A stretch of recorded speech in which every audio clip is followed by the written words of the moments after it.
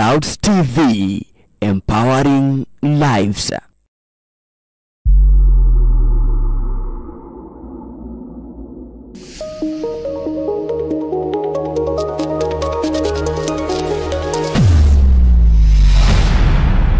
Bethel Clouds TV, empowering lives.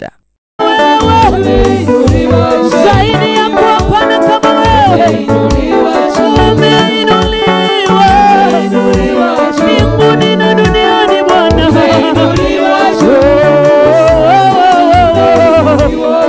Umeinuliwa. Inua mikono yako. Umeinuliwa Yesu. Inua mikono yako. Mwambie Yesu umeinuliwa. Umeinuliwa. Umeinuliwa Bwana. Umeinuliwa. Bwana Yesu umeinuliwa juu ya shida zetu, juu ya matatizo yetu, juu ya mawazo yetu. Umeinuliwa juu Bwana. Oh, umeinuliwa. Umeinuliwa juu sana. Umeinuliwa. Oh, umeinuliwa Bwana. Umeinuliwa Yesu. Umeinuliwa na umeinuliwa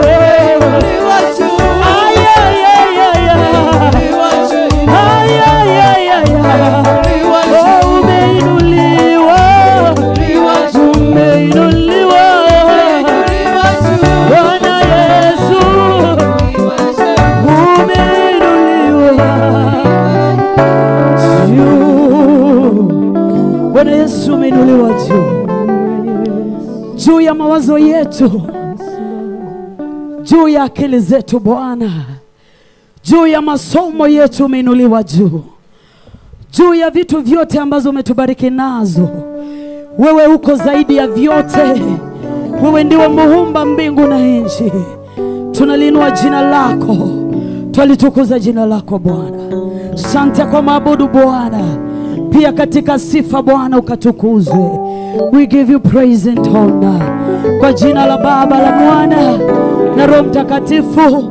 Mtu aseme amen anaposimama. Hallelujah. Hallelujah. Sema amen ukisimama ukisalimia mwenzako. Salimia aliye karibu na wewe, mwambie karibu. Pigia Yesu kelele. Kelele ya sifa. Yesu wa baraka. Yesu wa baraka. Yesu wa baraka. Baraka kidogo. Yesu wa baraka. Yesu wa baraka. Yesu wa baraka. Yesu wa baraka. Yesu wa baraka. Yesu wa baraka. Yesu wa baraka. Yesu wa baraka. Yesu wa baraka. Yeah.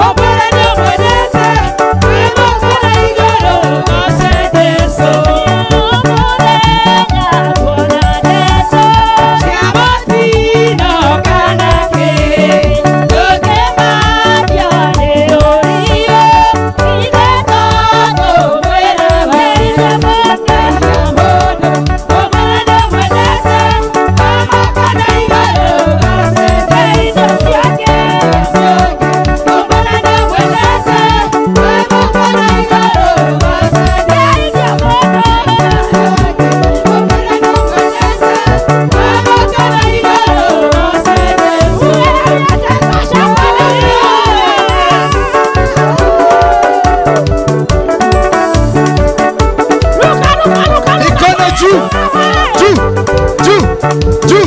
Haya. Angalia.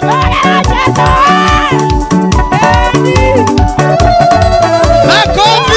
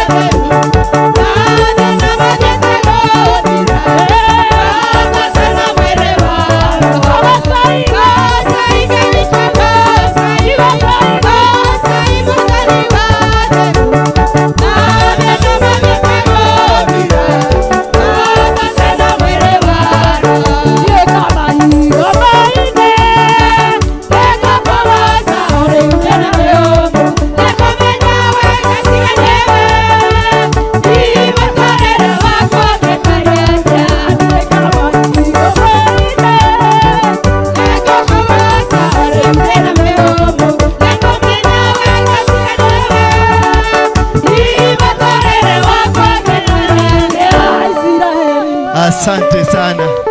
May God bless you. May God bless you. Tuketi chini, tuketi kwenye viti zetu. Yes. Yeah. Vijana hoi. Sasa tutulie. Enda pandile. Enda pandio. Enda pandile. Yes. Tumewaona. Na mtulie, sitaki kusikia mtu akiongea. Umesikia? Huko ni kwa komanda. Huko ni kwa nani? Komanda wa majensi. Sawa. Thank you. Tulia. Mtulie, nisisikie mtu anaongea. Nitakulipua. Nitakufanya nini? Tutulie, si ndio? Wekeni uzito. Weka uzito. Uzito ndio hiyo. Yes. Yeah. Muraje. Amen. Yes. Bwex. Yes. Tulieni sasa. Tuko kanisani. Si ndio? Tuko wapi? Kanisani. Thank you. I want to be assisted by somebody who can be able to interpret. Who is capable among you? Kiswahili. Do you know Kiswahili? Yes? Simama tu hapo. Chukua mic. Sawa. Father, we thank you. We give you glory and honor. We worship you this wonderful morning. This is your day. A day that you've decided that we're going to worship you. We're going to give you glory. We seek forgiveness for all the sins that we've committed, Father. as we relinquish any problem, any challenge, any difficulties that we have to you, you may heal us. For it is in Jesus' name we pray. Amen. Amen. I want to welcome you Nataka niwakaribishe sana into this service today. katika ibada hii siku ya leo. Today I got so many visitors Leo nina wageni wengi from sana different denominations, toka madhehebu mbalimbali, because this is not a church. kwa sababu hili si kanisa, This is an altar. haya ni madhabahu. Even if a Muslim will come, Hata kama Muislamu ataingia he is hapa, welcome, amekaribishwa, because we need to showcase. kwa sababu yatupasa We need to tuonyeshe, showcase yatupasa the tuonyeshe love of Jesus upendo wa Yesu to everybody. kwa kila mtu. Because Jesus did not come for one person. Sababu Yesu hakuja kwa Or ajili ya one mtu mmoja religion. au dini moja. Never a single day.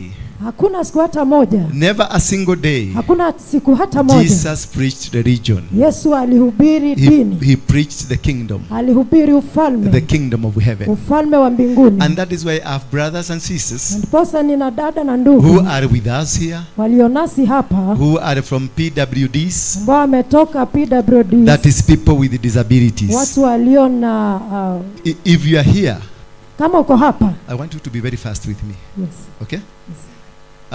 If you are here, Kama uko hapa, people with disability, watu ambao Can you stand hawajiwezi, up? wana changamoto, I want us to appreciate you. simama pale ulipo. Nataka If you are tukuheshimishe. blind, Kama you uoni, cannot work, hawezi fanya kazi, yeah, simama tu. simama. If you have a challenge, Kama una changamoto ya Uko na kimwili chuma yako. yoyote ile, una chuma yako. these are our brothers Hawa ni ndugu zetu that are with disabilities. ambao wana changamoto za kimwili. Disability is not inability. Kuwa na changamoto mwilini sio kukosa uweza. That some of these they don't see, Baadhi ya hao hawaoni, like my brother here, kama ndugu yangu hapa, that he knows, but he knows Jesus. lakini anamjua Yesu.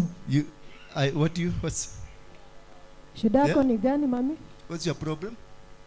Hiyo shida Ni yako ni mguu. gani? And you? Mguu Mguu. pia. And those who doesn't talk, Wale ambao hawaneni, kuna mtu ambaye haneni yuko pale nyuma. you don't hear. Thank you. Asante. May God bless you. Mungu awabariki. And this is great. Na hili ni jambo kuu. This is one of the greatest love that we have, Hii ni mojawapo upendo mkuu tulio nao, because with these people, kwa sababu tukiwa na hawa watu, this is the church I love. hili ndilo kanisa This is ninalolipenda. the altar I love, Haya ndio madhabahu ninayopenda, because this is the people kwa sababu hawa ndio that watu Jesus loved, ambao Yesu aliwapenda, and he came for these people. na alikuja kwa sababu yao. Widows, Wajane, the widows, wale ambao ni wajane, lift up your hands. nyosha juu mkono Stand wako. up, stand up, stand up, stand up, Simama, stand up. We simama want to pale appreciate ulipo. you. Tunataka Can we tuwaheshimishe, put our hands together for the tuweke mikono widows? yetu pamoja, tuheshimishe Yes. wajane wale wako pale. Wapigie makofi mazuri. Makofi kwa Yesu. Makofi mazuri. Clap to Jesus. Thank you. Thank you. Asante. You may be seated. Naweza kuketi, asanteni. The street family. Wale jamii za mtaani, The street family. wale jamii wa mtaani, The homeless people. wale ambao hawana makao, Stand up. wanakaa mjini, Want to wanakaa see mjini. you. Wasimame tuwaone. Ooh. Ndio hao. Makofi kwao. Ndio hao. Clap your hands. Wow. This is wonderful. Hili ni jambo la ajabu. This is wonderful. Haya ni maajabu haya. Now listen. In church we remove our capes. Tukiwa kanisani unavua kofia. You may be seated. You may be Unaweza seated. kuketi. I'm going to Ian. Can you be on this side? Yana atashughulika upande huu tafadhali. Thank you. Asante. Today I have several visitors Leo nina wageni that they have come baadhi ya to visit wageni me, ambao wamekuja kunitembelea. and our topic today, Na kichwa cha ujumbe wetu leo, it is the storm is over. mawimbi yametulia. We might be having challenges. Huenda tuna changamoto, We might have had challenges. huenda tumekuwa na changamoto, We might have faced challenges. huenda tumekabiliana na But the changamoto, challenges lakini hizo are changamoto over. zimekoma, zimefika mwisho. Today is also another day Pia leo ni siku nyingine that the late former Prime Minister ambaye mwenda zake waziri is mkuu being laid to rest. mwili wake unazikwa, And as we celebrate his life, na tunaposherehekea maisha yake, we are going also to do something later on, pia tutafanya jambo fulani hapo because baadaye, the late Prime Minister kwa sababu waziri mkuu aliyestaafu was not a human being. hakuwa mwanadamu wa kawaida, He was a spirit.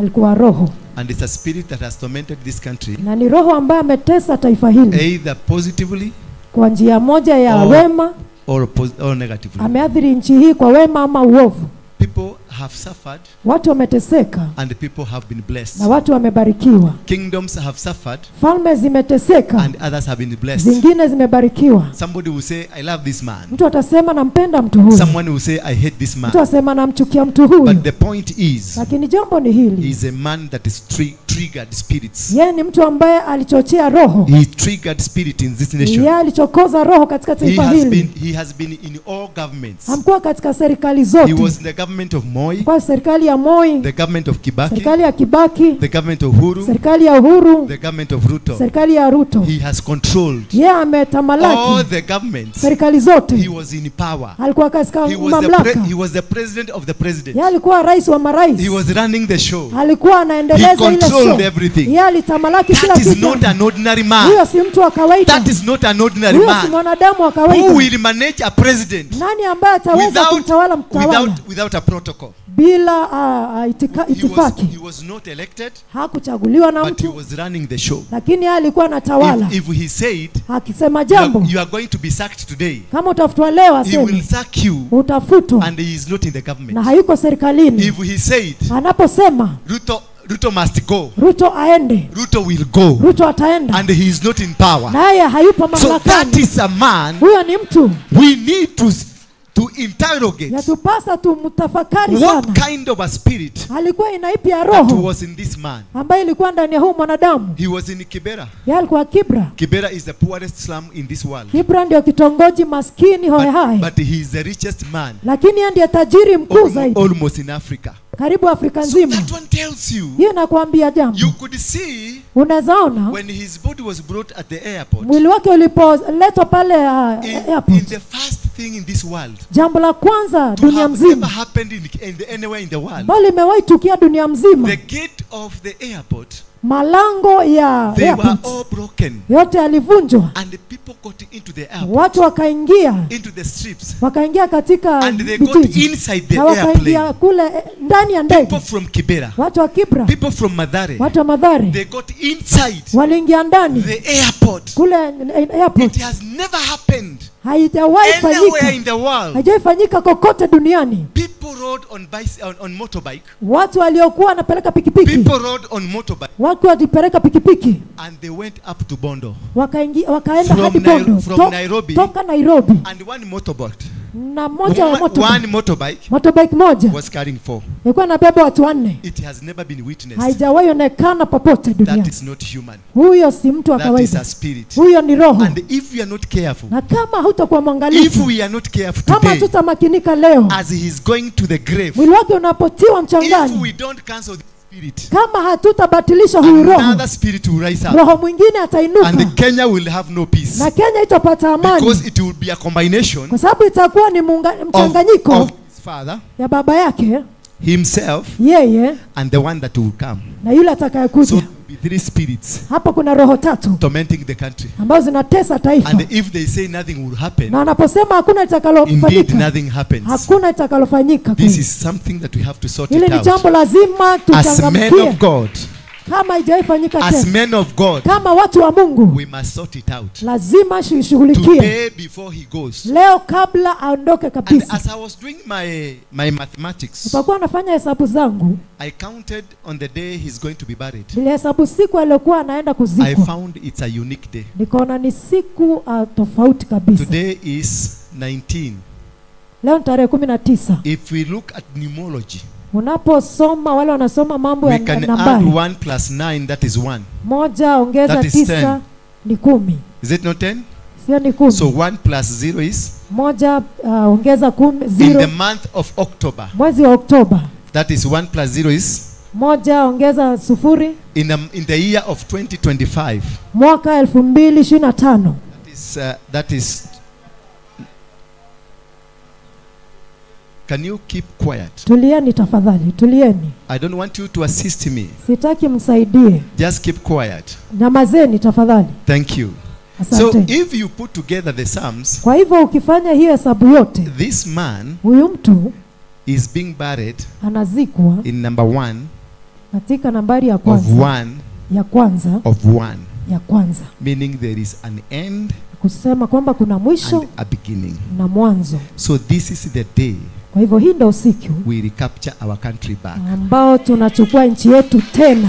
This is the Hii day ndio ile siku we break the spirit. tutavunja ile We roho, break the powers. tutavunja ile We nguvu, break the forces tutavunja zile that mamlaka has tormented this country. ambazo zimetesa taifa That we hili. have never had a stable government Hatujawahi kuwa na serikali ambayo because imetulia of one kwa family. sababu ya jamii moja. His own father Babake mwenyewe made sure Kenyatta had no peace. alihakikisha kwamba Kenyatta hakupata amani. His own father Babake mwenyewe disturbed Moi until Moi was like, I want to go home. alimtesa Moi hadi Moi akawa anataka kuondoka. Remember 1982? Kumbuka mwaka Raila 1982 organized for a coup Raila aliinuka akaleta upinduzi wa and serikali many people died. na watu wengi wakakufa.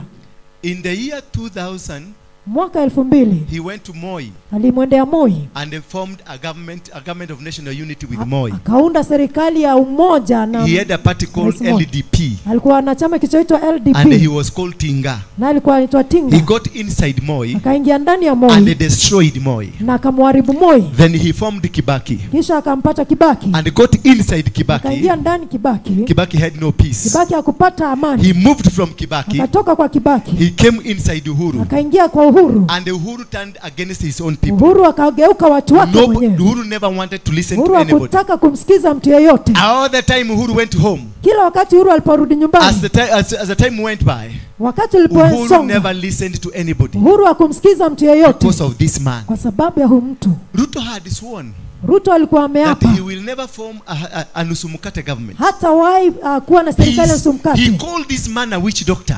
Akaita huyu mtu mchawi, He said this man is a witch. akasema huyu mtu ni mchawi, He said I can never sit down with this man. sema siwezi keti na huyu mtu. But who is leading his government? Lakini nani Who anayeongoza is serikali leading his yake? burial? Nani They have anayeongoza been mazishi? together. Tumekuwa They have been pamoja, together wamekuwa in pamoja the government. katika The serikali. man you swore Mtu uliyeapa you will never be associated with. hutawahi husika na yeye. But if we look at it, Lakini tunapoiangalia kwa makini, how does he come to power?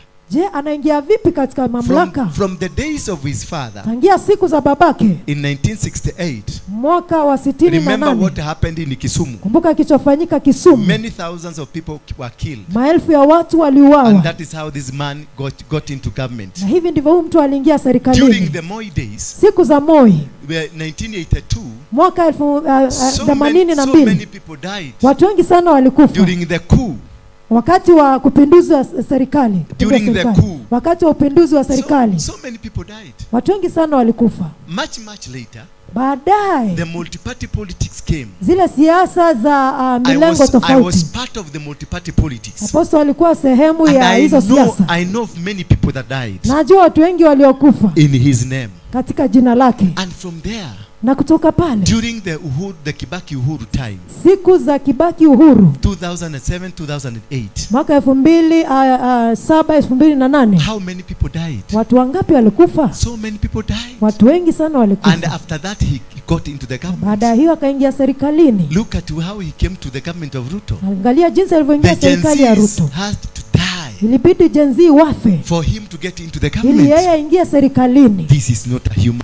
Huyu si mwanadamu wa This is kawaida. not a human. Huyu si mwanadamu. This is a spirit. Huyu ni roho. And we must deal with it Na ni today. lazima As tushughulikie he leo. goes to the grave, Anapoingia as kaburini, he goes to the anapoingia grave, kaburini, we must deal lazima with this tushughulikie. spirit Tushughulikie that it huyu shall roho. never torment us again. Haitawahi tutesa That siku no one nyingine. will die Hakuna mtu for atakayekufa somebody to become in ili power. yeyote aingie No one mamlakani. will die Hakuna mtu for you to atakayekufa become a president. ili mtu awe No one will rais. die Hakuna mtu for you to be atakayekufa in leadership. ili uingie We katika must utawala. come to an end. Lazima We must tukomeshe. say no. Lazima tuseme la. People are not going to die anymore Watu hawatakufa tena for somebody to become a leader. ili mtu awe mtawala. We want God. Tunataka We Mungu. want God Tunataka Mungu to install his own people.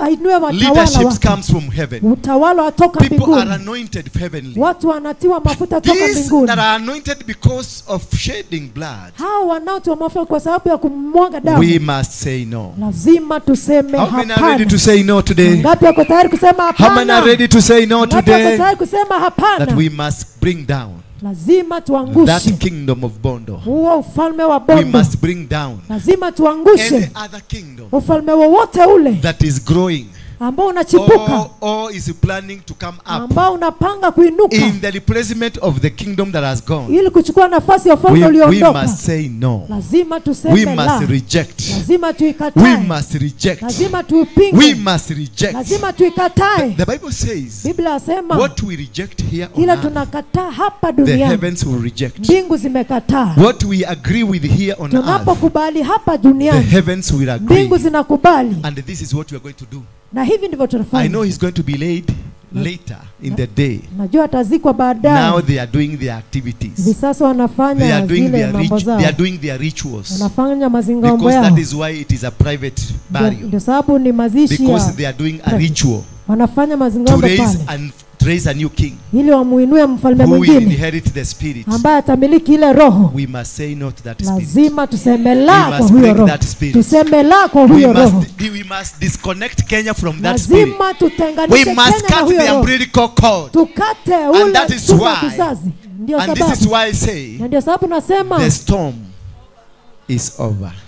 mawimbi Never again. yametulia, hakuna tena. Never again we Haitawefanyika will tena. have such a problem. Hatutawahi kuwa na hiyo In shida Jesus' tena. mighty name. Katika jina kuu la Yesu. Now I want to introduce you, my friends, Nataka niwatangulize marafiki and then zangu. I will introduce the preacher of today. Kisha nitamtangulisha mhubiri wa leo. I got my preacher from a different denomination. Nina mhubiri wangu toka They are the one who prayed for me to dhehebu die. lingine. Ni wale waliniombea nife. They are the one who prayed for me to die Ni mmoja wa wale walioniombea nife. because I was notorious. I was bad. Kwa sababu nilikuwa mtu mbaya. I was like the man I've just described. Nilikuwa kama mtu ambaye I nimemwelezea was hapa. a bad spirit on the other side. Nilikuwa roho chafu kwa upande ule mwingine. But when Jesus came to my life, Lakini Yesu alipoingia ndani ya maisha yangu, everything changed. kila kitu kikabadilika. That is why I can hold this Na microphone ndio sababu nashika hiki kipaza and preach sauti the word of God, na kuhubiri neno la Mungu. because He has chosen me Kwa sababu to amenichagua come and preach the word of God. nije nihubiri neno And lake. that's why I normally share with you. Na ndio sababu nashirika You nanyi. who have physical problems. Wewe ambao una shida za mwilini, You who have challenges, spiritual wewe una challenges. changamoto za kiroho, And I want to share with you nataka nishiriki na wewe. because I was in that world, Kwa sababu nilikuwa ulimwengu ule the mwingine. world of darkness. Ulimwengu wa giza. I was not a God. I never believed in God. Sikumwamini Mungu I kama. was a devil worshipper Nilikuwa mwabudu shetani. because whatever you were doing in Mungiki was not godly. Kwa sababu chochote tulifanya kule Mungiki It was hakikuwa cha demonic. Mungu, kilikuwa cha kishetani. But at some time, Lakini baada ya muda when fulani, God came to my life, Mungu alipoingia maishani I mwangu, changed, nikabadilika. and He told me, Akanambia, "You will speak to my people." utanenea watu wangu. I want to tell you, my friends, Nataka niwaambie marafiki zangu, because this is your first time to be in this kwa church. sababu ndio mara yenu ya kwanza kuwa hapa. I don't fellowship with good people. Mimi sishiriki na watu wazuri, I don't like good people sipendi watu wazuri, because good people kwa sababu watu wazuri are hypocrites. ni wanafiki, Are hypocrites. ni wanafiki. But the people you're seeing here, Lakini watu unaoona hapa, like the street children, kama wale vijana wa mtaani, those are very genuine. hao ni watu ambao ni wa Because ukweli. if they want to steal from you, they will steal broad daylight. Kama wanataka They kukuibia, don't watakuibia lie, mchana they don't lie to mchana. you. Hawajifanyi. If they want to do anything bad against you, they will do it. They Kama don't lie wataka to you. kufanyia lolote bovu, watakufanyia, If they want to hawakudanganyi. hit you, they will hit you. They don't lie to Kama you. wataka kukupiga, And hawatakudanganya, if they loved watakupiga. you, they will love you. Na They kama don't lie to you. wanakupenda, wanakupenda, hawakudhuru. But a Christian, Lakini wa Kristo he will love you, atakupenda, but holding a knife. lakini ameshika kisu mgongoni.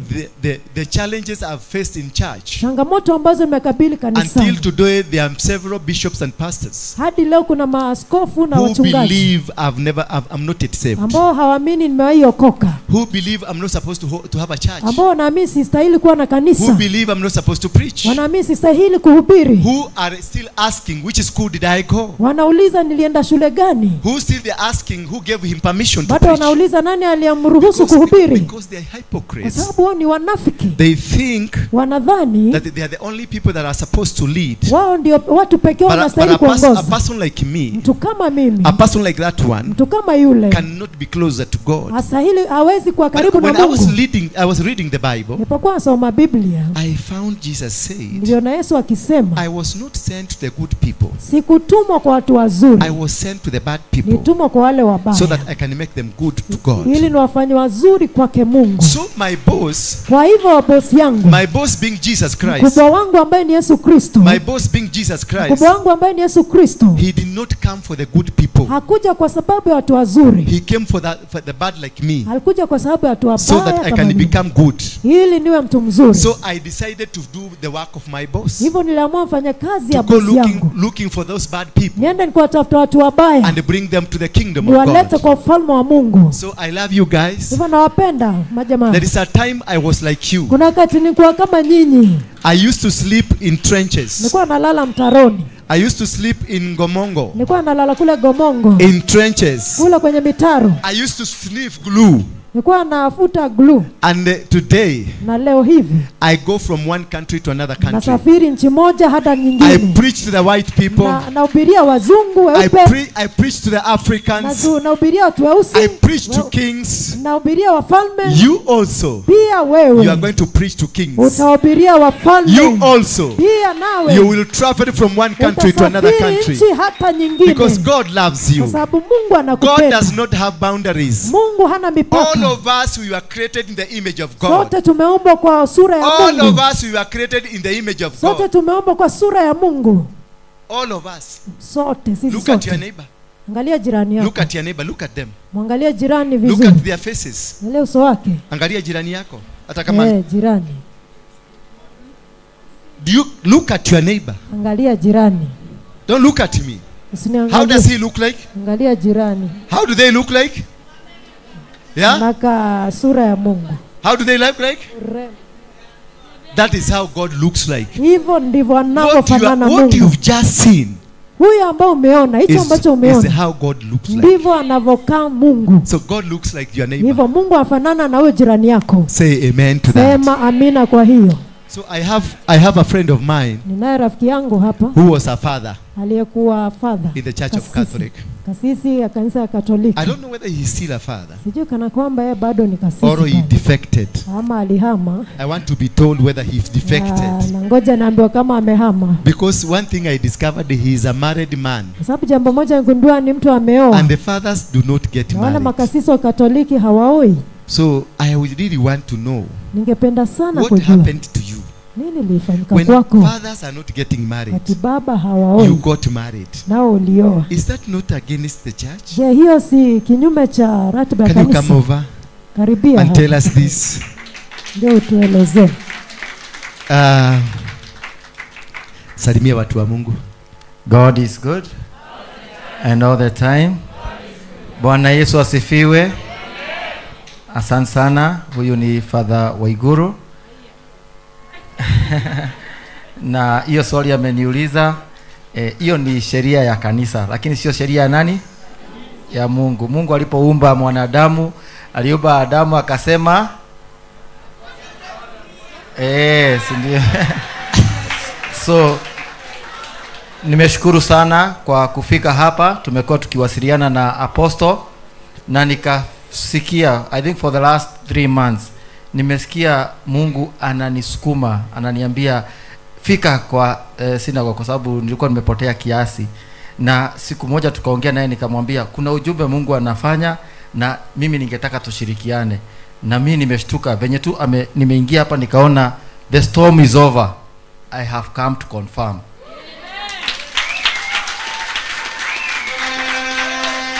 Na niwaambie vile Mungu anafanya mambo. Anatumia njia zingine very very unique ways. Kwa sababu juzi, I think last week, I received a call from daktari ambaye mtamjua, na akaniambia akona mgeni anatoka mbali sana, na akaniambia tafadhali Father, ningekuomba tuende to welcome mgeni wetu kutoka pale airport. Lakini sikuweza. Akaniambia lakini leo asubuhi make sure umekuja ndio tuweze kumkaribisha na aweze kujisikia akiwa nyumbani. So I left home, nikaenda, we met with the daktari ambaye mtamjua, na we went somewhere where we thought on our own that was where we were supposed to take the message of God, but God diverted us. Akaniambia that is not the place we were supposed to be today on this great day. Yenye tumesikia apostle akisema a great portal is opening. Yes, from today Kenya will not be the same. So I'm very happy to be stepping on this altar as we see a new Kenya. Asante sana. Mimi already ile message nilikuwa nayo nimeiona already. God has already communicated to the apostle. So thank you. God bless you. Thank you, Father Waigoro. Father Waigoro. Thank you, my brother. Thank you. May God bless you. But I want to ask you. God knows you. He loves you. He has a good plan for you. And in this good plan, also the devil knows you. He also loves you. Do you get me? He also loves you. He will want you on the other side. He is sending so many agents towards you. The devil. Stick where God told you to be. Many people are not good to you.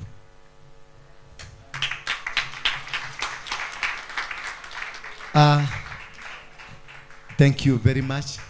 Asante sana. My sister, Dada yangu, I want to welcome you nataka nikukaribishe so that you can bring us your friend. ili tuletee rafiki yako, Or can we have the preaching first? ama tu Then we have our friend later. kisha rafiki yetu atusalimie. Is that okay? Thank you. Asante. Let you mkuje baadaye so that you can have a good time. Okay. Tupate muda Now mzuri. I want to also invite my other good friend from the United States. Ningependa kukaribisha rafiki yangu mwingine mzuri She's called toka Marekani. Otiato. Anaitwa Otiato. Yes. Well, Joel. Okay, so from God. Simama pale. Hallelujah. Amen. Praise the Lord. Bwana asifiwe. Oh, I bless God to be here. I bless God to be here to see you, beautiful faces, to see you, young people. You are the future Kenyans. Hallelujah. Praise the Lord. I just thank God to be here. I thank God for the opportunity, and especially to see you all in here in the house of the Lord. There's no any other way but to be in the house of the Lord, to praise the Lord, to worship Him. Hallelujah. I thank God to be here. It's because of the man of God, Apostle. I honor you in Jesus' name. He's the one who made me come here. I wouldn't have been here. I was in South Africa and he was in UK. Told me he's coming here in Kenya and break the ulcers. And so my plan was to be here in December. My plan was to be here in December, but because of that, I came. And I've been here worshiping God with you. So I bless God. Because of time, I was away. And the Lord blessed me. But I have to say this miracle God did for me. I was here and I was worshiping. And I went to Kitale. I'll say a little bit. I went to Kitale because I was going to harvest my corn. Nilikuwa nimeenda Kitale kwa sababu nilikuwa naenda kuvuna mahindi yangu. So when I arrived in Kitale, wakati nilifika Kitale, I found there was so much rain. Nilikuta kuna mvua nyingi sana. And the corn that was there was rotting. Na mahindi ambayo yalikuwa pale yalikuwa yameanza kuoza. And immediately I stepped in my compound. Na wakati niliingia kwenye compound yangu, I remember that I had anointing oil that Apostle had prayed for me. Nilikuwa na mafuta ambayo Apostle alikuwa amenipatia. And so I took that oil. Nilichukua yale mafuta. I anointed my compound. Nikatakaza compound yangu. I told God, nikaambia Mungu, it's not going to rain, I am here. Hakuna mvua nyingine itanyesha, nimefika. And so you're going to have to stop the rain. I have to harvest my corn. Mvua itasimama mpaka nivune mahindi yangu. And so I harvested my corn. Nikavuna mahindi yangu. At the same time, I didn't have enough people to harvest the corn. Na wakati ule pia sikuwa na watu wengi wa kutosha kuvuna mahindi yangu. I didn't have the dandaruas on which you lay the corn. Sikuwa na kikaratasi cha kuwekelea mahindi yale. I didn't know who gonna crush my corn. Sikujua ni nani anaweza kunisaidia kazi hii. I just asked the Lord. Lakini nikamwambia Mwenyezi Mungu, because I was new there. maana nilikuwa mgeni pale Nobody knew me there. na hakuna mtu alikuwa ananijua. Miraculously, Nilikuwa katika hali ya kimiujiza. God answered prayers. Mungu akajibu maombi I yangu. got the people to crush my corn, Nilipata watu wakuja kuvuna yale mahindi and my corn was done. na mahindi yale yakavunwa It dried. yakakauka I packed it na nikapaki and then I left. kisha nikatoka. And the day I left, Na siku ile nilitoka, while I'm on the way, all the way here, wakati nikikuwa njiani nikikuja, it started rain at 2 p.m. ikaanza kunyesha And the people called me na watu wakanipigia simu and they said, what happened? na wakaniuliza nini kilifanyika. Our corn our corn are wet.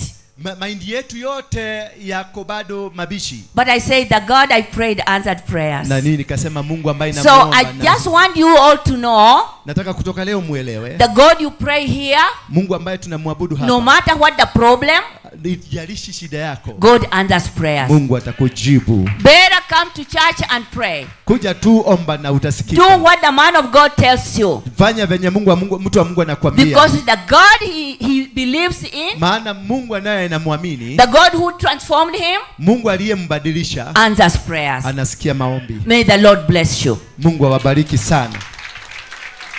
My sister from Canada. Dada My yangu sister toka Canada. from Canada, can you come? Dada yangu toka Canada. She also Ndiyo. came from Canada Pia ametoka Canada. to come and break altars Kuja kuvunja for madhabahu this nation. kwa ajili ya taifa And that's hili. why she's here. Ndio sababu iko hapa. Yes. Aliyokwenda kurugama. Mwathani agoshwo. Bwana asifiwe. Standing here is Kus- significant to me.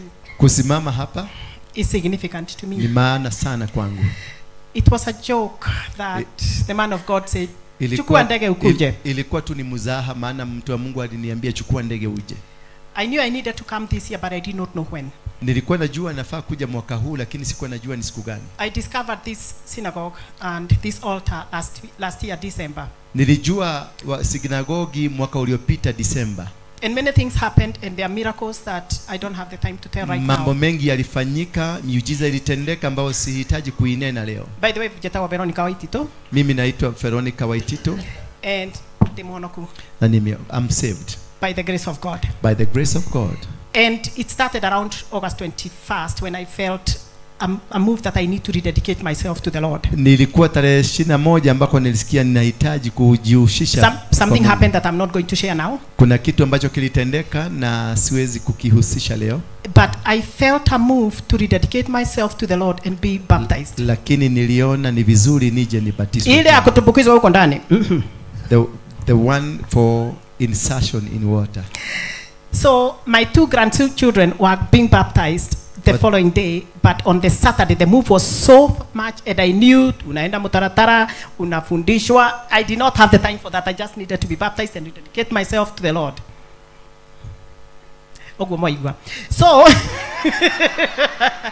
so that morning I asked to where my grandchildren were being baptized. Asubuhi hiyo niliwauliza watoto wangu wakati walikuwa nabatizwa. Na nikaambia pastor, I need to be baptized because I feel I'm beginning a new life and I need to rededicate myself because between me and God there is nothing. It's only God and me.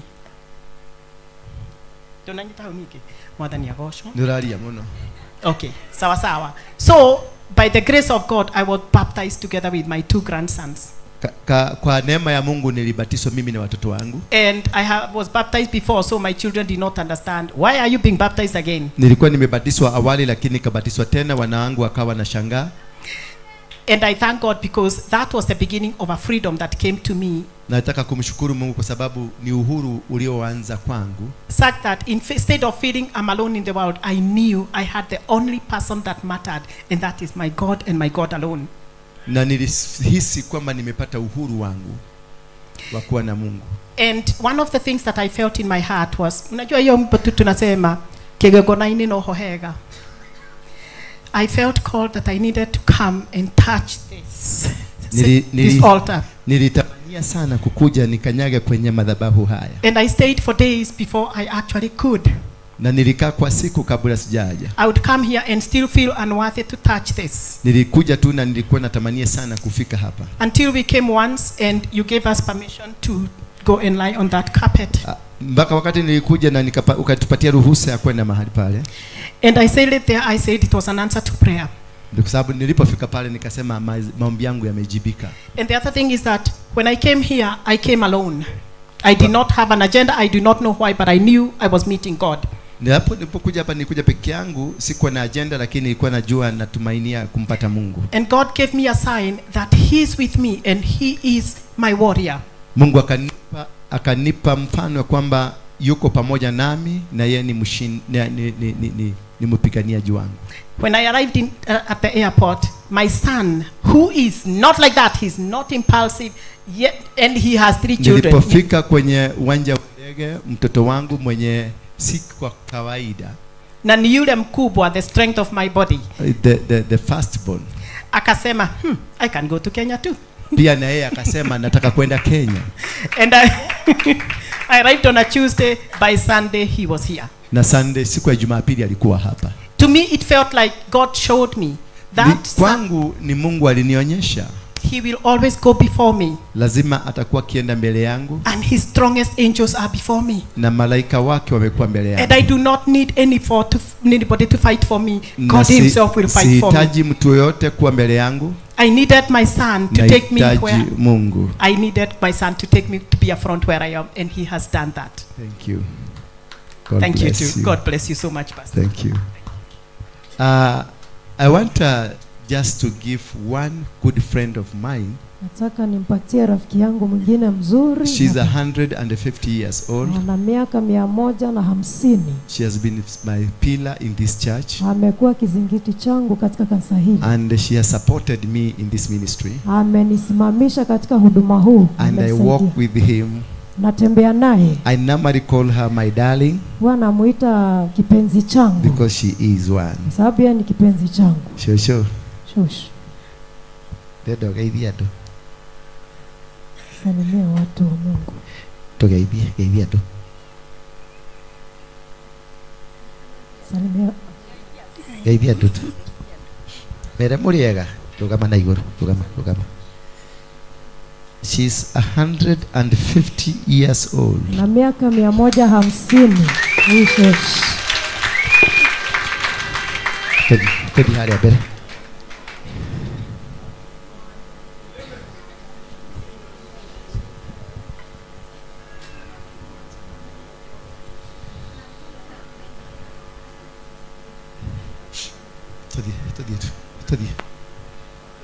Tadi kaja goma yako.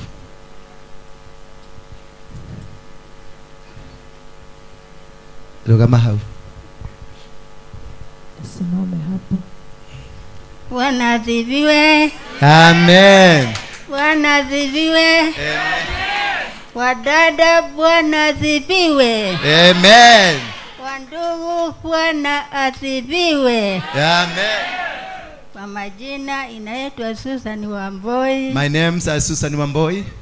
Na wito Nyeri. I come from Nyeri. Na waikara jikaraga Kiambio. But I stay in Kiambio. Tupige makofi mazuri. Makofi mazuri. Vigeregere. Let us celebrate her. Let us celebrate. Celebrate. Thank you. Thank you. Kwa mimi si mgeni hapa. I am not a visitor here. Hii si safari yangu. Hii si safari yangu. Hii ni safari ya Bwana. This is a journey that God has made me. Amen. Kwa hivyo vile mnaniona mimi nasimama. The way you are seeing me standing here, I'm standing because of God. Niko na miezi 6 bila kutoka nyumbani kwa ajili ya miguu. Lakini Mungu ananianesha. I have been in 6 months staying in the house. Thank you. Ninaona nyinyi bana bulaya. Tegere. Haya, tuanza hivi. Wamama mko wapi? Wamama. Padri. Geminya.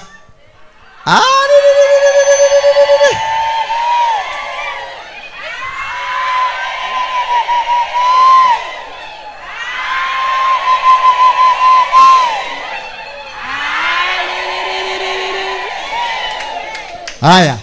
Sasa hiyo tumesikia. Adhadeni. Adhadeni.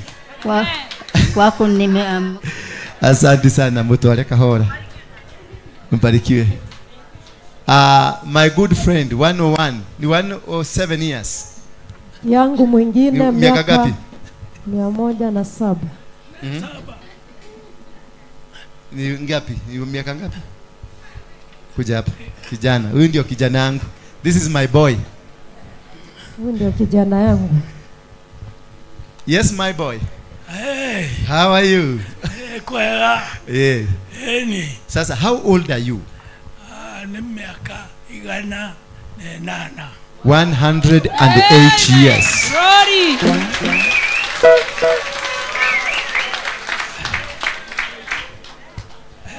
Na lejokagia gatho kwe Ngai.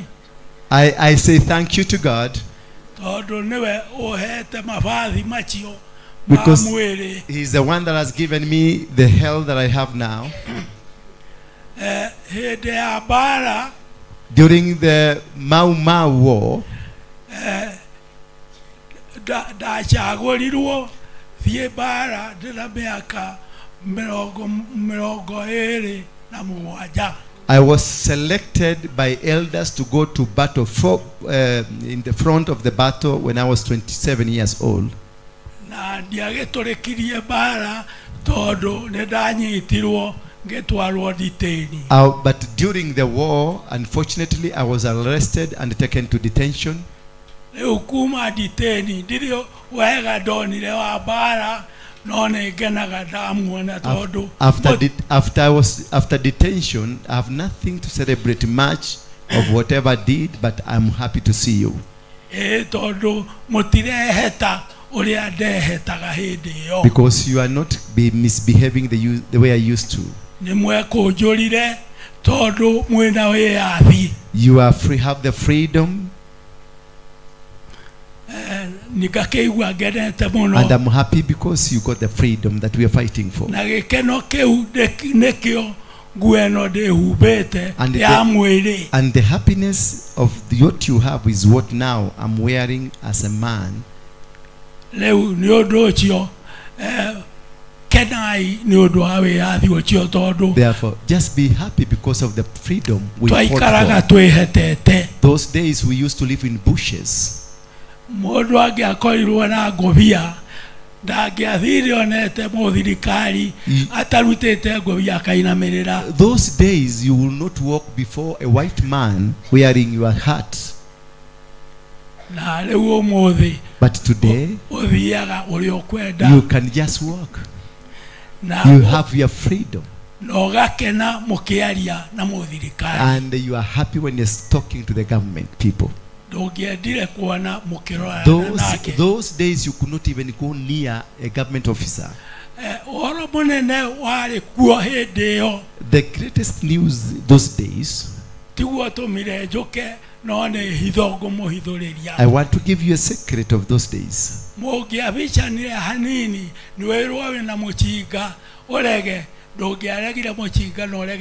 Should they just spotted you, or once you are moving, then you interfere with them, they will say you are carrying a gun.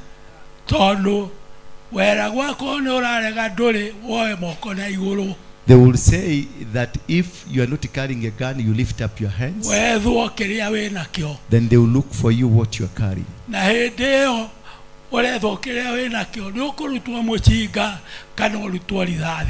And when they were looking for it, whether you like it or not, they will find a gun or find a bullet, whether you have it or you don't have it. And they will just arrest you and fix you. And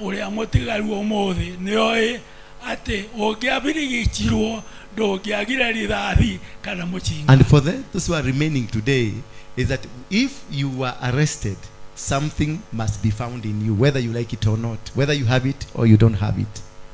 rĩu icio nĩcio cia gũtwaraga And gũthamio that is what they use to take to transfer you from one area to another area. tondũ wĩ mũndũ mũũru Because you're a bad person. ndũngĩecirĩrĩire igoti-inĩ kana ũrie kĩũria. Nobody was supposed to represent you in court, nor even yourself. You had no permission to represent yourself in court. no ti maũndũ mothe mũgũkĩendaga ndĩmũhutĩirie hau nĩmwamenya na gũtumĩte. Thank you. Mpigieni makofi. Amen. Thank you. Chokora street boys, one of them. Mmoja wa vijana Watu wa mtaa, wa jeshi ya mtaa, nataka mmoja. Nani anaongea kwa niaba yenu? Solo. Come quickly. Ni wenu? Kuja haraka. Niaje. Sasa wewe ni nini shida? Kusalimiana tu. Yes, wana. Shika hivi, shika hapo hivyo. Okay. Wacha kuweka kwa mdomo sana, usiimeze. Oh, yes, nimesikia. Vijana wangu wa Geto, amadhe, mama wa area na wote. Tunasalimu. Jina la Yesu. Tunasalimika. Bwana Yesu asifiwe. Amen. Vijana wetu zimekuja kuokoka. Vijana wamekuja kuokoka pastor wote. Wamekuja kuokoka. Lazima tutawaombea. Na wewe mwenyewe ndio umesema even a Muslim anaweza ingia hapa na ameingia ama hakuna mstadha hapo? Wako. Asante. Pigeni. Na wamesema bora fair watakuwa nakuja ama ni uongo? Fair tu mtakuwa mnakaa. Haya, tutawatafutia. Ani vijana wakiambiwa wote. Tutawatafutia kazi. Tunapenda hivyo. Pigia makofi. Thank you very much. That is how amazing Jesus can be. Hivyo ndivyo alivyo ajabu. We don't have classes in this church. Hatuna viwango katika kanisa. We are all sons and daughters of Jesus. Wote ni wana na binti wa Yesu. And we love that way. Na tunapenda hiwe. Now I want to invite my friend. Sasa nataka nimwalike rafiki yangu. Who is going to give us a word of today. Atakaye mega neno la siku ya leo. She is from the Anglican Church. Kutoka kanisa la Anglican. Amen. Tusimame kwa miguu yetu tuweze kumkaribisha mgeni wetu. Stand up and standing. Deda tuikire rebo kego kona ine neho hega uruge rwa mahoya bara uruge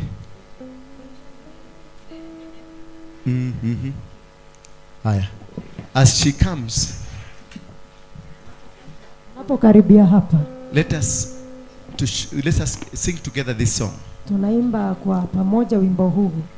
Some of you might not be able to understand the song. Baadhi yenu enda usielewe wimbo huu. But if you are able to understand this song, lakini kama unaweza elewa maneno huu, it's a song for prayers. Ni wimbo wa maombi. And I know they come from those kind of prayers. Najua wanakuja toka upande ule wa maombi. We must make her look like she's at home. Lazima tufanye ajihisi yako nyumbani. They are not used to many things that you are doing here. Hawajazoea mambo mengi tunafanya hapa. Because they have their class. Sababu wako na kiwango chao. But she's my good friend. Lakini rafiki yangu mzuri. She doesn't have those classes. Hana hizo viwango. She's a preacher. Yeye ni mhubiri. And a woman of God. Na mtumishi wa Mungu. Let's go on.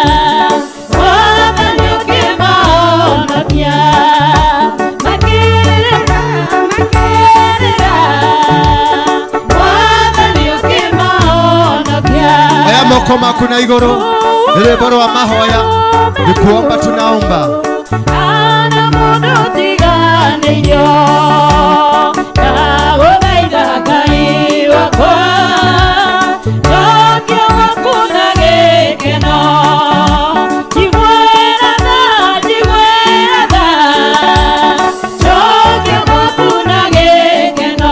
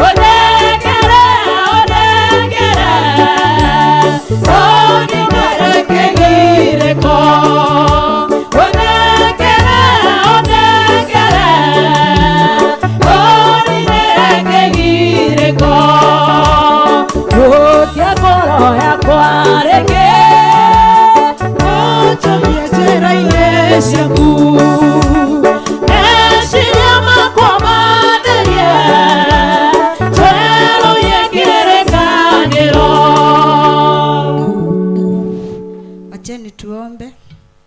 Baba titherũ kuna nĩ tũrĩte wega-inĩ waku, twakuhoya ũtũrekere no tũiguĩre tha rũcinĩ rwa ũmũthĩ. Tũkĩte tũnyihĩte harĩ we Mũrungu mwene hinya wothe, nĩ tondũ nĩ twĩiguĩte na tũkamenya tũtiagĩrĩire Mwathani. No nĩ tũragũcokeria ngatho nĩ tondũ wa tha cia mũtharaba Mwathani.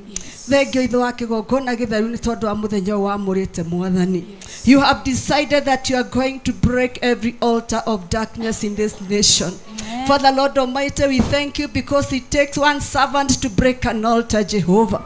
It took Gideon to deliver the children of Israel. He did not deliver them by the sword, he did not deliver them by the multitude, but he gave them selectively, my Father and my God. And therefore today, as we position ourselves, my Father and my Lord, we want to thank you because you are doing a new thing for Kenya. Kenya will not suffer again in the name of Jesus. We shall not be troubled again in the mighty name of Jesus Christ. They may have gathered together, my Father, but you are going to scatter them today. We are going to uproot and we are going to plant. Bwana awainue. Amen. Sema, the storm is over. The storm is over. The storm is over. The storm is The over. storm of your life is over. The storm is over. The storm of the Gen Zs is over. Amen. Hawatakufa tena. Amen. Imagine hawatakufa tena. Amen. Nobody is going to shed the blood of our children. Amen. Not again. Wacha nikwambie. As I build my case and allow you to sit down. Damu moja ni moja tu ya kuokoa. Na ilikuwa damu ya Yesu Kristo. Damu ingine yoyote, any other blood that has been shed, it is crying. And it is the blood of Abel. And the blood of Abel is the blood of vengeance. Inalilia kulipishiwa kisasi. Kwa hivyo leo tutasimama na hiyo damu ya Abel, ya watoto wetu waliokufa, na tutalipishia kisasi kwa sababu haitaendelea tena. Amen. I have been pained. Kaeni chini. Bwana asifiwe sana. Simuliona hata kule Nyayo Stadium tuliwasha moto. Si ni watu wa mutaratara, but we are the largest Pentecostal church in the world. So you can agree I'm also a Pentecostal. Bwana asifiwe sana. I did not know that Apostle is going to go that deep. And because it takes the one man to break the altar, my responsibility and your responsibility is to give him the backup. Amen. Tutampatia backup. Yes. Are we going to give him a backup? Yes. Bwana asifiwe. Yes. The Bible says that when Zion travailed, she brought forth. Huyo mama alipolia, alizaa. Bwana asifiwe. Therefore I want that woman to travail. I want you to travail for the nation of Kenya. I want to travel for our children. Asio maragwira mikira-ini ya njira ni undu wa nyota. Mwathani arogocwo. Because who said that the blood of liberation is for our children? If anybody wants to get into power, kama mtu anataka kuinuka katika mamlaka, atoe watoto wake.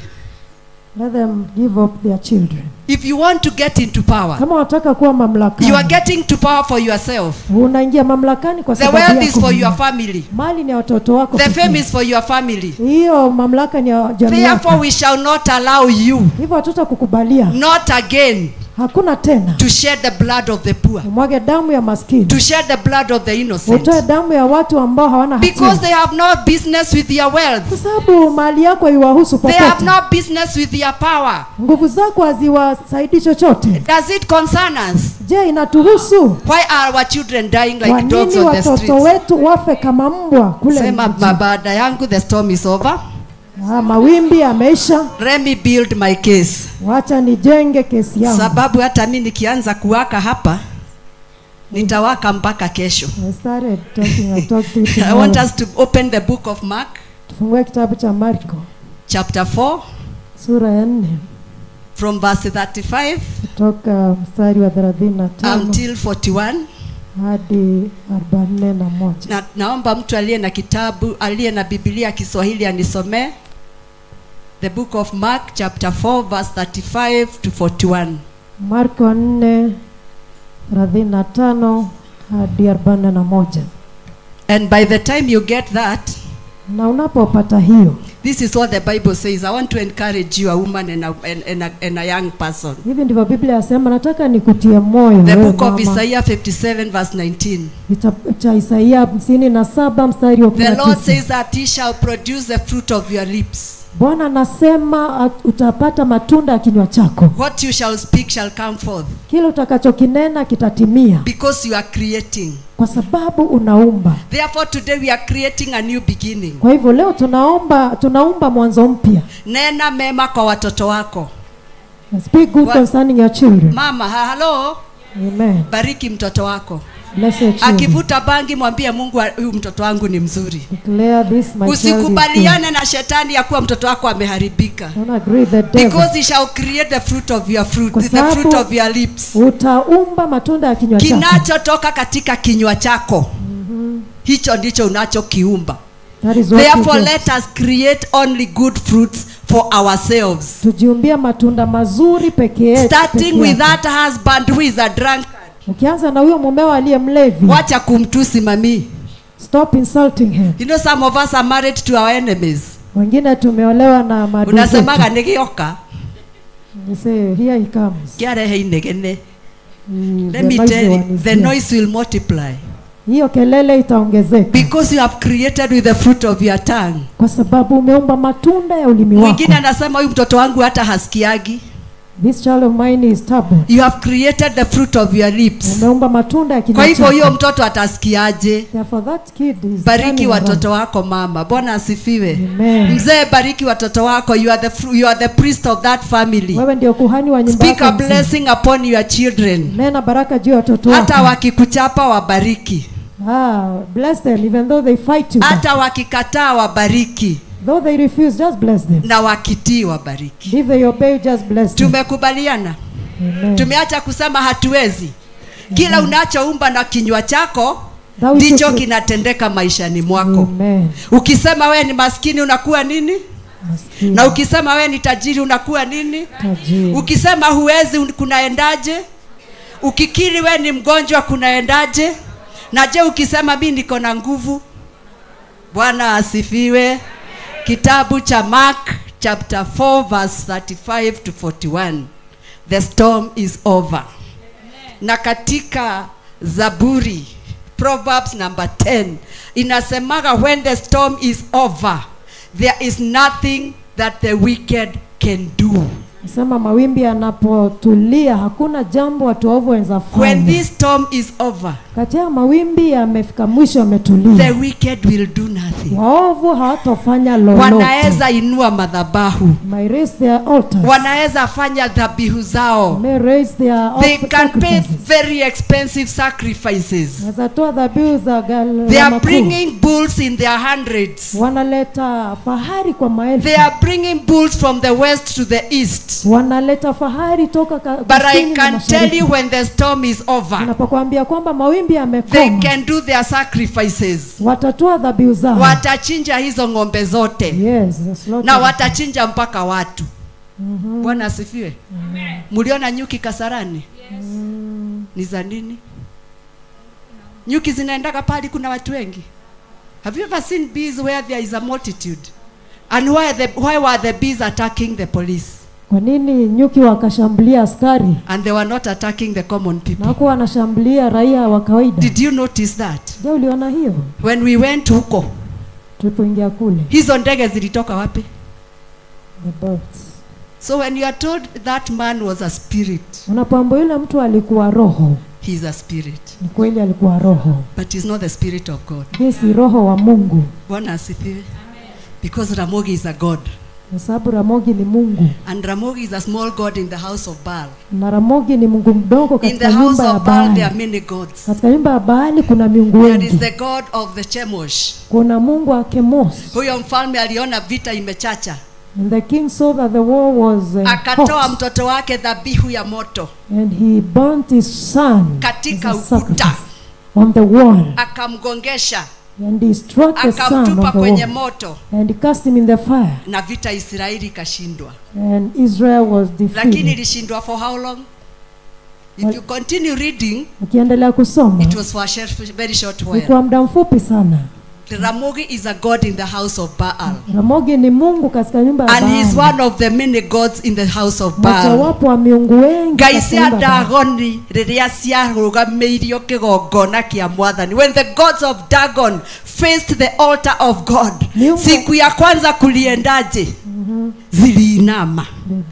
When the altar of the covenant of God was put in the house of the gods of Dagon, what happened the first day? Kilifanyika wakati madhabahu ya Mungu Siku ya iliwekwa kwanza katika nyumba ya hizo Dagon. miungu ziliinama And the gods bowed the first day. peke yake. On their own. Siku ya pili wakakuta nguvu za wakakuta mungu zao zimeinama, wakasimamisha, alafu zikainama zaidi.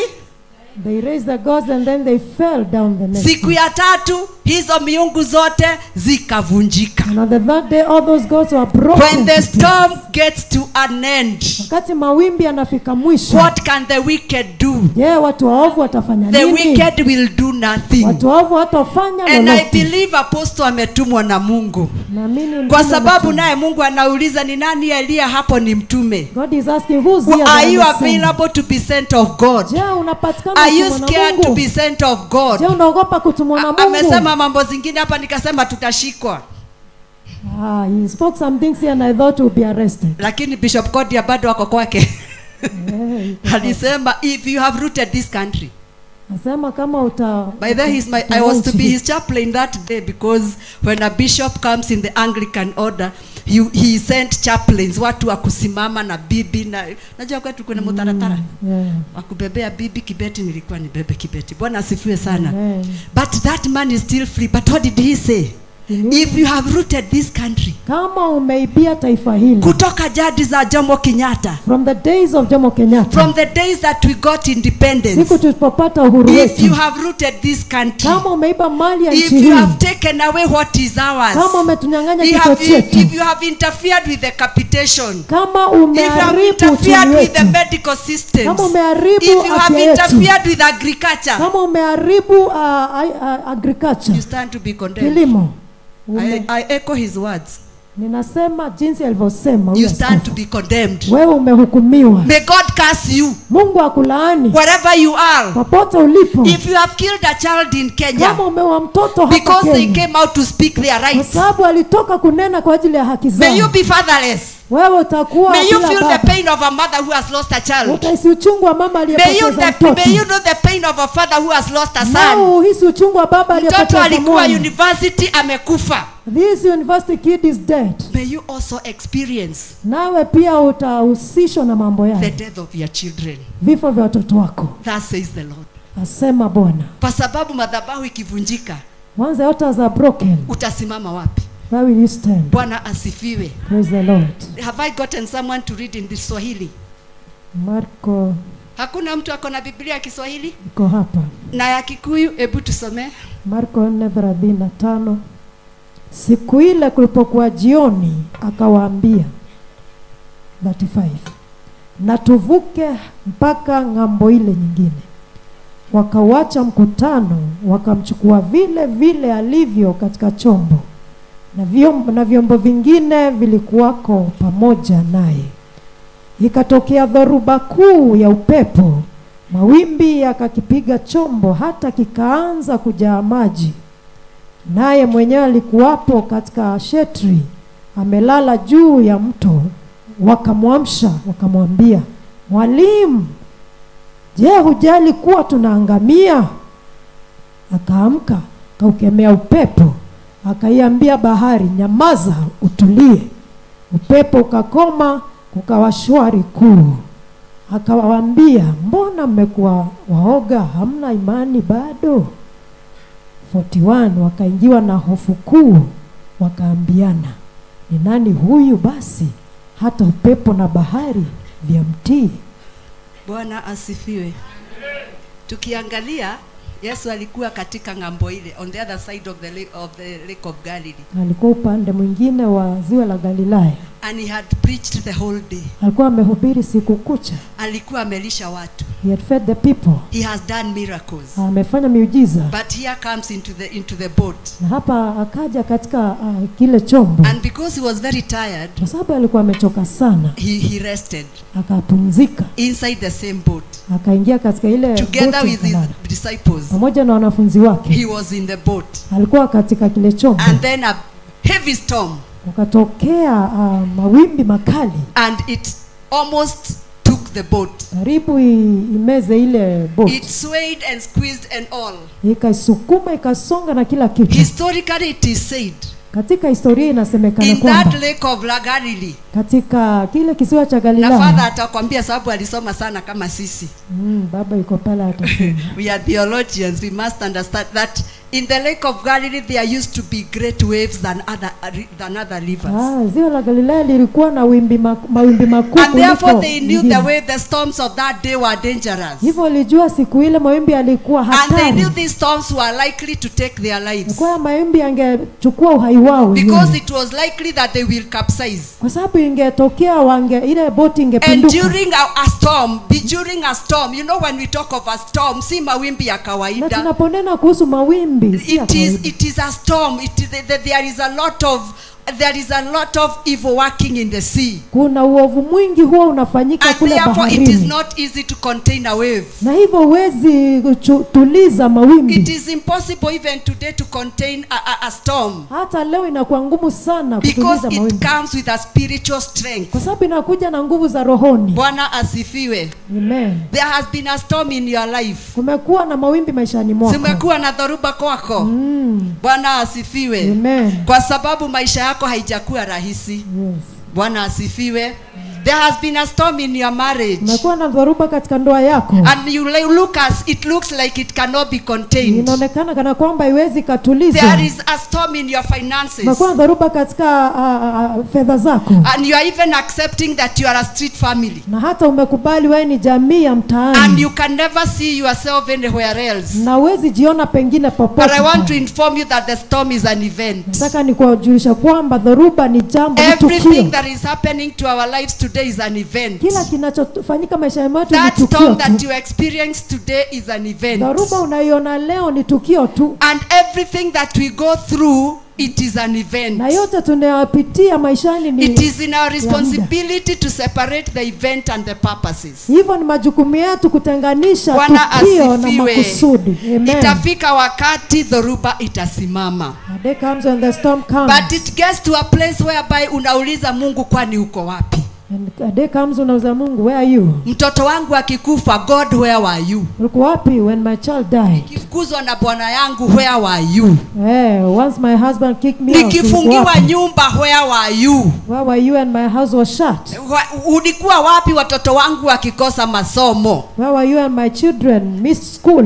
But I want to inform you today. Nataka nikujuze siku ya leo. Jesus is in the boat. Yesu yuko katika chombo chako. Hallelujah. Amina. Yesu hajabadilika. Amina. He's still the same. He is the Lord of the storm. Yeye ndiye Bwana wa dhoruba. And today he's saying, na leo anasema, peace be still. Tulieni.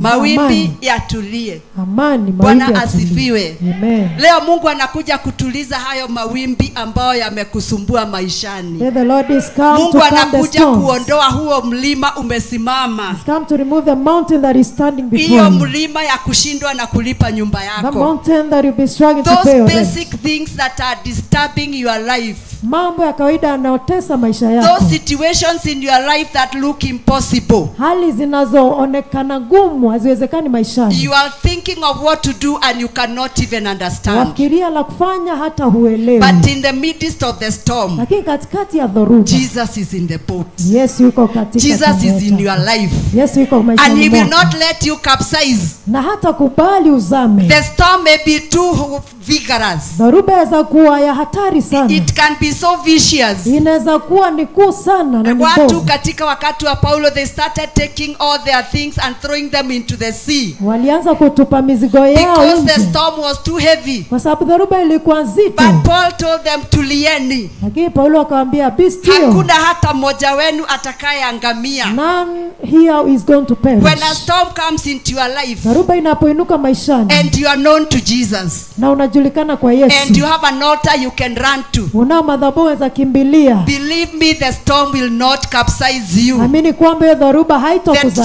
storm will not terminate your life. Haitazamisha maisha yako. Lakini itakutingisha. Yeah, it's going to shake you. Itakutingisha It's going to shake you a mpaka little. wakati utaona haiwezekani tena, And you might think it's possible. kwa sababu umechotwa. Because you've been Bwana they've taken asifiwe. your goods.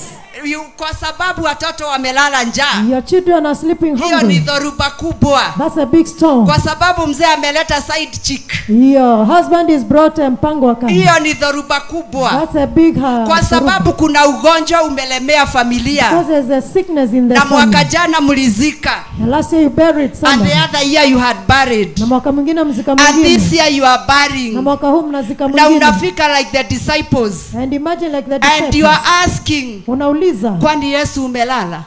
Are you asleep, Jesus? Kwani haujali? Je, are you not Nani concerned? hajauliza Mungu kama hajali? Mimi nimemuuliza. Ngapi umeweza Mungu? Nani hajauliza kwani Mungu ulinisahau? How many have asked the Siku Lord? moja nilimuuliza kwani ulienda safari na huku niambia? And they ask him, have you traveled and he never informed you? Mwathani wagithira rugendo na ndunjire. Have you traveled? Niguo ngigwitire. I've called and called. Niguo ngiguthaithire. I've cried and cried. Niguo ndikiimire.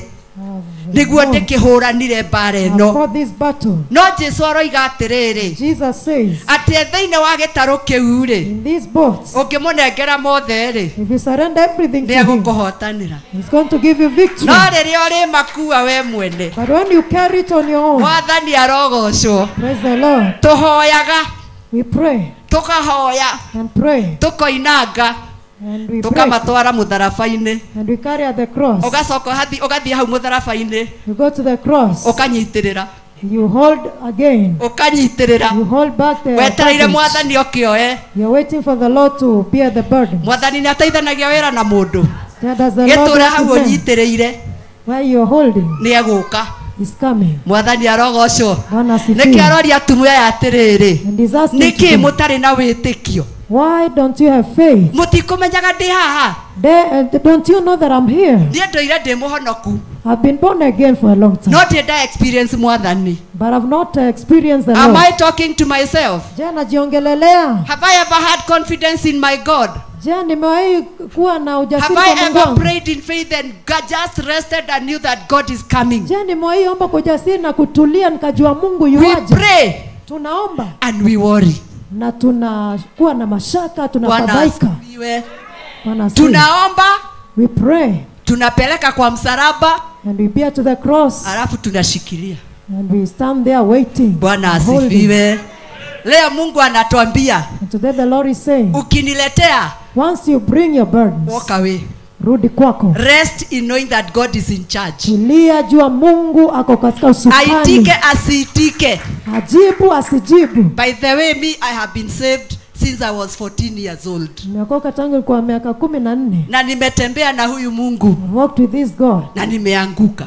And I've fallen. I have backslidden. Nimerudi nyuma. I have gone back to God. Nimemrudia Mungu. I am not a righteous woman. Mimi si mwanamke I am not a holy woman. Mimi si mwanamke I live in the righteousness of God. Ninaishi katika utakatifu kama ni wa Mungu. utakatifu wangu uthigu itohana ta nguo ndembuku. Our righteousness is like filthy rags. Kama vile apostle amesema hataki watu wazuri. This alivyosema mtume, he doesn't want good people. Kwa sababu kama we ni mzuri sana. And if you're so good. Si damu yako iokoe. May your blood bring salvation. Kulikuwa na haja hiyo damu kumwagika? There's no point of the blood of Jesus. Mimi mbaya. It fell upon me, the bad. Unajua kanisa yetu. No, in our church. We are holier than thou. Sisi watakatifu wa watakatifu. Bwana asifiwe. Amina. We are holy. Sisi watakatifu. Ukiona nimevaa hiyo kitambaa. When you see me in that gear. Imeandikwa caring for mothers. Imeandikwa kujali wa mama. Alafu nimevaa hiyo nguo ya blue. And I'm in that blue dress. Imeandikwa Mothers Union. Hey. Bwana asifiwe. Mimi naishi mbinguni. I live in heaven. Na kujaga duniani asubuhi. I visit men on earth in the morning. Kwa sababu mimi sitembei na watoto wa wenye dhambi. Mtoto wangu akipata mimba, watoto wananiondokea. When my children are pregnant, the children leave me. Na waulizaga uliniona na mimba? And ask them, have you seen me pregnant? And who said being pregnant is a sin? Nimeandikwa wapi kuwa na mimba ni dhambi? Kuna kitu huyo msichana amefanya wewe hukufanya jana. Has she done anything that you never did? Bwana asifiwe. But we are holy. Lakini sisi watakatifu. Hivi tuliadhigu. Atumia sio. Kwaja tuwe mipango. Unajua sisi ni watu wa mpango. Watu wa mpango. Bwana asifiwe. We speak in a certain way. Yeah, tunaongea kwa ratiba We fulani. walk in a certain way. Tunatembea kwa njia fulani. We do our things in a certain Tunafanya way. mambo yetu kwa mtindo And fulani. we live a holy life. Tunaishi maisha matakatifu. Hapo sasa alikuwa ananiuliza kama ninajua club za South Sea. Sijui hata moja. She's not aware of any of the clubs. Because mimi sitaki kutolewa kitambaa. I don't to Kitambaa itaenda. I don't to lose my headgear. Kitambaa yangu itaenda. I don't want to lose my And headgear. because nataka kuzikwa vizuri. Because I want to be buried in a Na dignified way. K4, nataka kuzikwa na I K4. want to be, buried in a dignified Nataka way. kuwekelewa kitambaa ya blue nikikufa. I want to have a blue sheet on my Nataka wamama casket. wasimame mutumia oria gatha magekaga moko. I want the women to sing. Hiyo wimbo siwezi ikosa. The proverbs, the women. Afadhali niishi binguni. I can miss that song. Nilalage binguni. I'd rather live in heaven. Nikujage sleep in duniani heaven. asubuhi. Come visit on Monday. Hallelujah. Hallelujah. Na ndio sababu hata shida zangu And that is why even my problems, kuzipeleka msalabani when I carry them to the cross, sio rahisi. it's not easy. Unajua hatupigagi kelele. No, we don't make noise. We pray na style. We pray in a certain way. Na ukipigia watu kelele unaitwa kwa ofisi. When you make noise, you're summoned to the presbytery. Lakini tunakumbuka Daudi. But we remember David. Bwana asifiwe. Praise the Lord. Siku moja akasifu Mungu. One day he praised the Lord. Amefuata sanduku la agano. He followed the ark of the Nguo covenant. zote zikamwagika. And all the kingly Bibi yake clothes came akamwambia down. shame on you. The wife said, aibu Muje kwako. akaniambia shame on you. Sema aibu kwako. Ni nini ulikuwa unafanya? What is that? you do? Ukurugaruga katakurino. You jumping like a Ukurugaga tandũ a Pentecostal. like a Tuona charismatic guy. makoragwo na ngoma. Don't you realize they are mad people? Nataka umwambie hivi kesho. I want you to tell Nilijua ninayemrukia. them. I know who I'm jumping to. Sikurukaruka. I'm not just jumping. Sikufanya. I'm not just Ni kwa pretending. maana nilikuwa na ufunuo. Because I got a Ni revelation. nani Who ninayemrukia. I'm dancing to. Bwana asifiwe sana. Amen. Utakapojua unayemtumikia. Once you know who you are Utakapojua serving. atakaye kubebea mashida zako. Once you know who carry your Imagine burdens. he's in the boat. Yeye ako katika He's boti in the yako. midst of your Ako troubles. katika shida He's zako. in the midst of your pain. Ako katika uchungu In the wako. midst of every situation Ako katika hali that yako you cannot be able to handle. ambao Na umekushinda. hata akinyamaza Though he keeps quiet. kwa sababu ya mimi uninyamazia. Anawanyamaziaga? Sometimes he's quiet on me. Hajawanyamazia? Yeah. Then you are Hasn't lucky. he? Wewe Clap una for the bahati. Lord. Mpigie Bwana makofi kama Hajai hajakunyamazia. kunyamazia? Hajai kunyamazia. Wewe Unaomba unapenda. anajibu yote. He just answers all your prayers. Hapo hapo. Then and then. Yenu anajibu. He answers all your prayers. Hajai kosa kujibu. He's never failed to answer your prayers. Yangu anajibigi akitaka. He answers mine when he wants. Yangu anajibu akita. Na sasa ile nimeng'ang'ana sana. None have struggled so Nasikia much. kama nimesukuma gurudumu. And I feel like I pushed Ni kama away. tractor on a mud trail. He's on, Ni kama kama tractor. unasukuma mguu ya Mahali karagita. kwenye matope. Unasukuma kwa matope. Unasikia imekwama. And he's stuck. Bwana asifiwe. Praise the Lord. Usikose tamaa. Do He's not in give that up. tractor.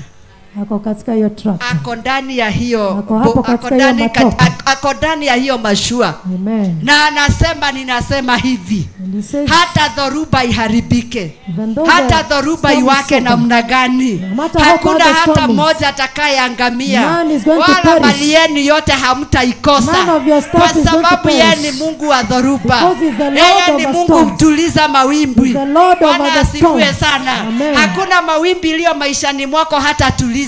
There's no storm Yote that is too anakuja big. kuituliza. He's coming to calm Hata the storm. wakati amekunyamazia. And when he's silent, Imagine anakuja kutuliza. he's coming Do you to know silence. amesikia maombi yako? Yeah. Do you know amejibu? Unajibu Do amejibu. you know anakujali? Tunakumbuka alikukufia msalabani. He died for you on the cross. Unajua alikuja kwa sababu ya hiyo. He came because of that. Bwana asifiwe. Amen. Na yeye hatendi kazi zisizo na mpango. Doesn't work Our God aimlessly. is a God of order. Mungu wetu ni I wa think God mpangilio. was an Anglican.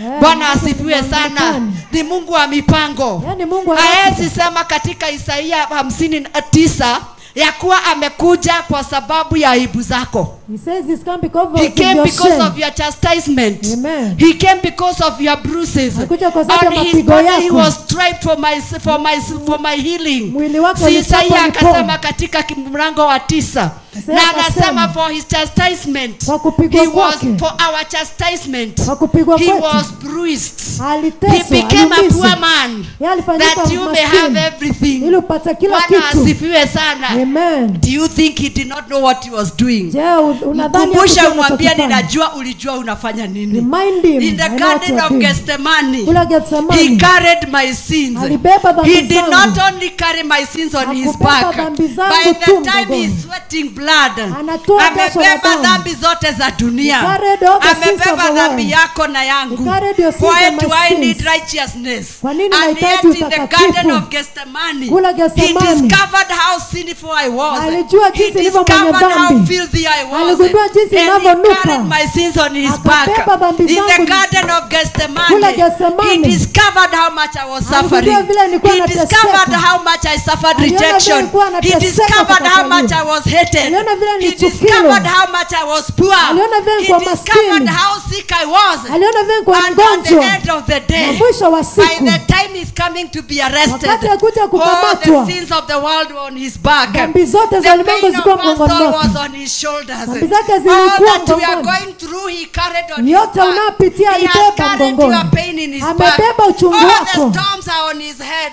Dhoruba That zote storm ziko that you are kichwani going mwako. through, Hiyo dhoruba it is unayopitia on his head. iko kichwani Bwana kwake. asifiwe sana. Praise the And Lord. therefore he got the pain. Hivyo He was alichukua man and chungu. God.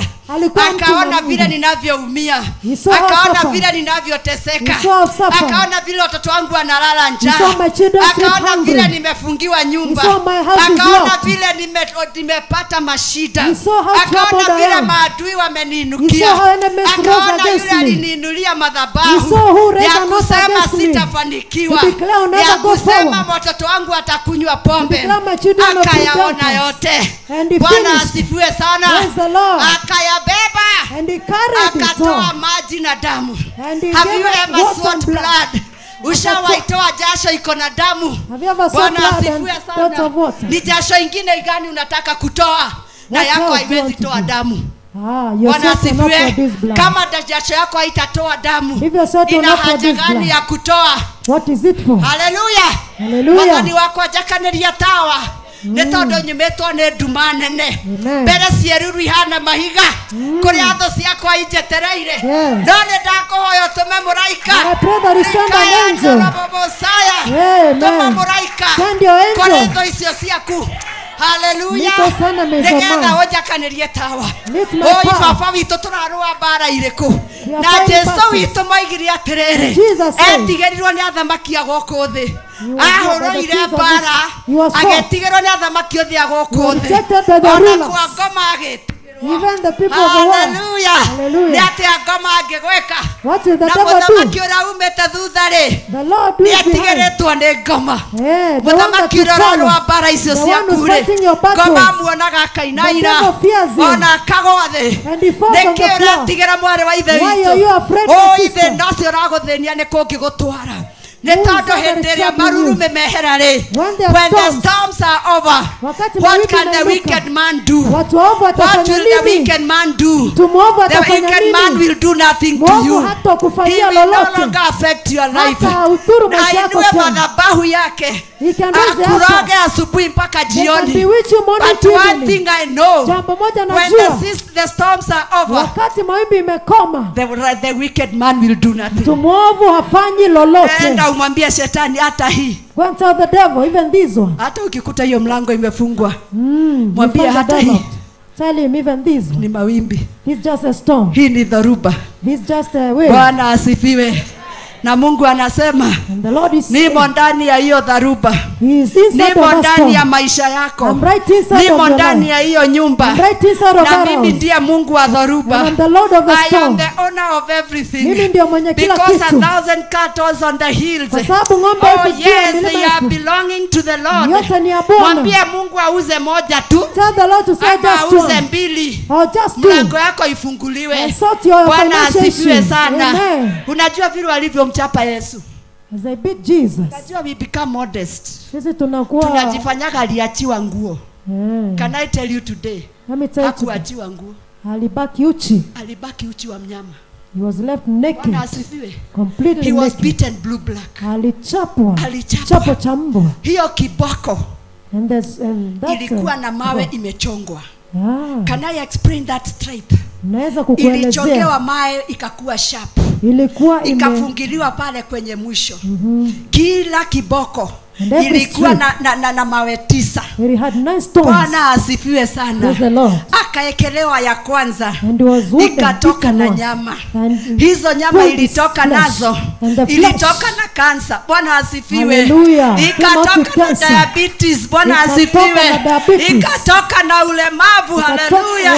Wakaona haijatosha. Wakaekelea hiyo kiboko ingine. Bwana asifiwe sana. Ikatoka na nyama za mwili. Ikararua mpaka ikatoa karibu ivunje mifupa. Hallelujah. Hallelujah. Akagongwa ya 3. And was wounded. He was stripped.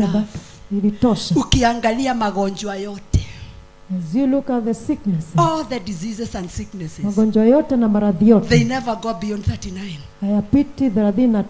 Therefore there is a stripe for your sickness. Hivyo kuna kipigo ama kichapo kwa sababu ya ugonjwa wako. There is a stripe for that sickness. Kuna kichapo kwa sababu ya huo ugonjwa wako. There is a stripe. Kuna mjeredi aliyekelewa Yesu. Kuna alichapwa kwa sababu yake. Amen. And because he does not miss his target. Kwa sababu yeye atupi ngumu ovyo. He is not a God who misses a target. Today I want to encourage you. Nataka nikuhimize leo. It is going to be okay. Itakuwa sawa. It is going to be okay. Itakuwa shwari. It is well. Ni vema. It doesn't matter. Haijalishi. But it is well. Ni vema kwako. Because the Lord of the storm. Sababu Bwana wa mawimbi. He is in the boat. Yuko katika mashua yako. Na hata madhoruba iwake. The boat Even if the storms are going to be as wild as where. Even if the devil himself will come into the storm. Hata shetani mwenyewe and ingia make it katika more ile dhoruba na iongezee. The Lord of the storm is in it. Bwana wa dhoruba yuko. Hautamalizwa mama. You not perish. Utateseka hutamalizika. You suffer but you not perish. Utagonjeka hautakufa. You sick but you not die. Utaumizwa lakini utasimama. Kwa sababu you are a witness. Kwa sababu ni shahidi. Na mimi siwezi kafanya kazi haina faida. I cannot do a venture. Working for loss. Sipendi kufanya biashara isiyo na faida. Napenda kufanya biashara iko na mazao. Kwa hivyo ile biashara alifanya msalabani. Hakufanya biashara ya bure. That battle was not in vain. The stripes were not in vain. Kutusiwa haikuwa bure. Kudharauliwa haikuwa bure. Alibeba akijua utakuja kudharauliwa. Alibeba alichapwa akijua utakuja kuchapwa. Lakini anasema nilifanya nikakubebea yote. Yalete msalabani. Muamshe aliyelala katika mashua yako. Kwa sababu hajalala. Do you think Jesus was asleep in the boat? He was not sleeping. Bwana asifiwe sana. Lazima dhahabu ijaribiwe na moto. Alikuwa anataka kujua hivi hawa watu tumetembea nao. Today we have been preaching the word of God. Those that I am walking with, do they understand who I am? Will they be scared of the storm? Watu wa kwaya mnaimbaga kwa sababu mna sauti ama mnajua assignment. Bwana asifiwe sana. Wazee wa kanisa, kazi yenu mnaielewa? Ama dharuba ikikuja, aposta chukua mzigo wako. Huyo atalikuwa amongeke, tunamfuata nini? Bwana asifiwe sana. Hata hana bibi anafanyaga usharati. Haleluya. Unaulizwa asubuhi ya leo, wewe unayetembea na aposto, waliotembea na Yesu walielewa kazi walioitiwa? Did they understand the assignment? The answer is no. Jibu ni la. Because if they understand the assignment, kama wangalielewa kazi yao, if they understood who was sleeping in that boat, kama wangalielewa aliyekuwa analala katika ile mashua, they would have not feared. Hawangeogopa. Ama mnafikiria wangeogopa? Walimuona akitengeneza pombe. Bwana asifiwe. Waliona akifufua kipofu. They saw him open blind eyes. Si waliona akiwalisha. They saw him feed them. Na samaki 2 na mikate 5. 2 fish and 5 loaves of bread. Na ikabakia vikapu 12. And there was a balance of 2 baskets. Je, hawakuona hiyo? Hawakuona. Did they see? Mumetembea na Apostle Dora Waroinge. You've been working with Apostle Dora Waroinge. Do you know his assignment? Je, unajua jukumu lake, kazi aliyotumwa? Do you know his vision? Je, unajua maono yake? What are you supporting? unasaidia kujenga nini? What are you supporting? Je, unajenga nini? That is why it is so easy for you Na ndio rahisi sana kwako to open your mouth kufungua kinywa chako and attack him na kumshambulia because you don't understand the kwa assignment. sababu Hapo mwisho kazi walisema aliyotumwa. nini? And at the end of it, Huyu they ni say, nani? Je, who is this? Huyu anayesimamisha mawimbi. Who is this that stops Ni nani the huyu calms the storms? anasimamisha Who is mawimbi? this that calms the Ni nani storms? huyu anaamurisha Who is bahari? it that commands the That means they sea? never know who they were with. Ya kusema hawakuelewa And it is aliyokuwa happening naye. in the church of Na God. inatendeka We katika don't kanisa la Mungu. understand the assignment. Hatuelewi We are majukumu following yetu. and following and following. Tunafuata na Lakini kufuata tu. mtumishi wa Mungu akiingia katika And vita, when the men of God enters in viongozi the ndio wa battle, kwanza kumchapa. the leaders will be the Bwana first to asifiwe. fight him. Na Praise the Lord. hajanituma, hajadadomete. He hasn't But sent I am me. a priest in the order of Melchizedek. Mimi ni kuhani Na katika ninajua order of zile Melchizedek. vita nimepitia. Understand Na the battles ninajua I've been mchungaji through. anapitia hiyo vita. Understand the battles Kwa he's going sababu through. wale niliowaamini sana. Because the people I Wale trusted most.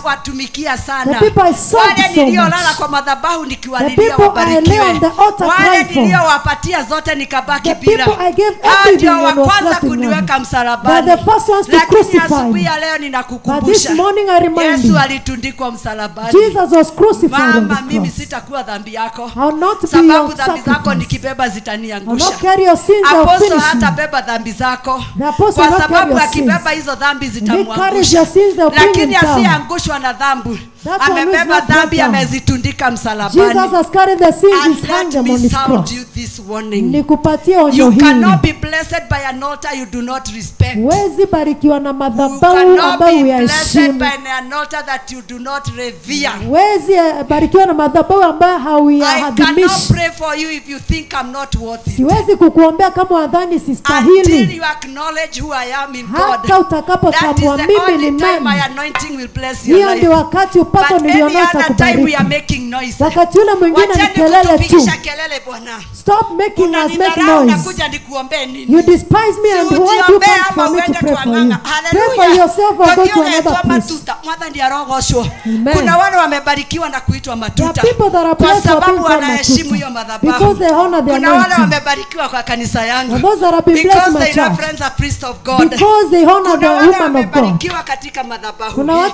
there are some that have been blessed on this Hata altar. mimi ilinipatia ujumbe.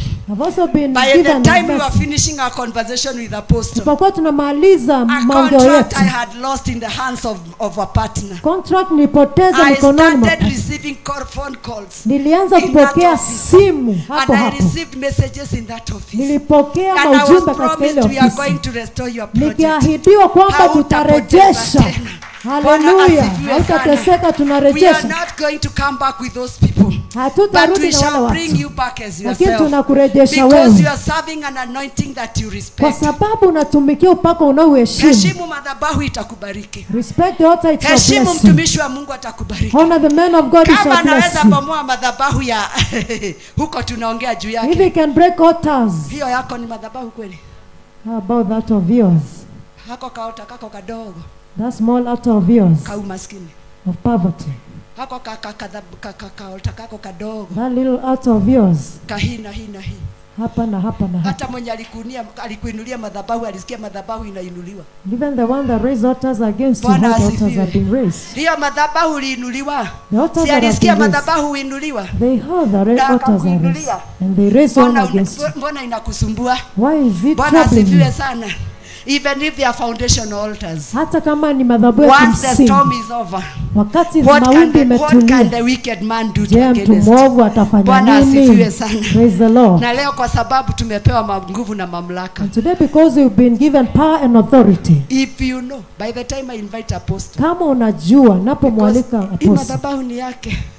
this altar belongs to Mimi him. nimekuja hapa kulipuka lakini madhabahu ni yake. I just came here to preach, but the altar is his. But I'll tell you something. Takwambia jambo. Niliacha kumwogopa shetani when I got saved. I stopped fearing the devil when I got born again. Because what can he do to me? Je, atanifanyia nini? Kama Yesu ako na mimi, If Jesus is with me, ako katika hiyo mashua, he's in my boat. hata akuje, Even if he comes, si aseme kile anataka na aende haraka. let him say whatever he wants and leave. Bwana asifiwe sana. Praise the Lord. Asubuhi ya leo shetani akinikuta kwangu nikikunywa chai, This morning, if the devil finds me at home taking na tea, ajidhihirishe kama shetani mwenyewe. and Bwana manifest asifiwe himself sana. as the devil, Ajidhihirishe. and he manifests, I am Satan.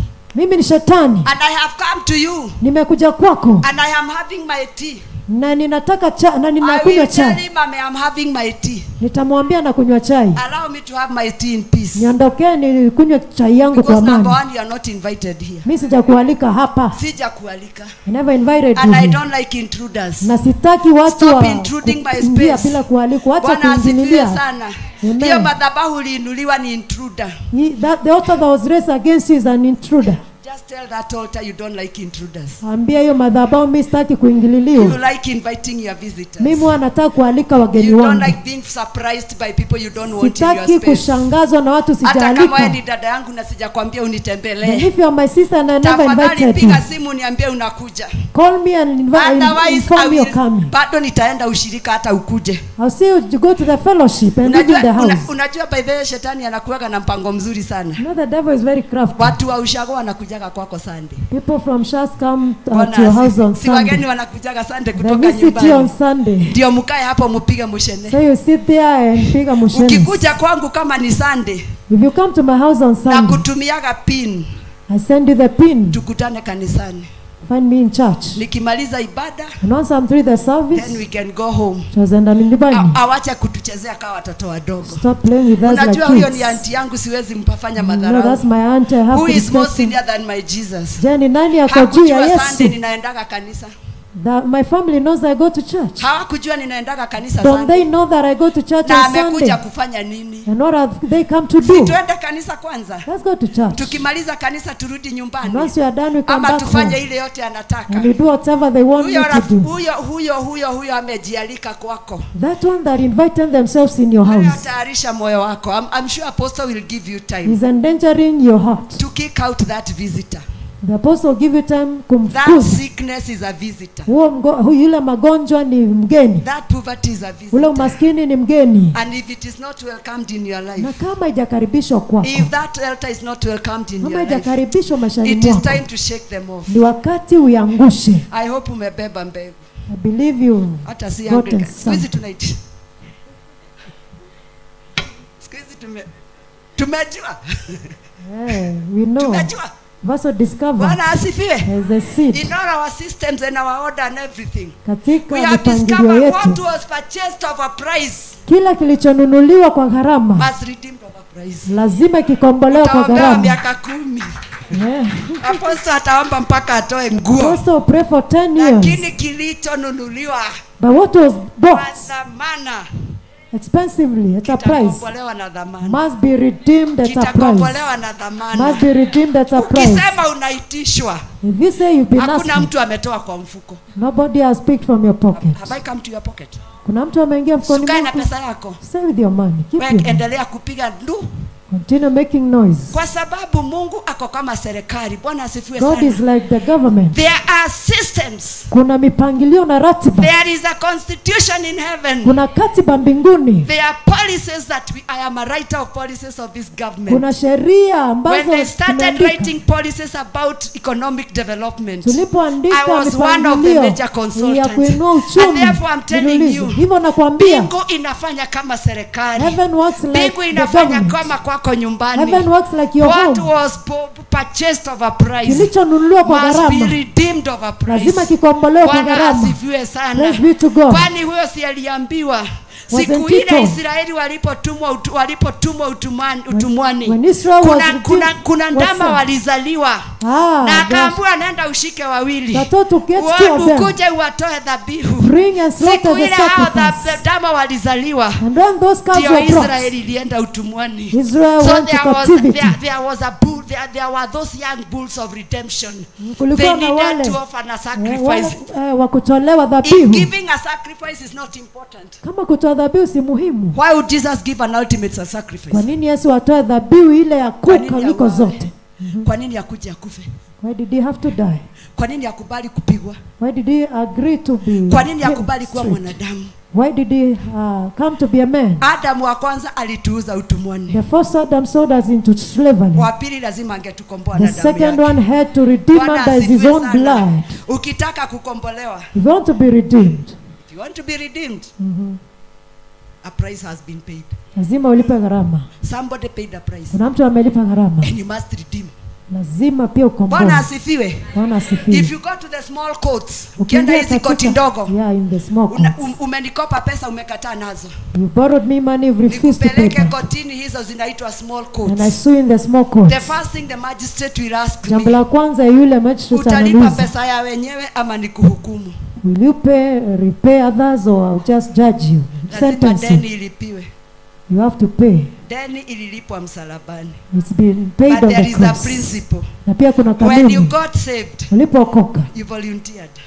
you surrendered. Ukajiona wewe ni mwenye dhambi. And you decided Sisi your wakati sin. wetu tulilia sana. And at time we cried. When God revealed our sins, we really cried. Mungu alipofunulia dhambi zetu tulilia. And we ran to the cross. Tukakimbia Ndio msalabani. tukaokoka na tukatubu dhambi na tukakataa God shetani saved, we na denounced the mambo devil yake yote and all his na works vitu yake yote. and all his And things. that is the principle. Na hiyo ndio kanuni. In our church, unless you are not talking, Kanisani kwetu sitakubatiza until uniambie unataka kubatizwa. you not be baptized until you say you want to be Sitakuombea baptized. usiende kuzimu unless you accept I'll Jesus not as pray a Lord for and you Savior. unless you accept Katika Jesus. hiyo sauti ndogo niambie umemkubali In Yesu. that small voice tell Then me I you will pray have for you. accepted Jesus. Because Nitakuombea. salvation is voluntary. Kwa sababu wokovu Mungu ni kujitoa. hakulazimishi uokoke. Uokoke usiokoke, yeye ni Mungu. God doesn't force you onto Na faida salvation. ya kuokoka sio ya Mungu, ni yako wewe The mwenyewe. benefit of salvation The is second yours. principle that we have, Kanuni ya pili it is tulionayo on deliverance. ni ile ukombozi. Bwana asifiwe. Praise the Lord. Bwana asifiwe. Praise be to God. Deliverance takes a sacrifice. Ukombozi unagharimu gharama. Inachukuaga gharama. Amen. Lazima ukombozi ulipiwe gharama. Deliverance takes And a you price. must understand you want to be delivered. Lazima uelewe kwamba unahitaji As I kukombolewa. finish, there is a day my daughter aliniuliza, Ninapotamatisha binti yangu aliniuliza siku moja, mama, unajua kupigana sana na hizi tupepo, unapiganaga nazo zinakuona zinakimbia, lakini nikuulize swali, wakienda kuzitafuta ulikuwako? when they went looking for them, why you present? But today I'm telling you, hata kama ulienda kutafuta, Kwambia ataka, even if you went looking for them, give a sacrifice, toa dhabihu and you'll be delivered. na utakombolewa. Unajua wengine tunaendaka kwa waganga kama mchezo. Some of us visit witches. Si ulipelekwa na nyanya yako? You were taken by your grandma. Si huko Eastlands na wapi, ni ukitoka nyumba ya Kadundu unaendaga ya mganga, unaenda ya muombaji, unaenda zote. Zote ni madhabahu. Bwana asifiwe sana. Na haya madhabahu utayaondokea. Even if you paid bus fare to go to that house, you paid a price. You paid a price. Na hujui aliyekuvuta hapo alikuvuta na gharama gani? Ulivutwa hapo na gharama. And if you are pulled there with a cost, na kama ulivutwa then pale you kwa will redeem gharama, yourself with the cost. lazima ujikomboe kwa asifiwe gharama. sana. Amen. But I want to encourage, hata kama ulijipeleka, Nataka nikuhimize, though you took yourself there, God is full of grace. Mungu ni And we mwingi are wa living in the neema. time of grace. Tunaishi nyakati za Unapotoka neema. hapa kukana huko ulikuwa. Si unajua wewe. Leave this Si place. unajua yule mama muombezi wa You neighbor. know that person you visited. Huyo jirani anakuambia ulirogwa na anti yako. Si You know unajua. that woman, Yule jirani Divina, anakuambia who told yule you? mama anaendesha gari sababu Told you exchange. they Si unajua bewitched yule him. alikwambia. You The know Bible that. says do not consult mediums. Biblia yasema msiwatafute ama msitafute ushauri waonaji. Tafuta ushauri kwa manabii wa uongo. Amen. And the line between a true prophet of God and a diviner is very thin. Na ile laini katikati ya nabii wa Bwana kweli asifiwe na yule sana. muonaji. Kwa hivyo labda ulijiingiza huko ukitafuta nyembamba sana. msaada. Yeah, you went there looking for help. Hallelujah. Maybe it is generation. Huenda ni jambo la Maybe it kizazi. is running in your Hata bloodline. jambo lilo katika damu ya ukoo. Like me, I come from a very bad altar. Mimi natoka nyumba yenye madhabahu mbaya kabisa. Lakini imenikataza kufanyia Mungu kazi. Has it stopped me from And I serving the keep on Lord? reminding that altar, I don't Naendelea know you. kukumbuka yale I madhabahu don't know sikujui. you. I don't know you. Sikujui. But until the day I Sikutambui. will pay the price that I was bought with. Hadi siku ile My ambayo utalipa redemption is gharama. still on the way coming. Ukombozi wangu bado Until that day unakaribia. I will do my Hadi ile redemption. siku nitafanya Bwana, ukombozi nitafanya wangu. miujiza. Bwana asifiwe sana. Amen. Nitafufua waliokufa, I raise the nitahubiri dead, kama I do moto. miracles. But until I redeem myself from that altar, Hata siku ile that foundation nitajiokoa. altar will still terrorize Ile me. madhabahu Bado ya kimsingi nitainuka na itanitesa. iniangushe. Bwana asifiwe sana. Itakuangusha toka huko juu. Itatajaribu kuniua, haitaweza kuniua. Itatry to Lakini kill you si by the nimepitia, You pass through fire. I have gone through fire. Bwana asifiwe sana. Amen. Huo moto unaopitia, Bwana asifiwe. Amen. That fire you are going through, Kwa sababu it napitia is not moto. just like that. Si bure tu, There is a reason. kuna sababu. Redeem yourself. Jikomboe. Na utaona mambo yako inanyoroka tu. You find your Watu things wengine move wanakaa smoothly. vizuri, watakwambia madhabahu yao ilitengenezwa na wazazi wao na Others jaji will zao. tell you their Wewe parents you are did not that. lucky enough Haukuwa na for bahati. somebody to pay the Kubahatika mtu ultimate price for you. kulipia Will you gharama. allow your children to suffer what you have Utakubalia suffered? watoto wako Bwana wateseke asifiwe uliyoyapitia. sana. It is your time to redeem yourself. Wakati wako wa It may kujikomboa. not be today. Huenda si Kwa leo. sababu najua kazi ni mingi. You know there's much to Lakini do. plan for that. Jipange kwa sababu ya Na hili. sasa kwa sababu tumeambiwa tunabomoa madhabahu ingine Because mbaya we've been sana. told we're demolishing very evil altars. Nataka kualika apostle to take over from here. Nimwalika apostle aendelee. But as he comes, I'll give you a story. God gave me a revelation, apostle. Kuna And God ufunuo told Mungu me alipea. Mungu akanambia. that was in 2007, Mwaka 2006, and I wrote a lot of articles about it. Nikaandika vitu Some, mingi in kuhusu. fact, my PhD, ile I did doctorate yangu. I did my project on that article. Nilifanya project katika ile And this jambo. article was talking about spirituality. Ile jambo lilikuwa The linaelezea Bible says that the mambo ya land roho. below the Kush Nchi iliyo chini ya shall be the springboard Kush of revival. ndio itakuwa kizingiti cha uvuvio. And the land below the Kush is Kenya because Kush is Na Ethiopia. nchi iliyo chini Ethiopia ni Kenya. And one day there was the Abuja declaration. Na siku moja kulikuwa na ile tangazo la And Abuja. they said, wakasema for the Islamic religion to spring forth into the world ili dini ya and Kiislamu to take ichipuka over duniani Christianity, na ili imeze Ukristo, lazima Kenya kukuwe na president ambaye anakubaliana na there Uislamu. has to be a Kenyan That president was that the agrees Abuja with declaration Islam. of 2015. Hiyo ni tangazo la Abuja And Raila 2015. attended that meeting. Raila akahudhuria lile kongamano. Unajua nishamwambia atoke kwangu, kwa hivyo hata sasa simwogopi azi nipiga. Nishamwambia wewe ulikuja hapa, hebu toka. He was in that meeting. Alikuwa kwenye lile kongamano. And he was charged. Na akaulizwa. I make sure hakikishe that this nation of Kenya, kwamba taifa hili la Kenya, because you cannot spring from anywhere else. Kwa sababu huwezi You chipuka can only toka spring from popote. this soil. Lazima uchipuke Ndio toka kwa unaonaga udongo wahubiri huu. wote wakubwa wanakujaga Kenya. That is why you see all And these big particularly preachers they go coming to to Kenya. Nakuru. And they go to Nakuru. Anaitwa nani yule alikuwa anatembea hivi malaika wanamfuata nyuma? T.L. Osborne. In 1974 he came to Nakuru. Mwaka 74 aliingia Nakuru. After going for a fasting and being embarrassed by the devil in India. Baada ya But kufunga when he na did a kuepishwa na revival in shetani. Nakuru, he went back to India. Alipofanya Na uvuvio viwete Nakuru arudi wakasimama India. na bunge yote ikaingia The lame mkutano walked wake. and the entire parliament went to his meeting. Every major mhubiri hata akina na sijui na mimi unajua sitokagi kwangu. I don't leave my house. Ati unakuja kuletewa manto na huyu mwanamke anaitwa nani ameolewa mara 5. What do you call that woman? Na niletea prayer manto na umeolewa 5 times. Hata nyinyi fikiria gani bwana? Be married 5 times. You want me to be married 5 times? When she Nataka came, niolewe mara 5. kanaitwa nini aka kamama? Kaka kamama wanakujaga na huyu mwingine. Ninapata. What is her name, this lady? Si Paula, acha ni polite nitakwambia kesho nyingine. These are the black African, she's an African. Sijui na tulienda hapa Uhuru Park. Juanita Bainam. Mtu ameolewa 5 times alafu unaniletea prayer mantle. Are you okay? Je, una akili timamu? Wewe uliendea hiyo kitambaa, are you okay? Hebu enda uichome. You that carry that prayer mantle. Mtu mwenyewe ni altar ya divorce. Na unakuja kuvaa. And they put on that. Wanasifiwe.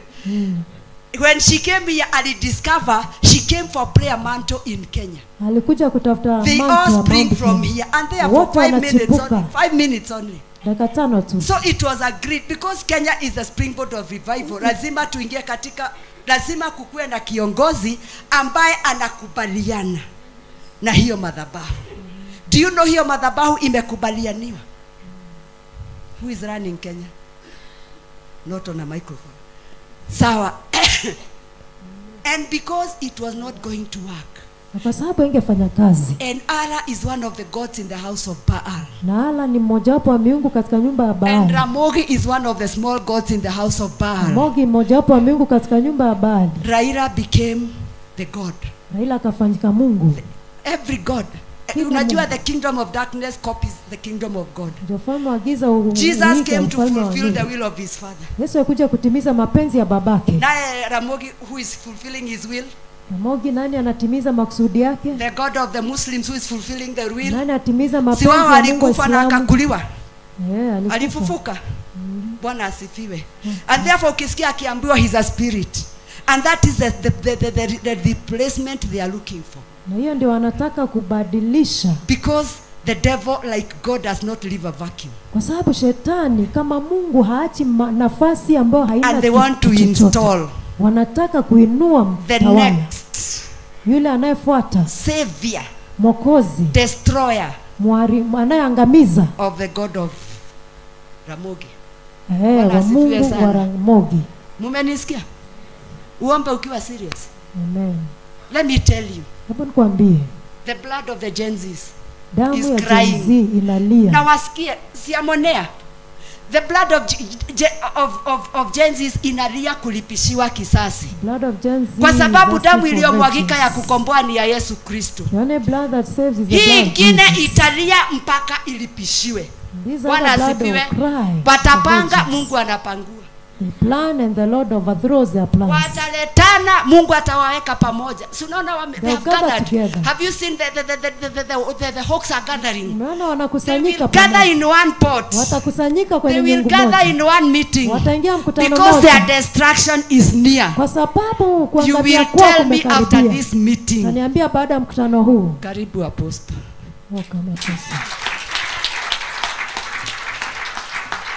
Simama tu hapa.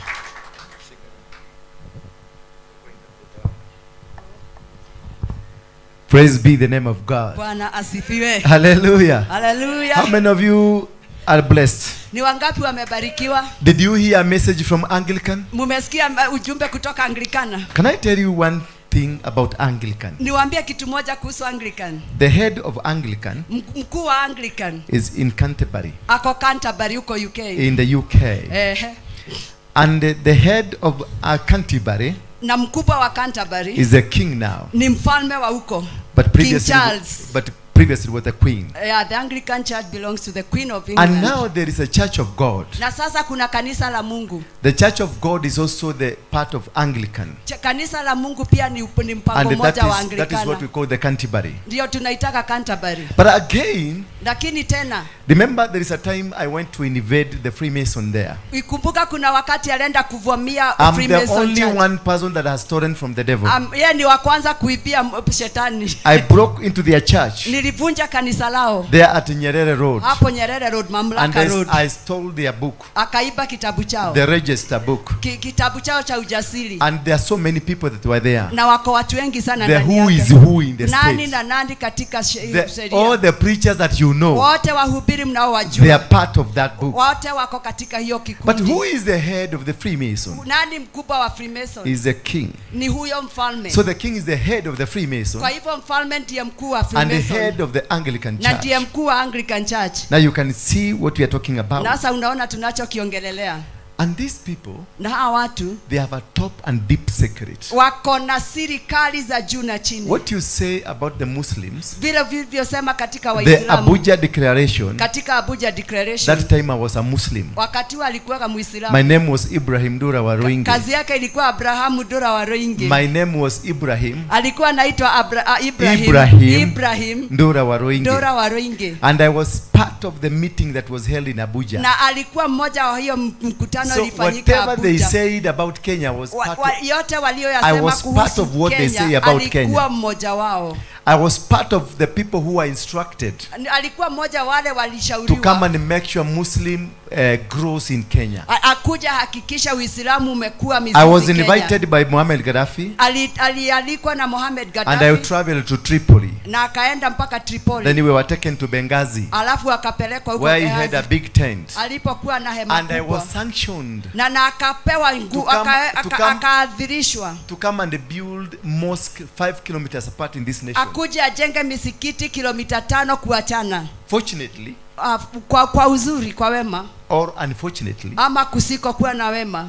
Gaddafi was killed. Gaddafi akauawa. Why did I say fortunately? Kwa nini nimesema kwa uzuri? If I was given the money, kama angepewa hizo pesa, because I was also taken to Saudi Arabia to see the king, kwa sababu pia alipeleka Saudi and they were to give me $500 million, na alikuwa apewa $500 million to build a mosque 5 kilometers apart, ajenge misikiti kilomita 5, and to make sure every young man becomes a Muslim, na hakikisha kila kijana amekuwa Muislamu, and the Muslim Islamic doctrines were to be taught, na hiyo katiba ya Uislamu ya Muslim ikuwe ifundishwe. And that is why I like Muslims, na ndio maana nawapenda Waislamu, because they are very strategic, because wana mipangilio, wana malengo, they plan, wanapanga. What you are seeing today kile unachokiona leo was planned 40 years ago. Ilipangwa miaka 40 iliyopita. What they are doing in Kenya, yale wanayofanya Kenya leo, they planned 40 years ago. Walipanga miaka 40 iliyopita.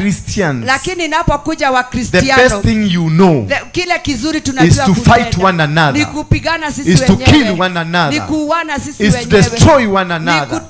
There is no unity. Hakuna umoja. These people, they have an agenda.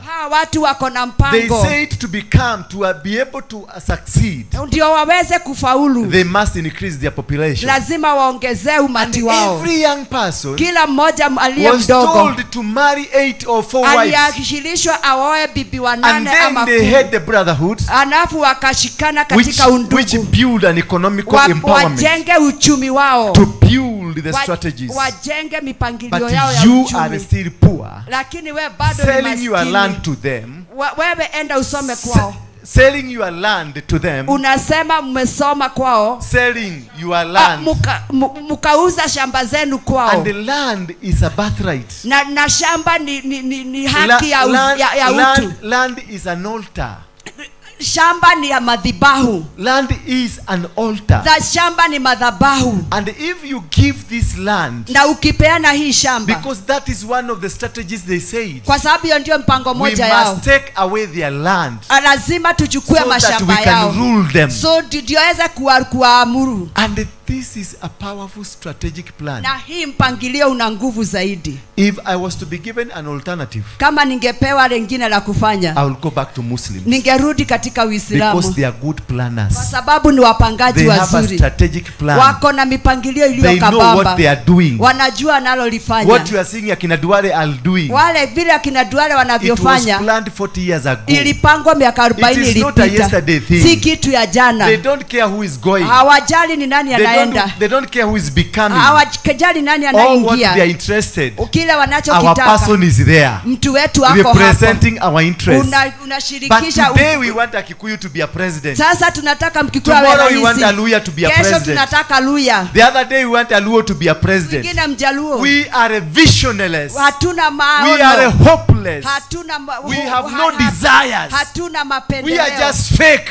Sisi ni in the name of Jesus. Katika jina la Yesu. We are just fake. Sisi ni bure. Because we don't understand. Hatuelewi. What is the plan of Jesus? Hatuelewi mpango wa Mungu. Because Jesus brought kingdom. Kwa sababu Mungu alileta ufalme. Jesus taught us about the kingdom. Alitufundisha juu ya ufalme. He never taught us about the region. Hakutukufundisha dini. But we are fighting over a region. Lakini tunapigania dini. Instead of raising a kingdom. Badala ya kuinua ufalme. The moment you realize that it's about the kingdom. Wakati utakapogundua ni kuhusu ufalme na sio hiyo kanisa ndogo. It's not about you being a pastor. Sio wewe kuwa mchungaji. It's not about being you a bishop. Sio wewe kuwa bishop. It is about the kingdom.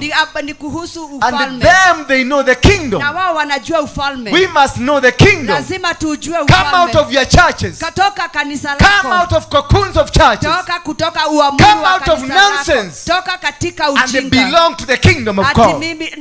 Just let us associate ourselves with what Jesus came to teach us. Yesu alichokuja kujenga. Because that is the most important. Hiyo ndio ya muhimu zaidi. If we say thy kingdom come, tukisema ufalme wako uje, Kenya will be a free nation. Kenya itakuwa free. If we all of us, if kama sisi wote join hands, tushikane mikono and say thy kingdom come, na tuseme ufalme wako uje, put Catholic away, ondoa Katoliki, put Anglican away, ondoa Uanglikana, put the synagogue away, AIC, put the Reggio Maria away, the AIC away, ondoa wote, and stand with Jesus na msimame and na Yesu, say thy kingdom come. Kenya will be a free nation. Kenya itakuwa, The world will be a free nation. Kenya itakuwa, Everybody will be a free nation. Kenya itakuwa huru. Religion is demonic. Dini ni ya kishetani. Any religion. Dini yoyote. If I lead you to the religion, nikikuachia I will be demonic. Nitakuwa mshetani. Anybody Anglican mtu yote mwanglikana is demonic. Lakini mimi sio. Anybody Anglican Mwanglikana is demonic. But me anybody Catholic is demonic. Everybody synagogue is demonic.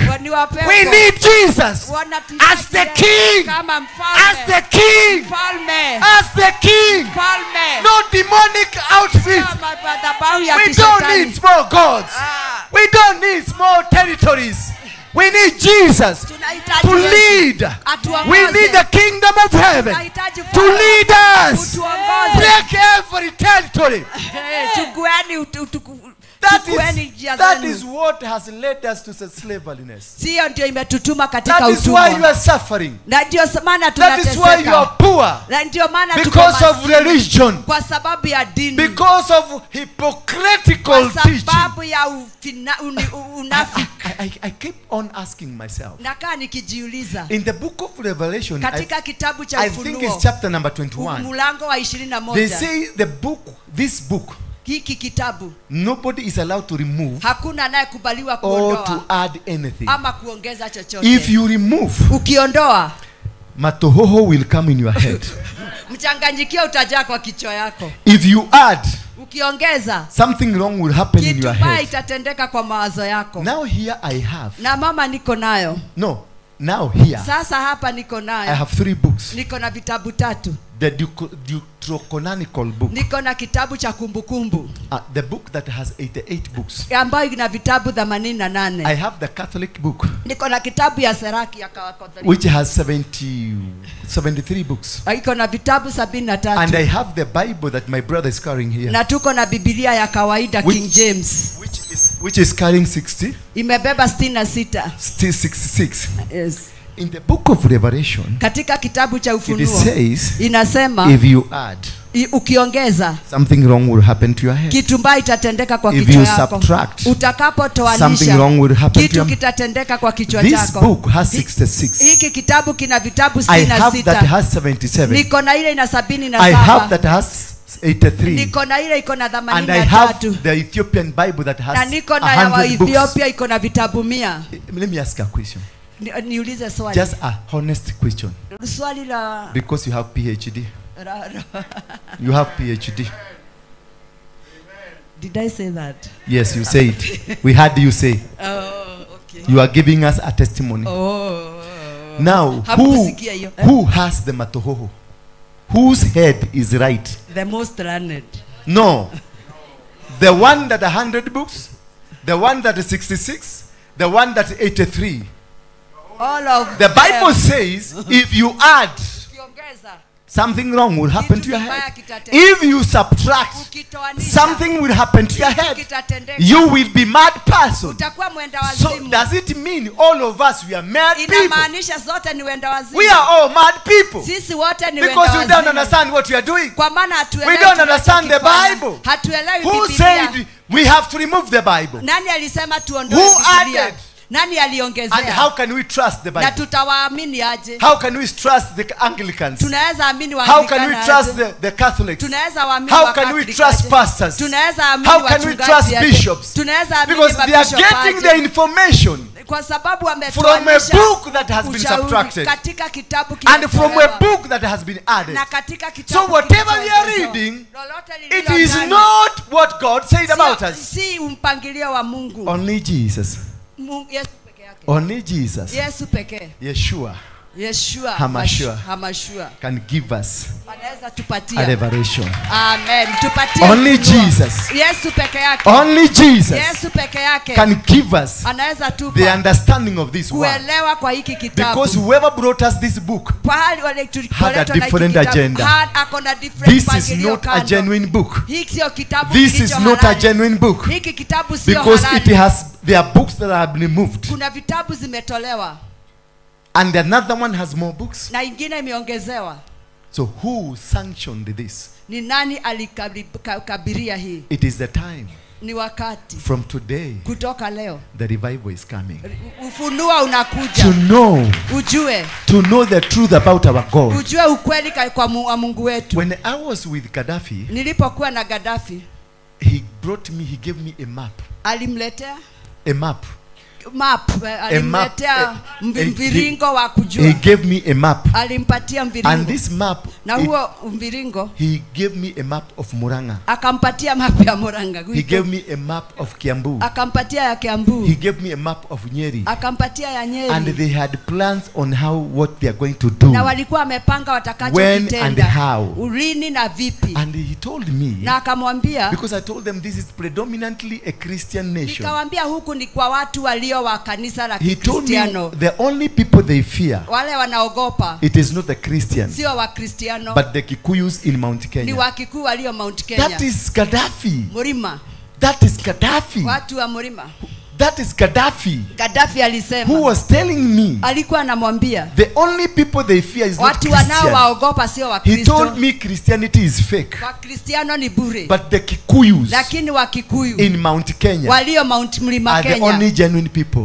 Ndio watu walio haki. They are the custodians of the Bible. Ndio waekezaji wa hiyo Biblia. I looked at him. Nikamwangalia. I saw a suicide bomber. Nikaona muuaji. Because I never believed. Wa kumlipuaji. I didn't believe in him. Sikuamini ni yeye. I thought he was joking. Nilifikia anadhihaki. What really made me to be shocked? Iliyofanya nishangae. He had a map of Murang'a. Alikuwa na mfingilio wa Murang'a. He had a map of Kiambu. Alikuwa na ya Kiambu. He had a map of Nyeri. Alikuwa na ya Nyeri. And that is where they wanted me to concentrate. Na ndiko alitaka akae huko. They wanted me to concentrate on Mount Kenya. Mawazo yake yote Mount Kenya. To make sure Mount Kenya goes back to them. Ahakikishe Mount Kenya imeenda kwao. And in fact, by that time, some few Kikuyu, Wakikuyu wachache, they became Muslim. Wakawa Waislamu. That is when you had Muhammad Karanja. Ndio ulisikia Muhammad Karanja. That's where there Isa Mwangi. That is the time you had Ibrahim Kariuki. Ukasikia Ibrahim Kariuki. Ibrahim Dura. Ibrahim Dura. Maina Jenga was called Muhammad Maina. Maina Jenga alikuwa anaitwa Muhammad Jenga. And all we became Muslims. Wote wakawa Waislamu. Because they have an agenda. Because wako na mpangilio. Agenda towards their kingdom. Kuelekeza ufalme wao. So my question here. Swali langu ni hili. What is your agenda? Agenda yako ni gani? Do you have an agenda? Uko na mpango? My brother, do you have an agenda? Uko na mpango? Apart from now coming to Kenya. Bila kuja Kenya. Apart now you in Kenya. Ila nakuja Kenya. You want to preach in Kenya. Unataka kuhubiri hapa Kenya. After preaching. Baada ya kuhubiri. What will you do? Utafanyaje? Yes, I'm saved. Ndio nimeokoka. Do you have a plan for me for tomorrow? Uko na mpangilio wangu wa kesho. A Muslim has a plan for them. Muislamu ana mpango wa kesho. A devil worshipper they has a plan. Muomba shetani ana mpango wake. Buddhism they have a plan. Wabudha Wahindi wanao. The Indians they have a plan. Wahindi wanao. What is the plan for the Christian? Upango wa Mkristiano ni gani? Yes, I am going to build a new church. Ndio nitajenga kanisa mpya. How will it change your life? Itabadilishaje maisha yako? Yes, I'm going to join Anglican. Yes, nitaingia kanisa wa Anglikana. How will it change me? Itabadilishaje mimi? Yes, I'm going to join PCA. Yes, nitaingia PCA. How will it change my life? Itabadilishaje? Yes, I'm going to become a Mokorino. Nitakuwa Mkorino. How will it change my life? Itabadilishaje maisha yako? Does it have an agenda? Iko na mpango. There is no agenda. Hakuna mpango. We need to re-strategize back. Tunafaa kujipanga tena. And know our greatest enemy. Na tujue adui yetu mkuu. It is the religion. Ni dini. The religion is demonic. Dini ni kishetani. Let us go back to Jesus. Turudie Yesu. And ask Jesus. Na tumuulize. Show us the way.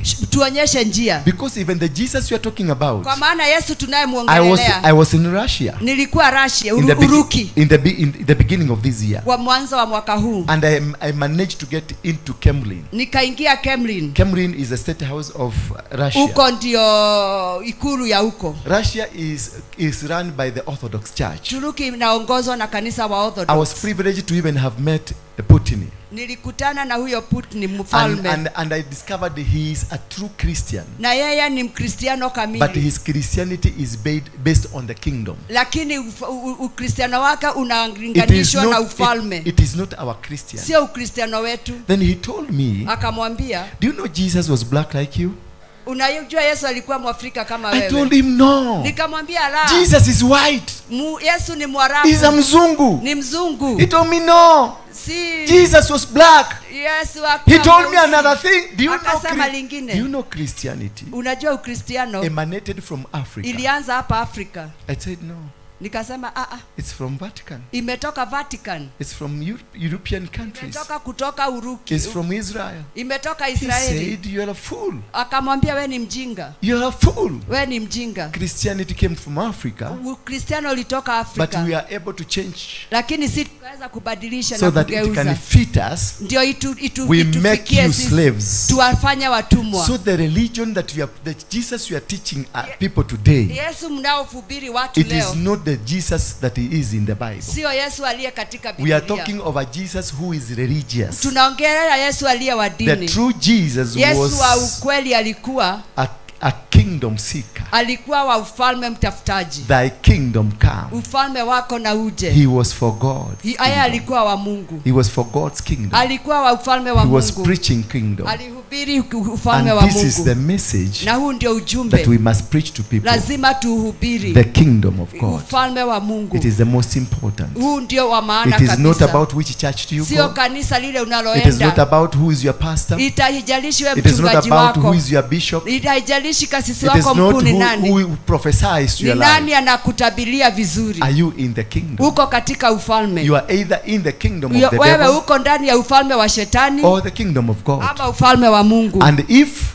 you can never be somewhere. Hawezi kuwa hapo katikati, hawezi kuwa vuguvugu. Lazima uelewe. That is why they say Kenya is the springboard of the revival. Ndio wanasema Kenya ndio springboard of revival. Of the kingdom of God. Kwa ufalme wa Mungu. And the kingdom, that is what you're talking about. Na hiyo ndio ufalme tunaongelea. And for that matter, na kwa hivyo, before I invite my friend here, before nialike rafiki yangu hapa, because we want to move very fast. Nataka tuende kwa haraka. Our time is not on our side. Wakati hauko wakati upande wetu. But today I said we are going to take long time. Leo tutachukua muda. Because it is a very special day. Kwa siku ya maalum. By 3 in the evening. Katika saa 3, we will exactly 3 p.m. Katika saa 9 kamili. We will do something. Tutafanya kitu. That will change this world. Itabadilisha huu ulimwengu. We will do something. Tutafanya kitu. That the entire world will change. Dunia mzima itabadilika. But before this, lakini kabla ya hayo, we must now test. Lazima tuonje. And see whether we must now test. Lazima tuonje. To see. Tuone. Whether the devil has been loosened. Tuone kama shetani ameachiliwa. Because I know. Kwa maana ninajua. Today. Leo. Is the beginning. Ndio mwanzo. Of a new dimension. Wa mamko mapya. Mamko mapya. Is the beginning. Ndio mwanzo. And today. Na leo. We're integrating. The kingdom of heaven. Tunaanzisha ufalme wa mbinguni. Before we get into that, kabla tufike hapo, I want to bring people to Jesus Christ. Nataka kuleta watu kwa Yesu. I want to just invite people. Nataka kualika watu to Yeshua HaMashiach. Kwa Yeshua HaMashiach. That is Jesus Christ. Yeye ndiye Yesu Kristo. You are here and you know. Na uko hapa na unajua. You are not saved. Haujaokoka. And you need Jesus. Na unamhitaji Yesu. In your life. Katika maisha yako. You want to be born again. Unataka kuzaliwa mara tena. You want to receive the greatness of the kingdom of heaven. Kupokea ukuu wa ufalme wa mbinguni. I want you to rise up. Nataka uinuke. Just lift up your hand. Inua mikono. If you are not saved. Kama hujaokoka. If you are not a Christian. Kama wewe si Mkristiano. And you want to get saved. Unataka kuokoka. Lift up your hand. Inua mikono yako. Just lift up your hand. Inua tu mkono wako. I'm waiting to see. Wengine wanaweza wakafunga macho. The hands being lifted. Inueni mikono ambao. Kama umeokoka inua macho yako. Kama hujaokoka. Na unataka Yesu aingie maishani mwako. And maybe you have found yourself. Na labda umejikuta.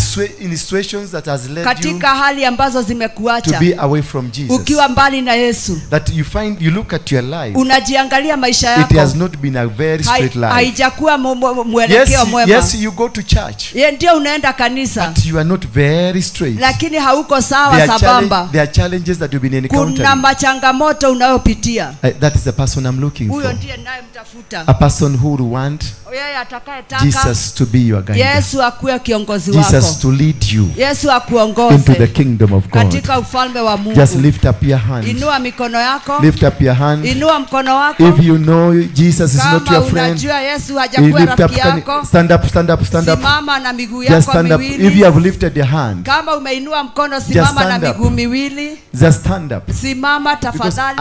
I am told. Nimeambiwa God sent you today Mungu alikutuma leo because he want to set you free kwa sababu anataka kukuacha huru from demonic bondages. kutoka mafalme That za the challenges you've kishetani. been going through Ile changamoto umekuwa were caused by ukipitia the devil zililetwa na so that shetani you can suffer. ndio uteseke. You are not suffering because you don't know God. Hauteseki kwa maana hujui Mungu. Yes, you know God. Ndio unamjua Mungu. But still you are suffering. Lakini bado wateseka. Yes, you are closer to God. Yes, uko karibu But na still Mungu. you are suffering. Na bado wateseka. And Jesus is here. Yesu yuko He hapa. want to change your life. Anataka kubadilisha He want to maisha make yako. you a different person Anataka altogether. kufanya mtu tofauti. He want to bless you. Anataka He kukubariki. want to set you free. Anataka kukuachilia He is huru. planning to heal you. Anapanga kukuponya. He is planning to heal you. Anapanga kukuponya. This is the day Hii ndio siku. your life will change. Maisha yako itabadilika. All the chains all the chains minyororo yote that has been holding you imekuwa will kimekushika be broken itavunjika in the mighty name of katika Jesus. jina la Yesu. Yes, you've been going to church. Yesu umekuwa ukienda kanisani. Yes, you've been going to that fellowship. Umekuwa ukienda katika ushirika. But you don't have a good relationship lakini hauna uhusiano with mwema Jesus Christ. na huyu Yesu. Can you rise up? Inuka kidogo. I'm waiting for you, young men. Wa vijana Just wangu. stand up because I know Gen Z, you need Jesus. Gen Z, You need Jesus. Don't sleep. We need Jesus to come to our lives. I'm waiting for you. Just rise up, rise up, rise up, rise up, rise up. In the middle here, I know there are so many people. I know there are so many people. Just rise up. Just run away from the devil. Kimbia shetani. Run away from the devil. Kimbia shetani. The devil is not good.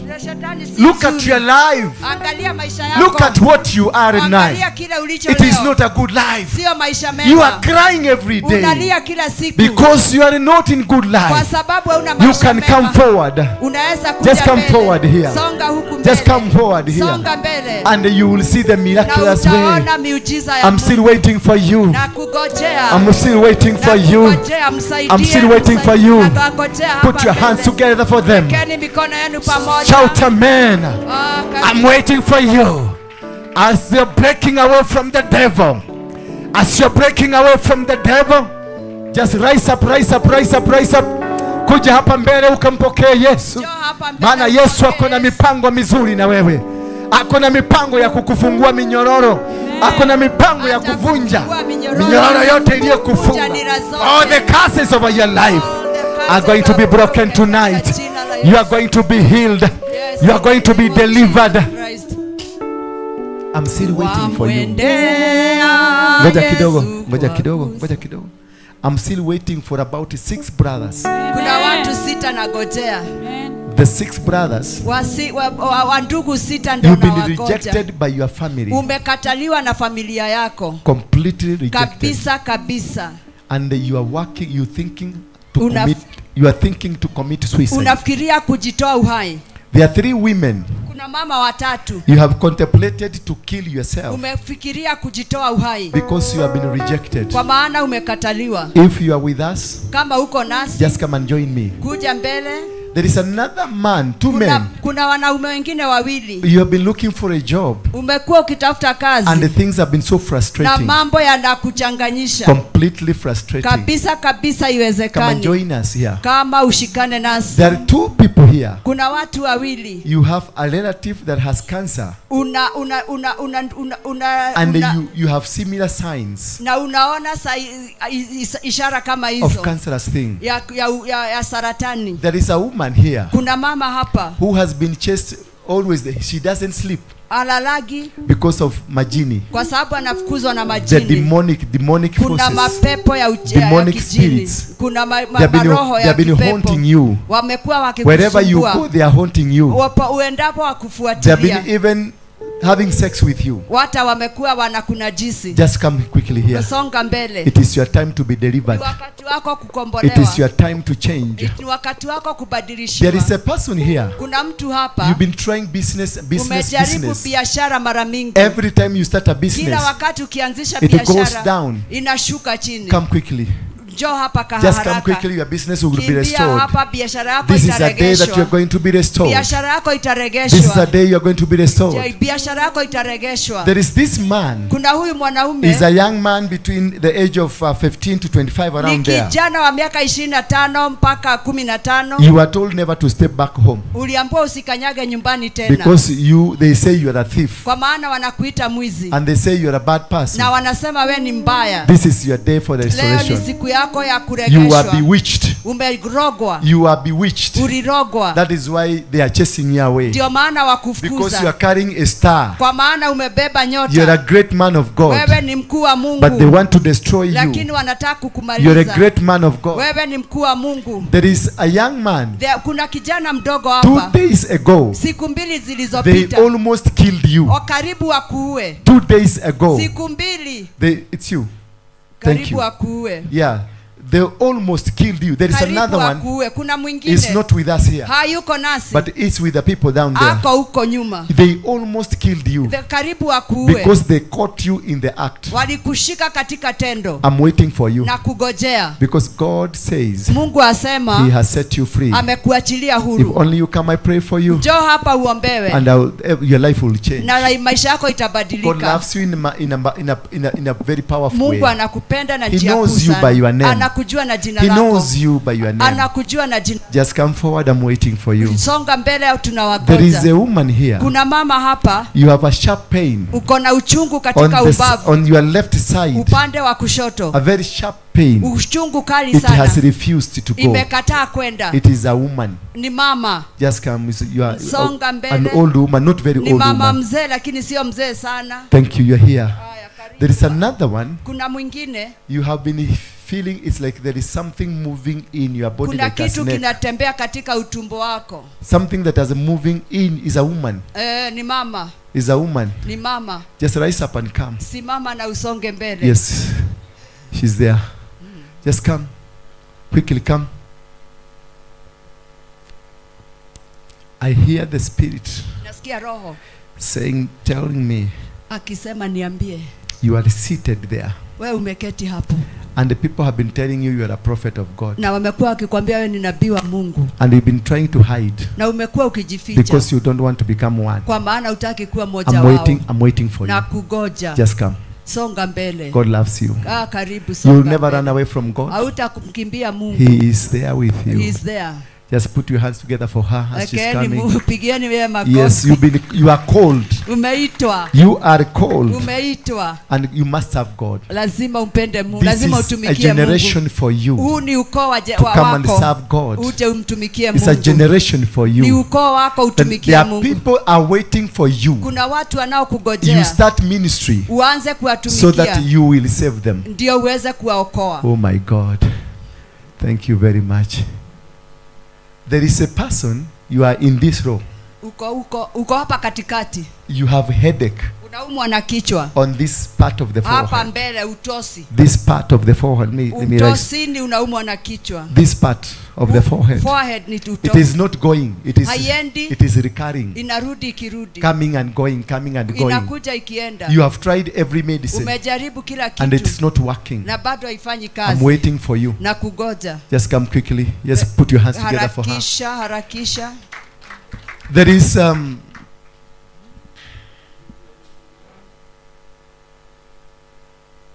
there is several people here. Kuna watu kadhaa. You went to a muganga. Ulienda kwa wachawi. And they gave you something to carry. Wakakupa kitu cha kubeba. That's something it has been disturbing you. Imekuwa ikikusumbua. Because it is not helping you. Kwa maana ikusaidii. But you are still carrying it. Lakini bado waibeba. You have put it somewhere. Umeweka mahali. Where you are told. Mahali uliambiwa But it is not helping you. Lakini haikusaidii. Come quickly. Njoo songa mbele. Ulienda kwa muganga. Ulienda kwa waganga. And something was given to you. Kitu ulipewa. It was given to you. Ulipewa.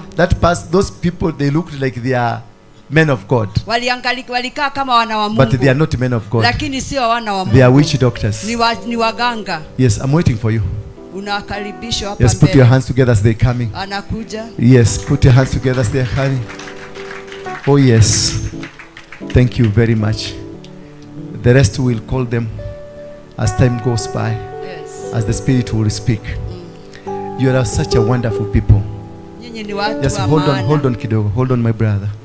You are such a wonderful people. Nyinyi ni watu wa God maana loves, God sana. loves you. Mungu anawapenda.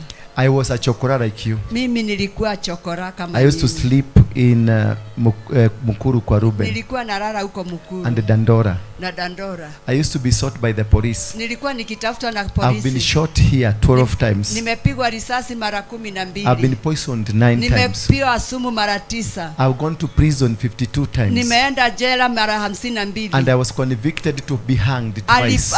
Alishikwa afungwe I was kunyongwa. convicted Alihukumiwa kunyongwa 2 times. mara 2. I was taken to the machine. Alipelekwa kwenye But the mashine. machine refused to work. Mashine ikakataa. I was shot Nilipigwa risasi 12 times. mara 12. At one time they left me dead. Wakati mmoja aliniacha kama But I nimekufa. resurrected. Nikainuka, They nikafufuka. poisoned me while in prison, while in committee prisons. Wakanipa sumu nikiwa kamiti. And they took me nearly to the mortuary. Wakanipeleka karibu na makazi. Because I was dead. Kwa sababu nilikuwa nimekufa. As I was in the truck, Nilipokuwa katika hiyo I gari, resurrected. nikafufuka. I know you are alive.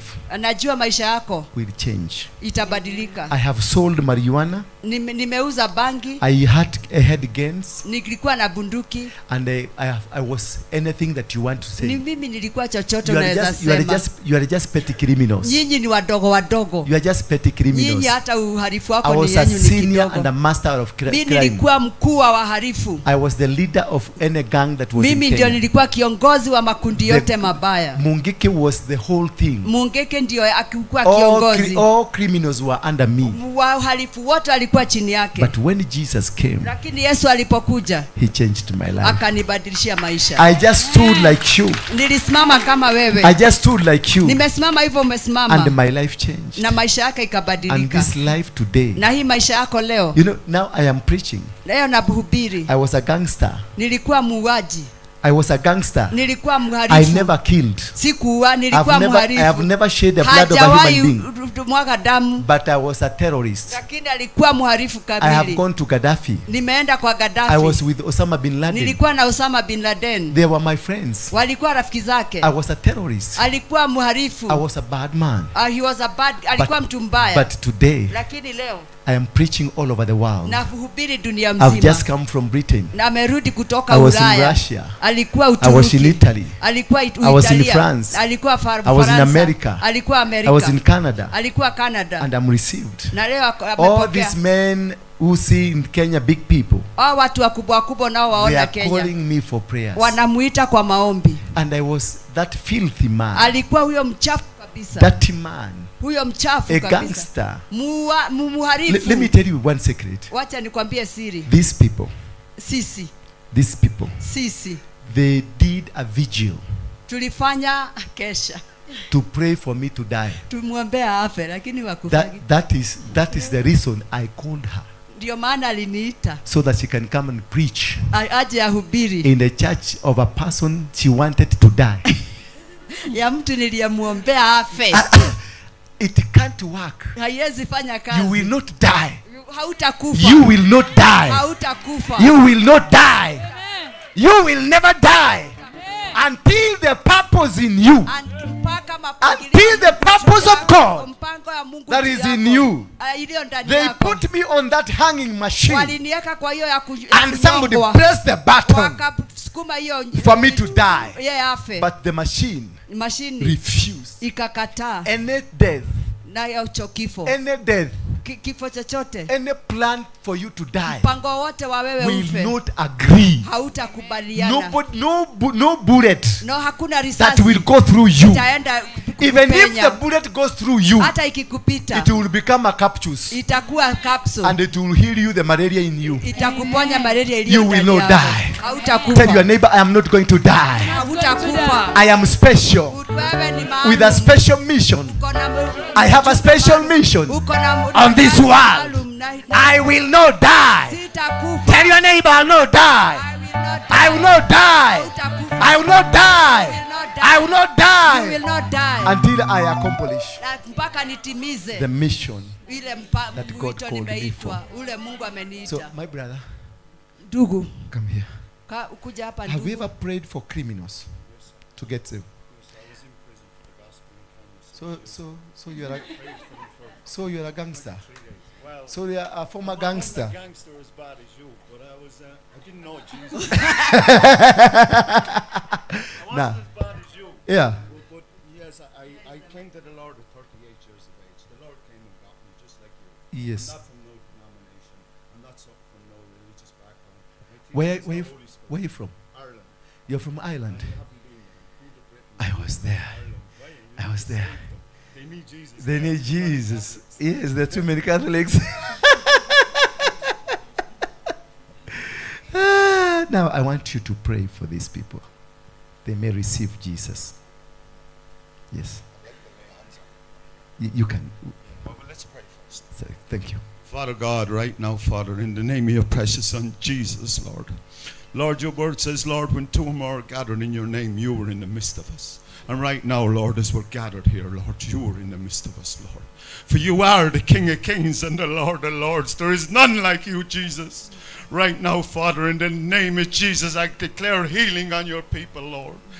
I pray for these people of Kenya. I pray for the nation of Kenya to change. Today, I believe the storm is over. To President William Ruto, I say, it's time for the altars of tribalism to be broke. It's time for the altars of corruption to be broke. And it's time for the altars of bad churches to disappear in this nation. Father, we give you all the glory and honor, for we are not worthy to serve you, Lord. We are not worthy to be in your presence, but by your precious blood on the cross, you promised us eternal life and salvation. I thank you, Father. I thank you for bringing your servant here today, Lord. Today, Lord. I thank you for bringing me to this brother, Lord, in the mighty name of Jesus. I thank you, Father, in Jesus' mighty name. Amen. Amen. Amen. Yes.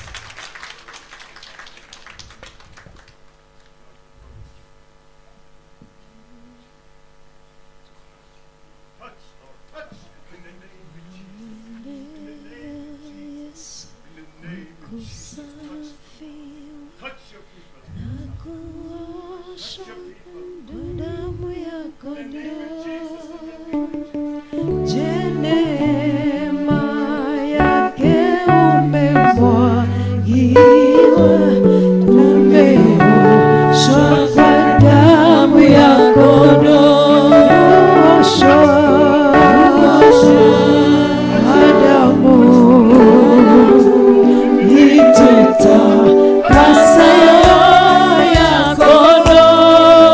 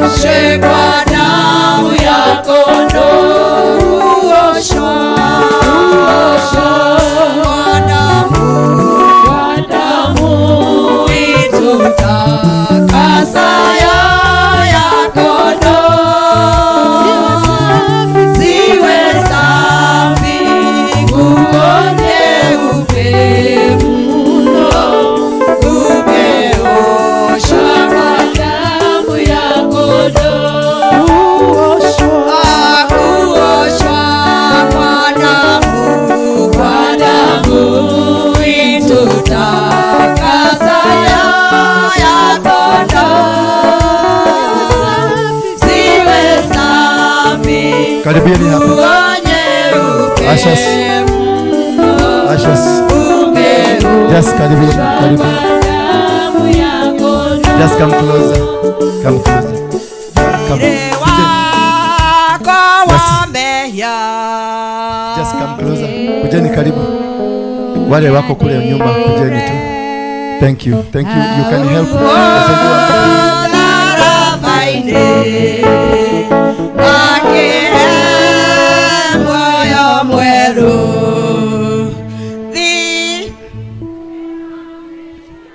Just hold on kidogo. Chukueni mikono yenu juu. Semeni Bwana Yesu. Bwana Yesu, mwana wa Mungu, mwana wa Mungu, uliye hai, uliye hai, kutoka leo nimeamua kukufuata kukaa kwa mapenzi yako na njia zako zote. Wewe shetani kutoka leo sina mahusiano na wewe tena. Mimi mahusiano yangu ni Yesu mwana wa Mungu. Sema amen. Amen. Funga macho yako nikombe. Just pray for them now. Father, in the name of Jesus, Lord. Lord, we thank you for your presence, Lord. For we are not worthy to serve you, Lord. We are not worthy to be in your presence. Lord, I pray for each and every one of these people, Lord. Lord, I pray for their healing, Lord. I pray for their needs to be met, Lord. In the mighty name of Jesus. We give you all the glory and honor, Lord.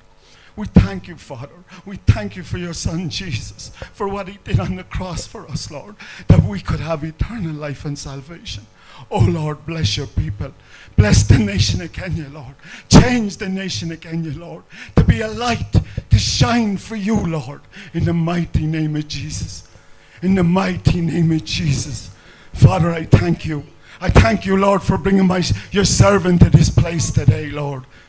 I thank you, Lord, for bringing your servant here in the mighty name of Jesus. I give you all the glory and honor in Jesus' mighty name. Amen. I want you people to know this. Today I was to preach in a church somewhere else. And when I got there, the Spirit of the Lord was not there. And I told that pastor I refused to preach. And somebody made a phone call and the Lord brought me to this place. Amen. This is my first day in Kenya to preach. Since 6 years. This is my first day and I'll be here for 31 days. Or 31 days, 90 days, I'm sorry, 90 days, 3 months. I'll be here in the nation of Kenya to bring the light and the truth of the gospel of our Lord and Savior, Jesus Christ. Amen. I want you all to know this right now. Jesus is here. Jesus is alive. Yes, Jesus is present right now. Don't mind your denominations. Don't mind your pastors. Don't mind your bishops. Come and serve the Lord Jesus in spirit and in truth. For you are the church. You are the temple of God. And you are God's people. Seek Him. Seek Jesus and all His righteousness. And everything will be added unto you. Amen. God bless you all. Amen. In Jesus' mighty name. Amen. Thank you, my brother. Now, I want you to go out there. I want to have your names because I want to do something very special with nataka mkitoka pale nje so mpeane majina yenu. Walk out there through this kuna line. Kitu ya muhimu sana nataka kufanya I want to have your names. Nataka majina yenu. I want you to be my good friends. Nataka muwe marafiki zake. Those who are jobless, hao hawana kazi, I'm going to work with you. Nitafanya kazi na nyinyi. Those who are suffering, nyinyi mnaoteseka, I want to become your brother. Nataka kuwa ndugu yenu. Just walk that way. Endeni hapo nje. Just walk out there. Nyote pamoja. Somebody is waiting for you. Kuna mtu anawagoja. Somebody is waiting for you. Mtu anawagoja. Let's go quickly. Amen. Because I want to walk. Katika jina la Yesu Kristo. Unapona. Somebody here. Somebody here. Jesu nyadeire haumo alafaide nakihe moyo mweru vile wameya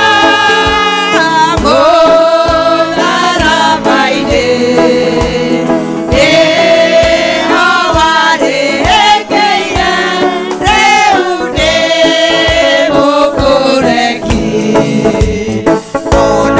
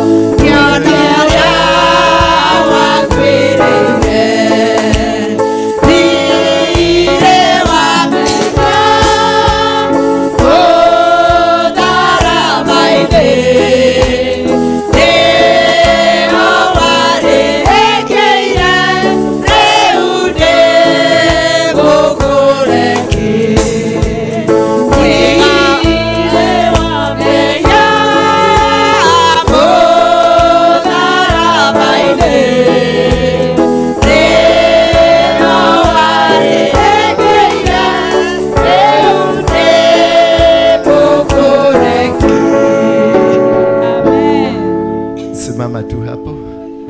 Now we are getting into the next and the important phase. Tunaingia katika awamu nyingine ambao ni muhimu. We said we are going to have a long day.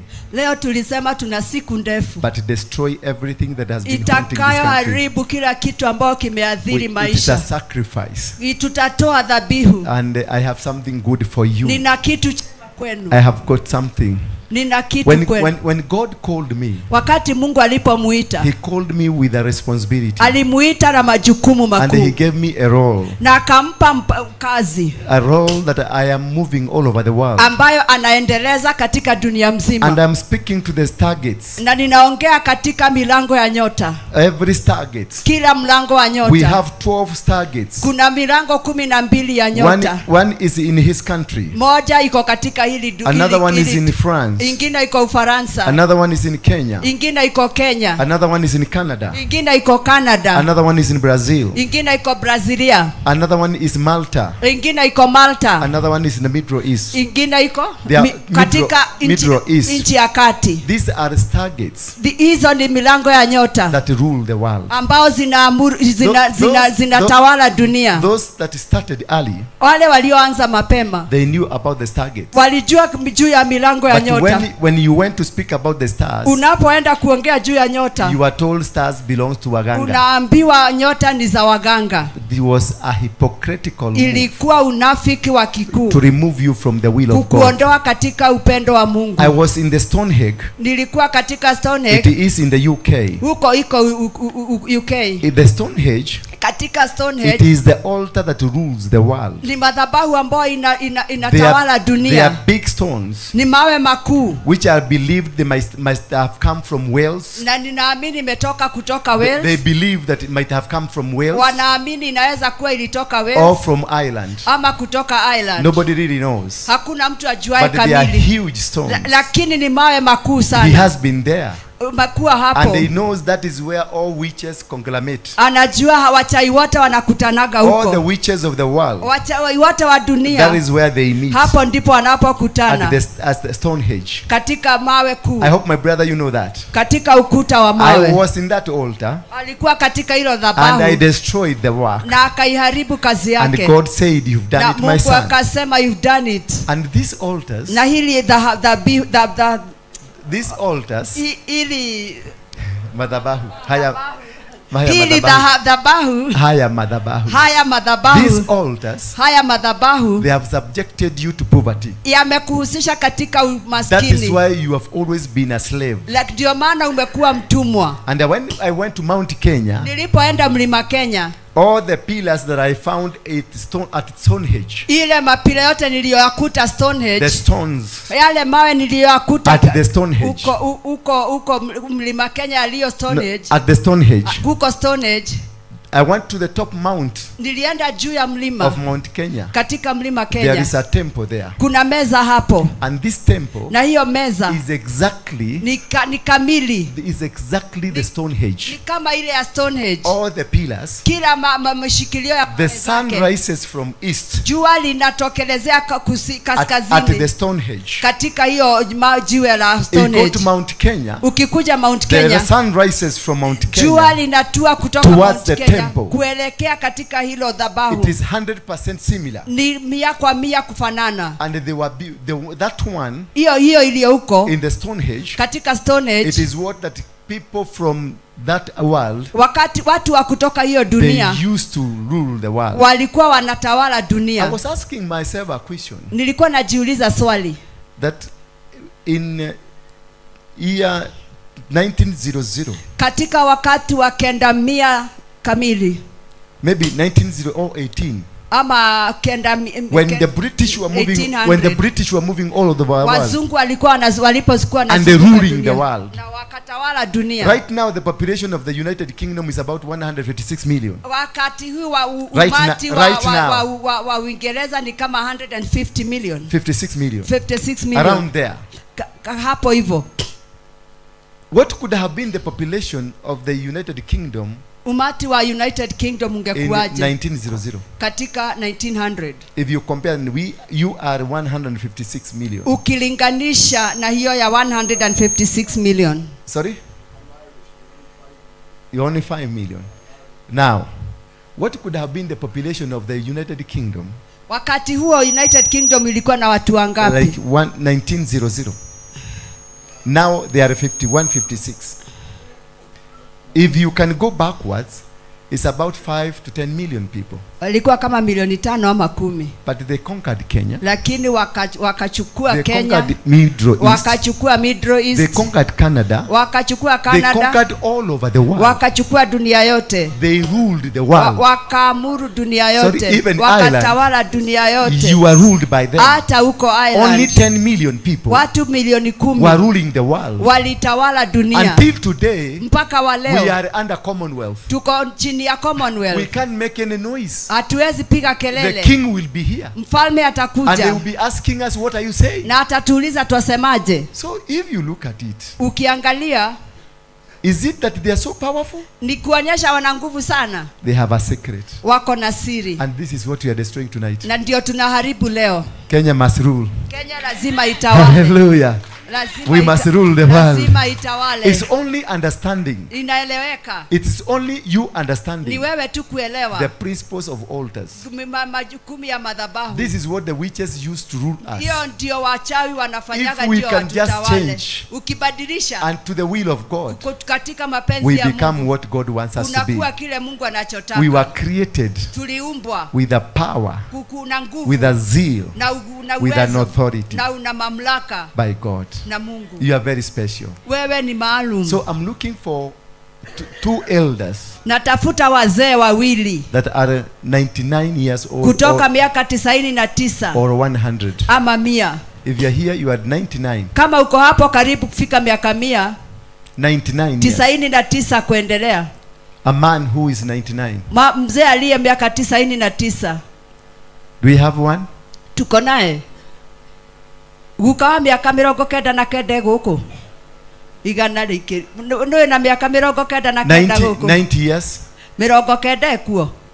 Guka mwanaume. Muthe oka muthe. A man with 90 years. Oka muthe wa miaka 90. Another one with 90 years. Ukiwe na 90 ni uriku? Oya, nioneka. Yes. Ka hapa. Na Ngai namwendete mwina riri. Sit here. Okaguka ikare hau. Wena miaka igana? Ucio wa igana. Kamari ingi atia? Ucio wa igana. Hari ungioroka hari. Okaguka. Ena miaka igana ucio? Na nĩ mũgũtũrathimĩra gũtũra. We na munyamaze please. We mũkũndathimĩra gũtũra. Munyamaze. Nĩ ngũrathimĩrwo gũtũra. Yes, come here. Ana miaka igana? Mũrehea. Rĩu nĩ twaingĩra igongona-inĩ.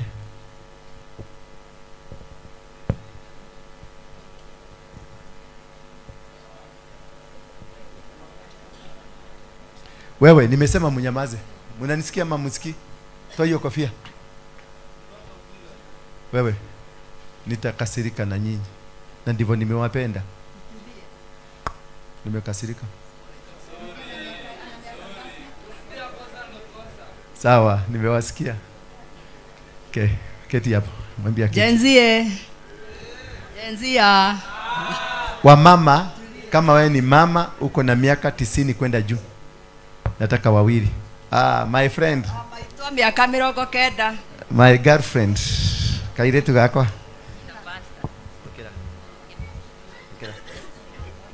Maitwa na miaka 90. Kairetu. Nĩngwenda gũkũra tawe. Tũthiĩ. Ĩyo nĩyo ngwenda na ndũkahandage.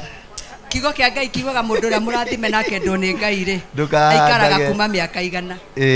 Ũkatũtũthiĩ. Inyuĩ mũrĩende na mũkarathimwo nĩ Ngai. Tũthiĩ tu. Kũringana na kiugo gĩake thĩinĩ wa ibuku rĩa Isaia 57:57. Kiuga mũndũ ũrĩa mwende na mũrathime nĩ Ngai ũrĩa mũthingu na wendete Ngai. Amũigaga mĩaka 100. We na mĩaka 100. Nĩ aganu. Botigani rugama. Rĩu inyuĩ mũrĩende nĩ Ngai. Ũkai haha.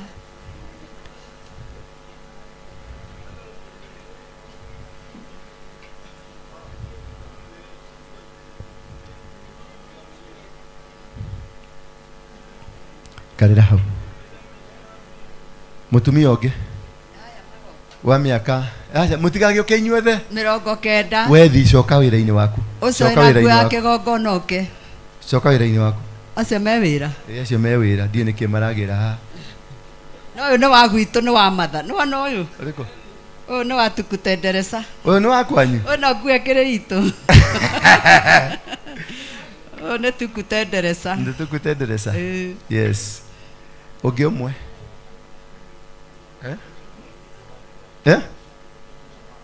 nĩ mũtumia waku ũyũ aya ũguo wĩna mbĩ wĩna mbĩ gũkũ we ũrũngie we wahihinyaga andũ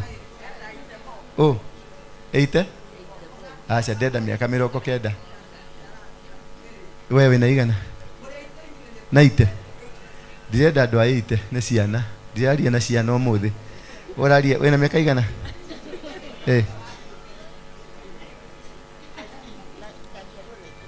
ndũkĩke mathabu macio na ihenya mũtumia wa mĩaka 90 ndiraria na ciana mĩaka ite nĩ twana mĩaka ite nĩ twana tũirĩtu twa mĩaka ite mũtikoimire no wa mĩaka na ite ndiraria na ciana ũmũthĩ na ite ena igana mũrehe wathiĩ kũ wathiĩ kũ ikara hau ũka na ihenya teng'era rũteng'ere ikarĩra haha 1 2 3 4 5 6 yes good number 1 2 3 4 5 harĩ ũngĩ wa naite ũcio naite years good jipigie makofi wewe na miaka igana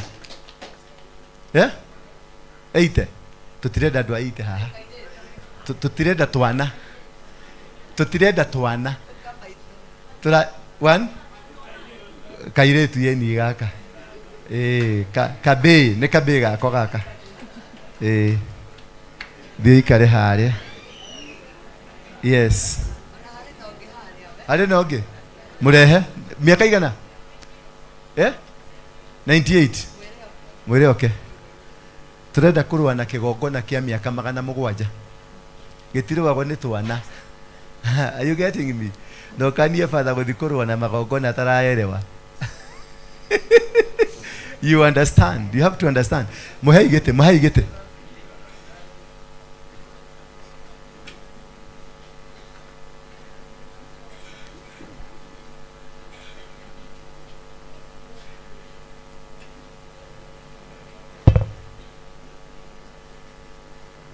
thank you sasa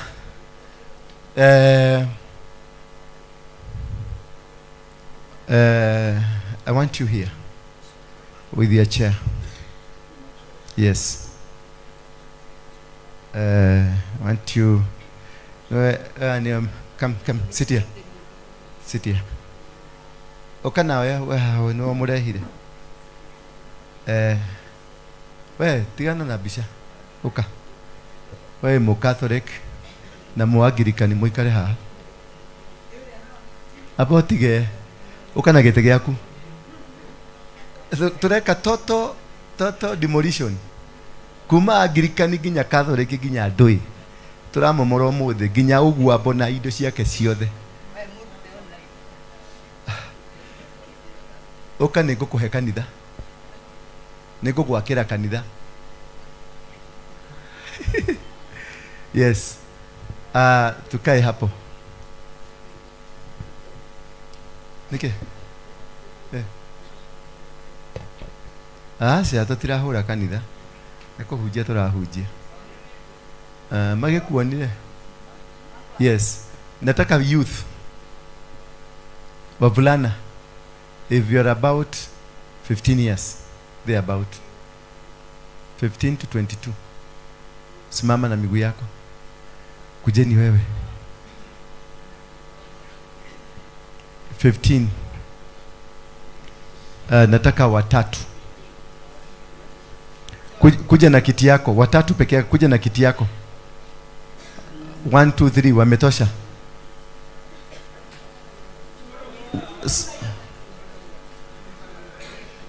Fagi iramonithia. Tiwe turari uhoro wa andu angi. Kiti yako iko wapi? Wake up. 3 girls. I need 3 girls. 1 girl. Another girl. Ako wapi? Si akuje bio bio. Kuja. Mutafutie kiti haraka hapo.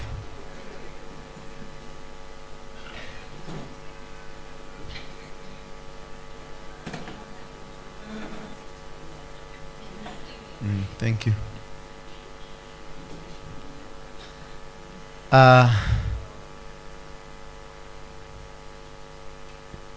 Praise be the name of God.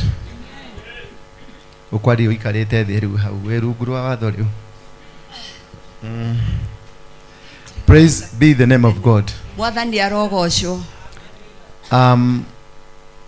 What you are about to do, uria turathi gwika riu, it is very unique. Ni uhoro wa magegania muno. It never occurs.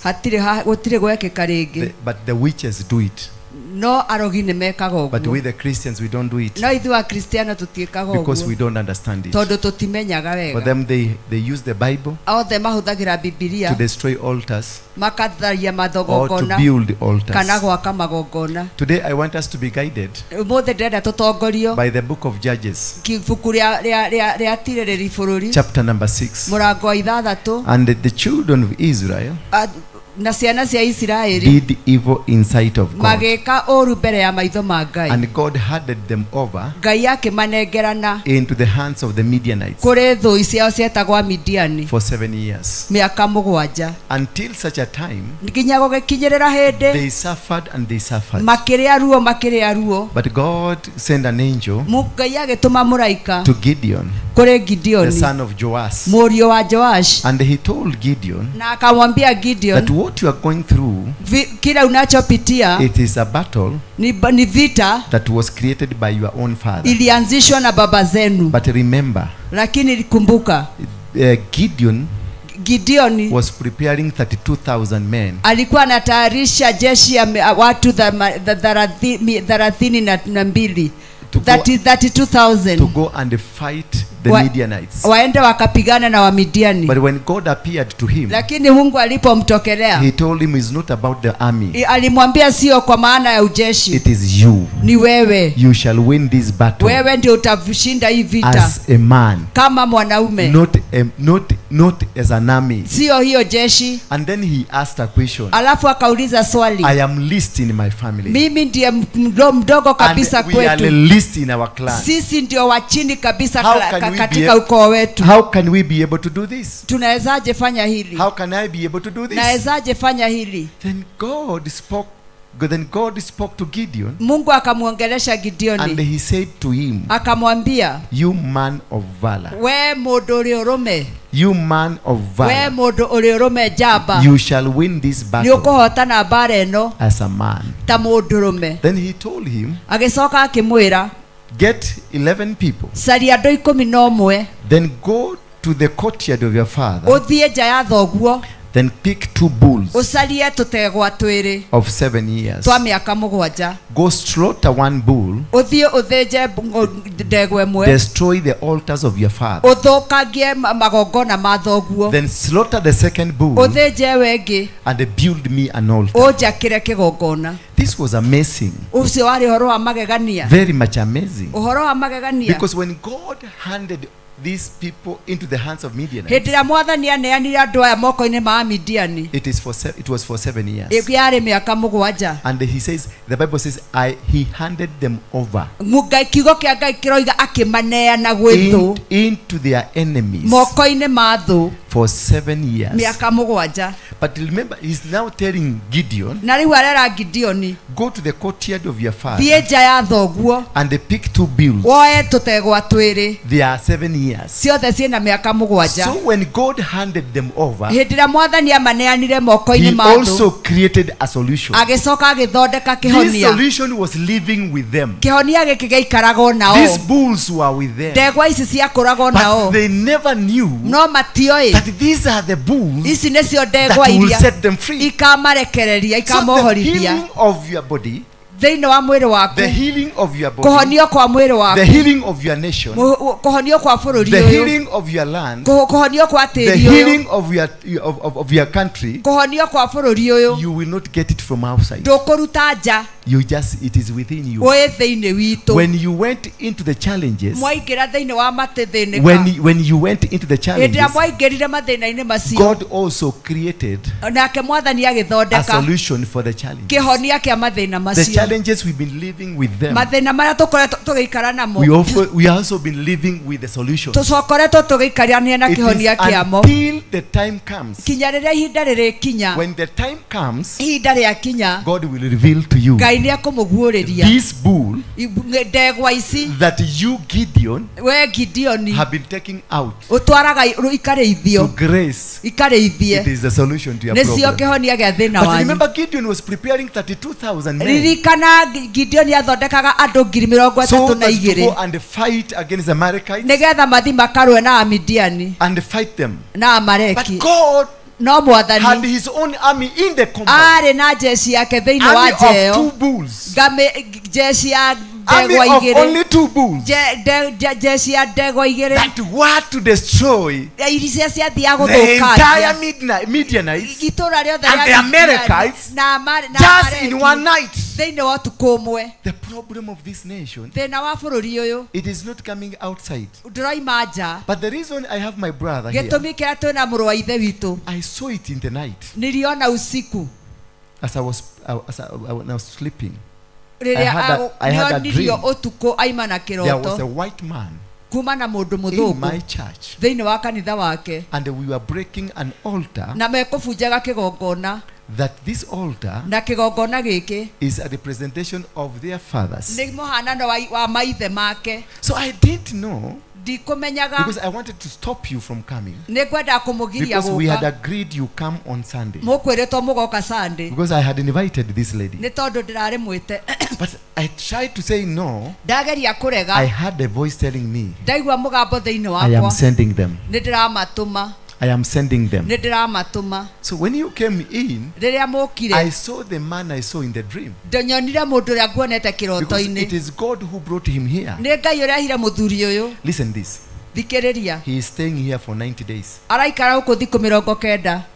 How old are these men? athuri aya nĩ a mĩaka igana? nĩ a mĩaka 90 gũthi na mbere. 90.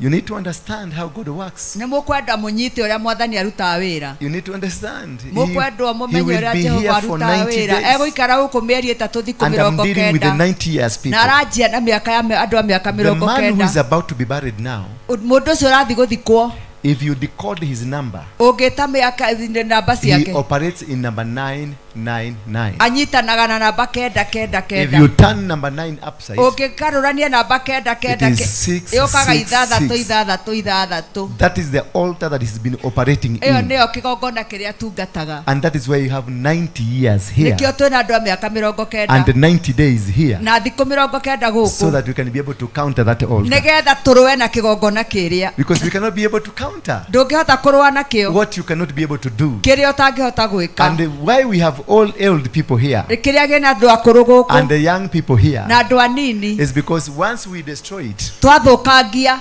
he had 2 bulls, arĩ na ndegwa ici, one for destruction ĩmwe yarĩ ya and gũthũkangia one for building. na ĩmwe ya gwaka. So once we destroy, we twathũkangia, must raise a generation no nginya tũkĩrie that will take rũciaro over. rũrĩa rũkuoya. Hallelujah. Hallelujah. We must raise a generation No nginya tũrĩithie that will take over. rũciaro rũrĩa Because when rũkuoya. Raila took over, rĩrĩa Raila he oire, was a young person. arĩ mũndũ He was not mũnini, an old person. ndarĩ mũndũ mũkũrũ. So we are destroying tũrathũkangia and building. na gwaka. That is the book of Jeremiah 1 verse 10. Jeremia 1 yugaga nĩ That is, ngũhete see hinya wa today. kũmunya na kũhanda. See today, ora ũmũthĩ I have set you nĩ over ngũtũmĩte nations nĩ and matũũra-inĩ kingdoms na mathamaki to uproot, ũmunye, to to destroy, to dismantle, then plant and build.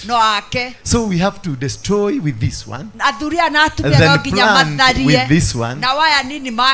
Then I don't know whether I'm right or wrong. Hallelujah.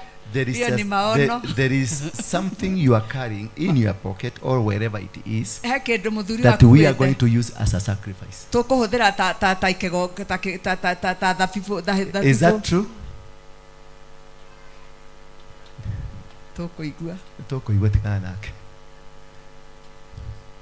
Praise be the name of God. Praise be the name of God. Praise be the name of God. Are we together? Are we together? What you are going to experience tonight? Last time I was at Kalonzo's function, when he was launching his bid for the presidency.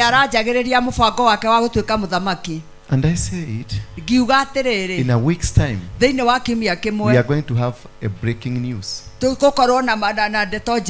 of what Kalonzo has done. Because the move of Kalonzo there was prophetic. Kalonzo was launching a political revival. We are launching a religious revival. And we will be raising an economical revival.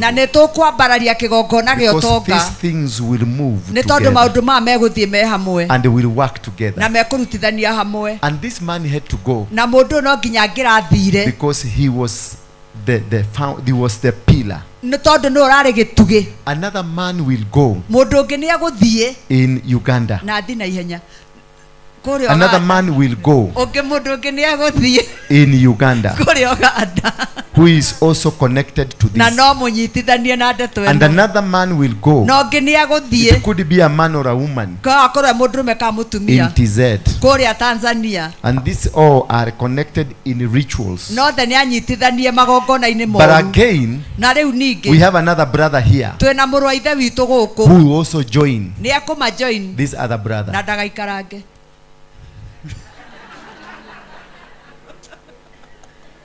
Why are all these things happening? They are happening because God is cleaning his house. God is cleaning his house.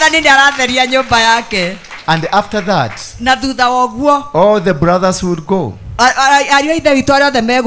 Then the younger brother will lock the door. The younger brother will lock the door. The younger brother will lock the door. Interpret for me correctly. The younger brother will lock the door from inside, not from outside. Meaning all of them, they will be inside. And then we are going to have the revival. The revival will start. Then the revival will start. Just hold on. Praise be the name of God. And that is how God operates. So that's why I told you this is not a church. This is an altar. Let me take you backwards. This house was built in 1930 by the Jew community. The Jew community, they wanted to settle in Kenya. From Nakuru all the way to Kitale. That is where they wanted to build Israel. But the British government refused. But they had already started building their storehouses. Because they believe in storehouses. This building was a storehouse. The building you are seeing there, KPCU, is a storehouse. And the coffee house is a storehouse. All these are storehouses. They were built in 1930. When I came to this building, this building was not occupied by, it had never been occupied by anybody since 1930. Only files for the government.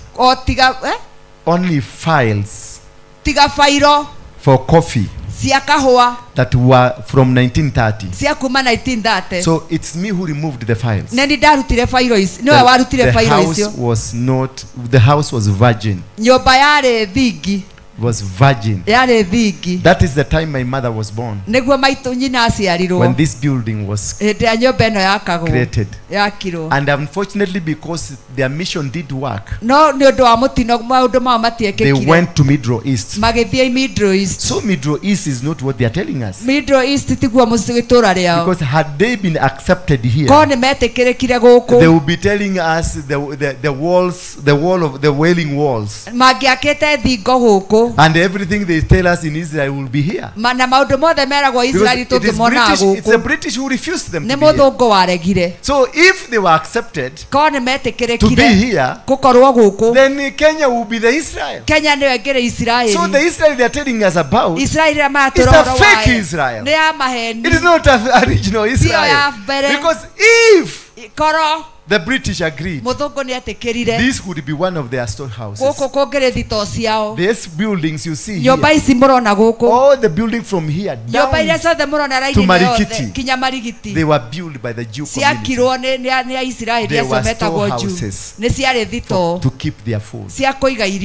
They wanted from Nakuru all the way to some parts of Uganda. That is why they wanted, because they were coming home. Because the Jew community are in this country. The sons of Judah, the sons of Jacob are in this country. If you read the book of Ezekiel chapter number 48, it tells you about the children of Jacob, Naphtali, Reuben, Judah. Or they were sent to live in the Mount Zion. They were told to guard the Mount Zion. And they live by the Mount Zion. Here there is a question that you don't understand. Mount Zion, according to the book of Genesis, I'm going to give you, it is south of Mediterranean. It is south.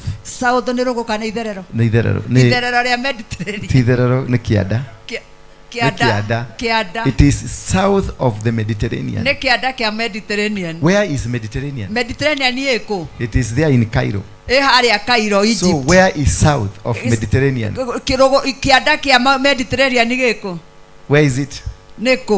Is it on the other side of Israel or the other side of Kenya? So Mount Zion, it is south of Mediterranean. Mediterranean Sea. So therefore, and it is in the middle of the world. Is Israel in the middle of the world? Where is the middle of the world? It is where we have the equator. Where is the equator? It passes through the Mount Kenya. If you go the other side of Nanyuki, that is where you have the equator. So that is where Mount Zion is, in the middle of the world. Mount Zion And when God was preparing the children of Israel, He prepared them from Mount Sinai.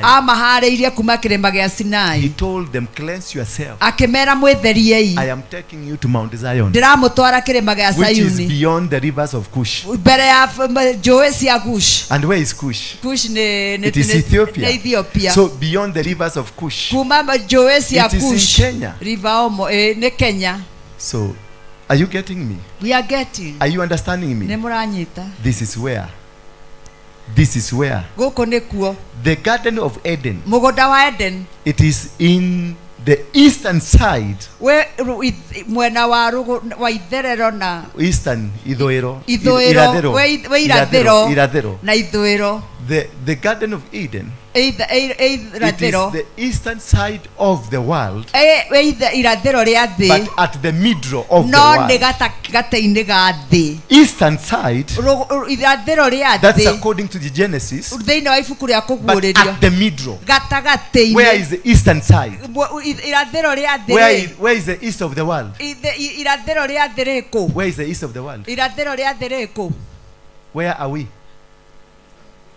Yes. East Africa. East Africa. East Africa. It is the east of the world. At the middle of the world. Now you can understand. That's the reason you are here. The people who rule the world, they are people from Ireland. If you are in America and you are not in the genealogy of Ireland, like Trump is, and all the leaders in America, they have a bloodline traced to Ireland. Because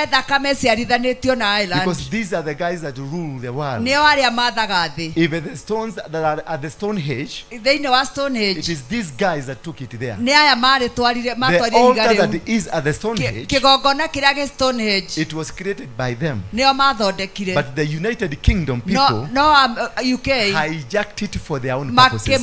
So your altar can be taken and swapped. This is the reason this guy has come to surrender. So give us what you have brought here.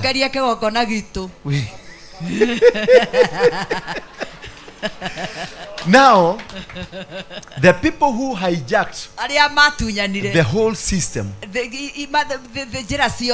are the people called the Catholic people. These are the people who changed. The first church is not Catholic. It is Orthodox. In St. Peter's, in Russia, that is where we have the first church. The first church that was stolen from Ethiopia. So the Catholics, by their own agenda and their own plans, they hijacked the system and they created the Roman Empire. Then they created a system where all these churches, including Anglican, they are part of the Catholic. We are all Catholics. We are under the altar of the Catholics. We are ruled by the Catholics because we follow their doctrines. The clothes I'm wearing here, the clothes I'm wearing here, this is a religious. They are Catholic. I'm pretending to be a good preacher, but still I am in their attires because they ruled my psychology. Praise be the name of God. Amen. Hallelujah. Amen. So you understand where I'm coming from. We are not original. We are just fake, including myself. Give me the candles. My brother, I want you to come. Give me the matchbox. It is 3 p.m. It is 3 p.m. Praise be the name of God. It is the time to destroy the altar. It is the time to come out the Babylon kingdom. We are coming right now out of the Babylon kingdom and getting into the kingdom of God. And we have two people representing the Babylon kingdom. These are representatives of the Babylon kingdom.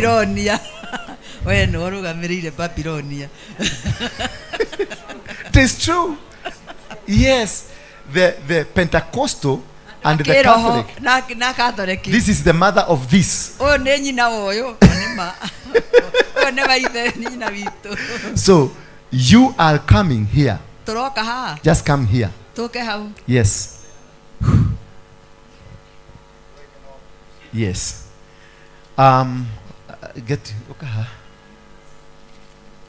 Hold these candles. One each.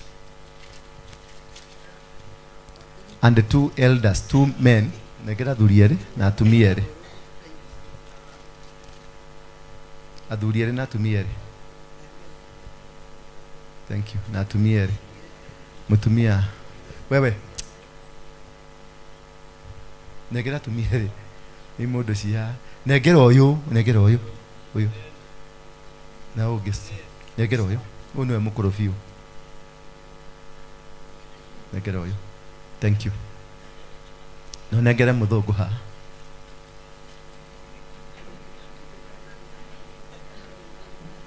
Thank you. Now, I want you to get that light. Just tap it from there. Tap the fire from there. No. Use this one. Yes. Nugoto shokeria mwaki wito. Neido situ arashokia. Now, stand here. Now, you go get the light from there. Put it here.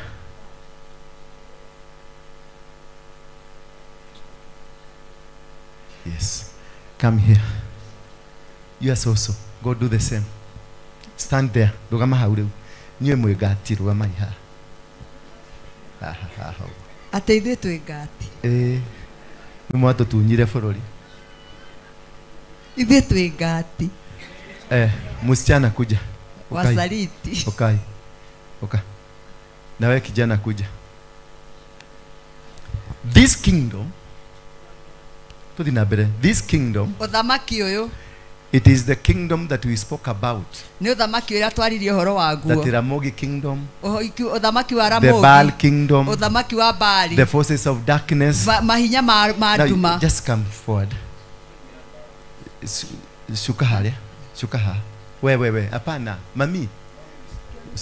Kuja acha atia kuneana. Kara haha. No akwero neane. Rugama hau. Na weka haha. Come, stand here. Simama hapo. Face huyu. Babiloni. Now, nataka I want you to police her and Muredo muhorie misuma eno muzime hizi kando zima. Thank you. Put your hands together for Jesus. Othamaki wa kingdom, the Babylon kingdom has gone down. Down. Yes. Jesus mighty name. Yes. Amen. Hey. Now, put this on. Yeah, light this one. Kuja. Akeria. Come with it. Come with it. No. Don't put it. Where, Nikki, where? Go. No, this one. Carry this one. Carry this one. Yeah, leave that. Put the fire to our elders. Return what you took away from our elders. Return what you took away from our elders. In Jesus' mighty name. Come, put it on from our elders. Light up Kenya! Light up Kenya! Light up Kenya!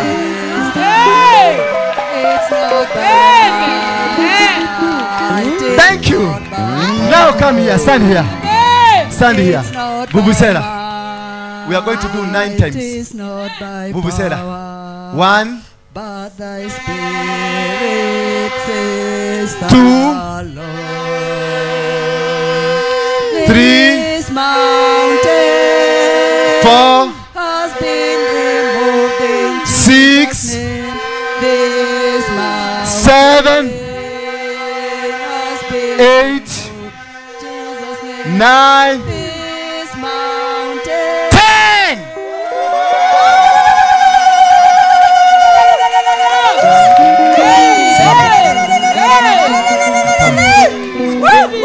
Sasa tulieni wazee, hand over kwa watoto wenu.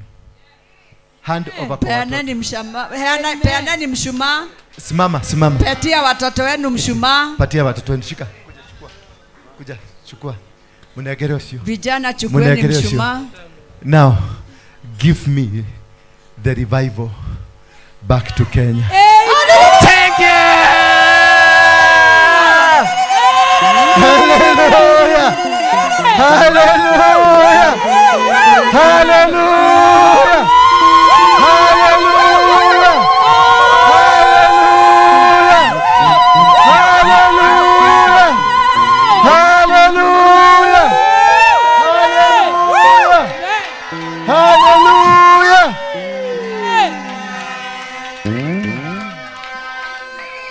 Thank you.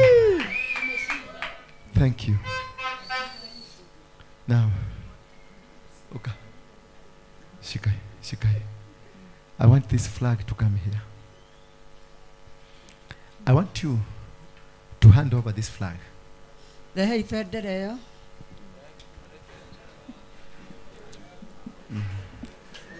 Yes. Yes. Now you bring it here. What, Nikki? We put it here. Now, bring it, give it to me, like you are giving the flag itself, the flag. I hand over the freedom. Okay. Say, I hand over the freedom. I hand over the freedom to the nation of Kenya. That from today, the revival has come. I surrender. In Jesus' name. In Jesus' name. In Jesus' name. In Jesus' name. In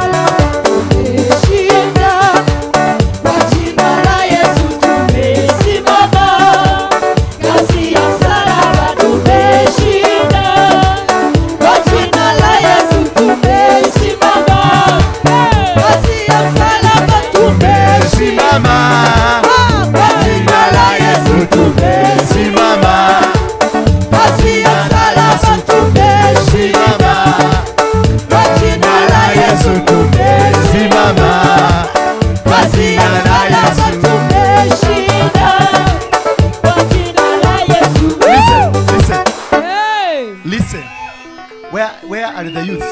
The youths kujeni. Kujeni hapa. Simameni tu hapa mlikuwa mmesimama. Quickly. Walienda wapi? Youth rudini hapa. Rudi hapa tu. Simama tu hapa. Niangalieni sasa. You know, in Bondo, they are transferring power. We have transferred power. Inua mikono yenu juu. Lift up your hands, everybody. As we stand, tunaposimama, by the blood of Jesus, kwa damu ya Yesu, we cancel every demonic agenda. We cancel, tunavunja ngome zote za pepo ambayo inatendeka huko Bondo. There will be no transfer of demonic agenda into this nation. We destroy, we dismantle, we kill the God of Ramogi.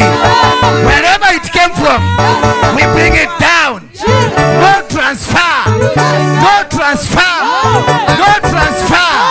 Say no, say no, say no, say no, say no, say no, say no.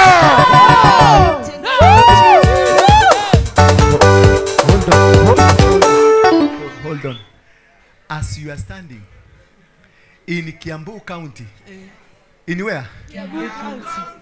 There is a Catholic church that was just recently constructed. And it is the seat of Lucifer. Yes, the seat of the Freemason. the seat of the Freemason. I'm not going to mention to you where it is, but it is in Kiambu County. Somebody just constructed it so that, because this one was so much exposed, so they constructed another so that it can position to take the country. Lift up your hands. Inueni mikono. In the name of Jesus, Katika jina la Yesu. the one that was crucified, Yule aliyesulubishwa. the one that shed his own blood, Yeye aliyemwaga damu. so that nations can be free. Ndio mataifa yakuwe huru. In the name of God, Katika jina la Mungu. the father of Father Abraham, Baba wa Ibrahimu. the father of Jacob, Baba wa Yakobo. the father of Isaac, Baba wa Isaka. the one who liberated the children of Yule Israel aliyeachilia huru wana wa from Israeli Egypt kutoka utumwa to wa Canaan. Misri mpaka Kanani. Today, Leo I decree and tunatangaza declare tunatangaza any church kanisa lolote in the name of anything. katika I jina don't lolote. care whom you are called. Tujali wewe ni You nani. church, Wewe kanisa. you are built Uliaje in kwa- Kiambu County katika Kiambu County. as a seat of Lucifer for the Freemason. Ya Freemason. Today, Leo. Kenya, Kenya, Kenya, Kenya, Kenya is a free nation. Kenya does not belong to Freemason. It doesn't, in Jesus' Our name. children will never go to Illuminati. Amen. Our children will never go to sorcerers. Yes. Our children will Yes. never be Yes. in the kingdom of the devil. Yes. The Luciferic agenda Yes. will not work in Kenya. I destroy every plan, every agenda, every plan they have for this nation, every agenda that they have. Yes. These children, Yes. they are on marijuana. Yes. They are on drugs. Yes. Because of the Luciferic agenda. Yes. To destroy our nation. Yes. To destroy our generation. Yes. Right now. Yes. I set this generation. You are free. I set you free. Free. I set you free. You are free. I set you free. I set you free. I set you free. I set you free. I set you free. In the mighty name of Jesus. The final one. Come, hear me here. The final one. This Ya nation, mwisho. the Mau Mau, Mau Mau. these men, Hawa wazee they fought for the freedom of this nation. walipigania uhuru wa Kenya. Marũĩre wĩyathi witũ. But what happened? No ũrĩa gwathire. The home guards, Gati they swapped. They magĩcenjania. took the power. Makĩoya They ũthamaki. took their land. Makĩoya mĩgũnda They yao. took everything. Makĩoya indo This is ciothe. the reason they are suffering. Nĩkĩo mararĩa thĩna. The Kenyatta family, Family ya the Kenyatta. Moi family, Family ya the Moi. Oginga family. Family ya Oginga. Those are the people who took power. Nĩo moire ũthamaki. And they took everything that belonged Na to us. magĩtũtunya indo ciothe. Our fathers Maithe maitũ. were left without anything. Magĩtigwo matarĩ kĩndũ. This generation, Generation ĩno itũ. that generation Generation ĩyo of that families, ya ciana ya family those icio. families, Family icio. the dynasties, Icio dynasty. they are planning to extend. Marenda gũtambũrũkia. They are planning to extend Marenda gũtambũrũkia. their rulership to our Ũthamaki igũrũ generation. ritũ. As I live, Yes. I declare and I decree that today, the altar of the Baal of Joas, the father of Gideon, has been broken. Has been broken by the Gideon. By the Gideon. By the Gideon. By the Gideon. By the Gideon. Let us celebrate.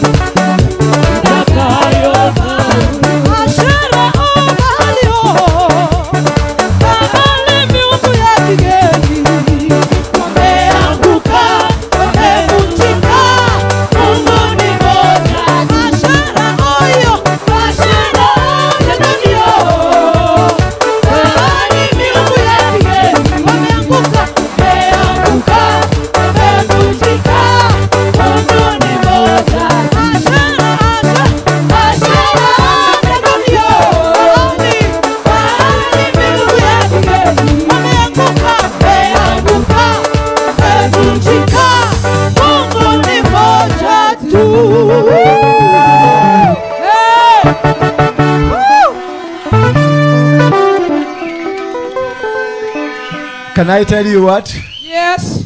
Can I tell you something? Yes. It's my secret. I will tell you later. Can I tell you now? You want to hear it now? Yes. Be seated. Thank you. I want to hear from God. Because he is here. The angels are here. Christ himself is here. Oh, Amen. God is with us here. Amen. Yes.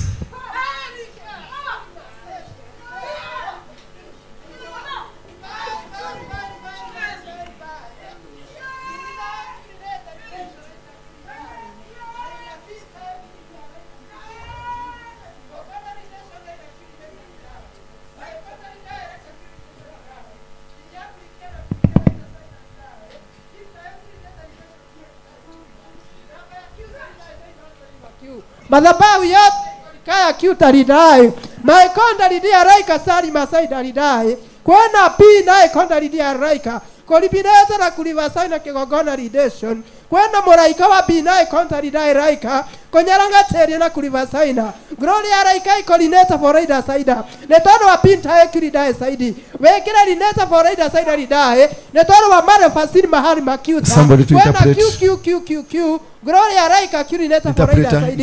My forineta lineta linaye. Kojara kenda kulikia raita. Peri na ilinaye saida. Moraika wa karangateria. Kigogona lidesho raita kiu. Madhabahu yote ikolifasika. Katika bina ikonta lidae. Moraika wa salama saida linaye hali tintae. Kolima saida na kulikia raita. Na baya kiu linaye. Lineta lidae saidi. Eni nilinaye kiulineta. Salama saida ya kiulineta saidi. Sianasia na hali intae kiulidae. Na baya kiulineta foraina saida. Kolibineta na kulivasaina. Netoro wa kiulintae kiulida. Girena haramaseri ya kiulineta. Atumia othe mena hali intae. Kigogona redemption holi na saida. Netoro wa bora kona la masharia. Kigogona redemption na baya kiulineta foraida. Atuli ilinae saida. Kirinae saidi. Netoro wa pontae kiulida. Morehari na hali intae. Kolina seria kiulineta. Na baya bintae kiulida. Mwadhani gaya heogos. Yes. Bwana apeo sifa. Mtumishi wa Mungu umeambiwa ya kwamba kuna malaika mwenye yako hapa na ameweka tiki ya kila kitu ameondoa. Na imesemekana ya kwamba ni lazima tutoe dhabihu. Nigetha tumeigerere ya kuvunja madhabahu maria tuoe udungi kigogona kingi nikio tukurugoma. Yes. Atumia mamenye gatagati-ini kao ni makurugoma. Ciana gutire ciana igukua ringi. Maundu maria mothe maraturitwo mahithitwo ni ngoma. Jehova Ngai mothe ni marikie kuguithia. Thank you. Pigia Yesu makofi. Thank you, Lord. Redeemer. Station. Order. Yeah. Order. Yes, Father. Wena muwakipa upon tayo kiulidae. Ona mwalifa sign kiulidae. Mokoli kae kiulineta foraida saidi. Na baya kulinae na kulikia raita. Kigogona lidesho raita kiu. Kolingae na kulingata. Katika bina konta lidae. Station ya raita kiu. Kwena morify morishanda. Kigogona lidation. Na baya karakanda. Kigogona lidation. Na babi na konda lidae. Roho wothe washuru materia. Kolipotolia na kutarida. Netodo abintaya. Muthabae ilinae kiulidae. Mwathani agocwo. Turerwo ni iguru riaku gatagati-ini gaku gakuirigira kigogona giki ni tondu Saitani ndanakena ni undu wa wira uria wothe warikia kuguithia. Ni kuri na maundu mangi mangiarahuka mari miaki mari maundu maria ngomangianjiriria nyumba cianjiriria kuhia ni undu wa revenge. Wero ni kuhingithio docio na kega witu. Thank you. Pigani Yesu makofi. Wonderful. Bingu imenena. Morifosi malikanda limasaina kolikana kulikia raita sana kwa sababu kuna borokosi maekonda lidia raika salida sidarina handa kolimo seria kulineta stari aposto wekera rifai kulidae saidi kwenda molikaya marakota ramashanda ribae lidae sirina handa konyaranga seria kulineta saini mastari wa kiu kuhora kigogona redemption netoro kwenda mintae kulida na bakri na hari dantai ria shirina Mwathani agoco werwo nĩ igũrũ rĩaku ndungata ya Ngai hoya rĩrĩa rĩothe ũkũhoya Jehova Ngai akwĩra nĩ kũrĩ kuohora kĩgongona nake Jehova Ngai arĩ mwena waku gatagatĩ-inĩ ka ũndũ wothe ũkwĩra Ngai Jehova Ngai ũndũ ũcio nĩ araũkanja. Thank you, thank you.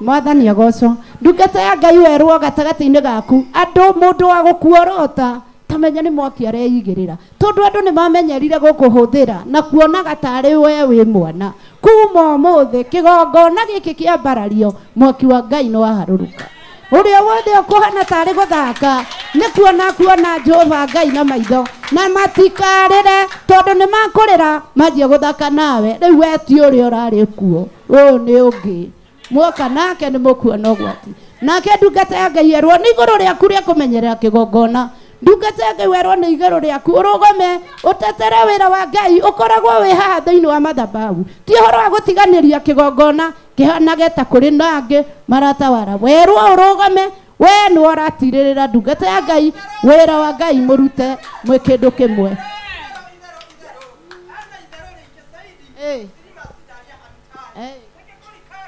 Otiga itherũ otiga gũthaka nĩguo oi Ngai. Thank you. Atotiga gũthaka ona ũndũ ũcio gatagatĩ-inĩ gaku werwo ũndũ ũrĩa mwaki ũngĩũkana gwaku nĩ tondũ wa gũthaka na kĩgongona ũtiga itherũ tondũ Jehova Ngai nĩ mwaki werwo rĩrĩa wĩ gũkũ kwĩna maitho ma Ngai makũroraga tondũ we nĩwe mũtirĩrĩri wa ndungata ya Ngai ikara wega take nĩgetha ũhote kũrutĩra Ngai wĩra tondũ Ngai nĩ agũtwara handũ hangĩ Ngai akũrathime.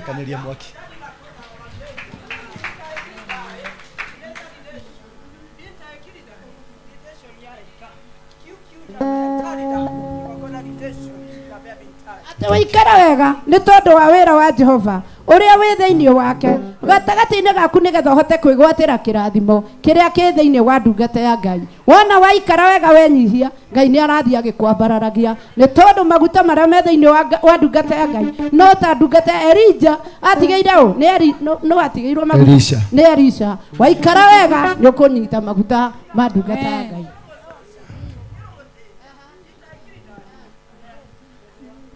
Ate waikara wega nĩ ũkwĩgwatĩra. Thank you.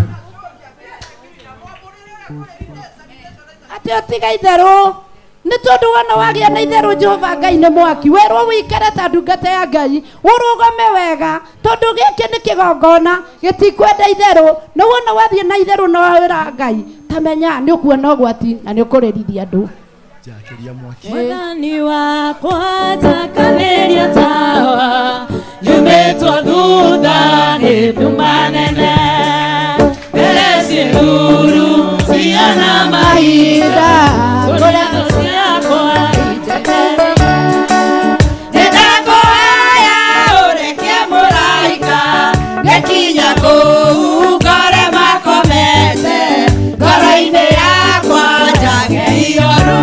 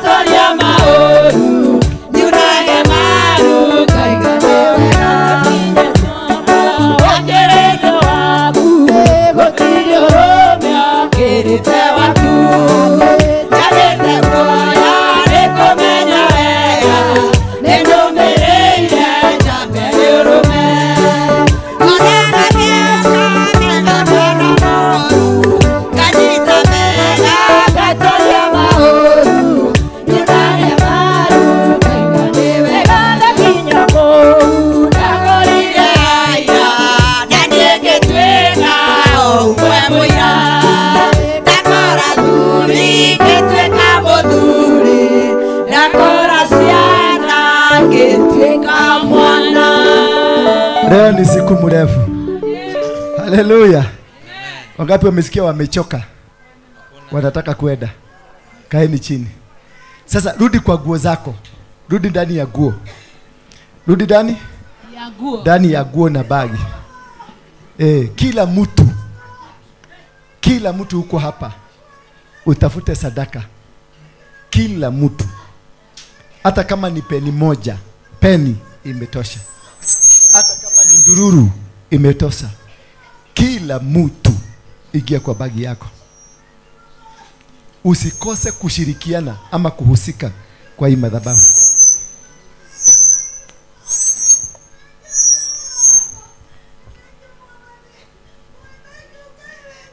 Kila mtu, hata afadhali uombe neighbor. Hata kama ni peni, hata kama ni shilingi moja, ukuje uhakikishe umekelea kwa madhabahu hapa. Tuanze na hapa. Tuanze hii roho ya kwanza hii. Wewe kujeni. Watumishi wekeleeni hapa. Yeah, kuna namba ya simu pale. Haya, anzeni laini hapo. Hii watu wa mbele hawa. Kujeni. Okay. I'm asking now for the sacrifices and the offering. Inywe, igerera isianyu ha. Place it here. That there is enough. Okay.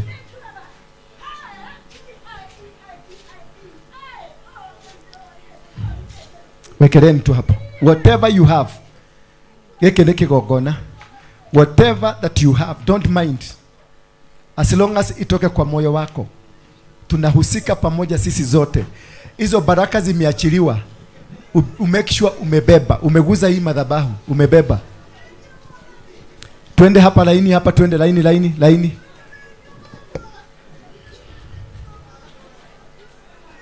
Amkeni. Wekeleni hapa. Acha kujifanya ati mumeiba, mtu mumetolewa nini?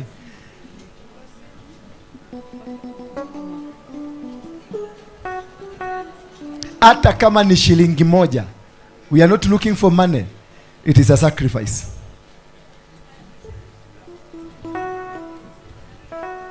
Wewe kuja simama hapa. Korogo imadha amene niki. Yes, thank you my brother. Thank you. God will open your eyes.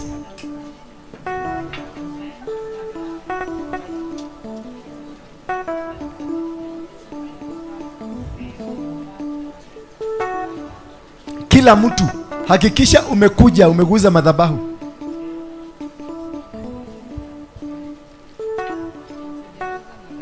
Wengine ingia huko hivi, ingia hivi.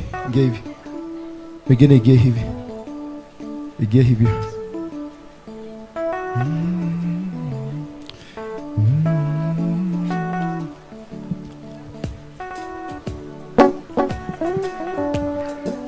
Leo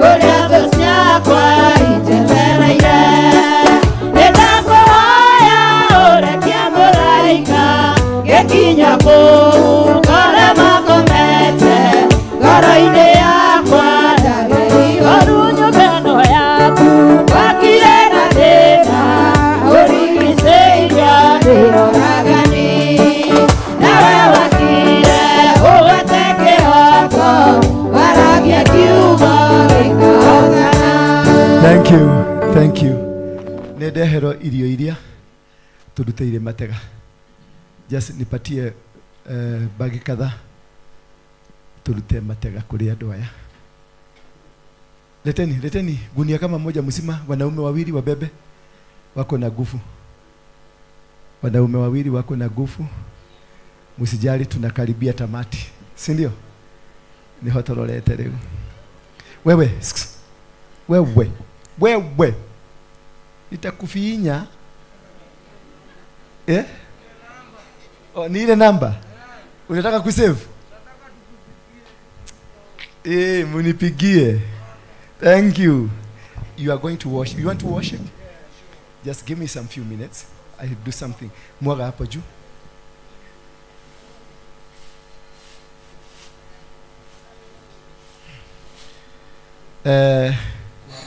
Maya nĩ matega turenda kumutegera aciari aitu. Nĩ kũmũhoya ndamũhoya mwĩtĩkĩre matega maitũ. Nĩ mũkũmamũkĩra? Nĩ mũkwamũkĩra matega maitũ? Thank you. Oka tũirĩtu. Okay.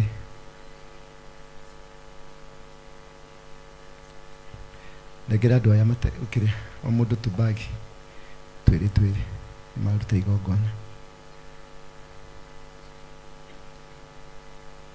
Mwamũkĩre matega maitũ, mũtũririkanage na mũririkane kĩgongona kĩa Ngai. Ngai wa muoyo mwende, Ngai wa muoyo mũtũrie, Ngai wa muoyo mũrathime. Mũtũririkanage nĩ tũrĩ na ũũgĩ witũ, tũtirĩ na andũ a gũtũrĩrĩra, inyuĩ nĩ inyuĩ twamũtũma wĩra. Mũkĩaria na Ngai mũkaragia, mũkĩaria na Ngai mũgatũririkana. Ukimwira kaundu ukaririkana kigongona giki na mukaririkana ciana ici.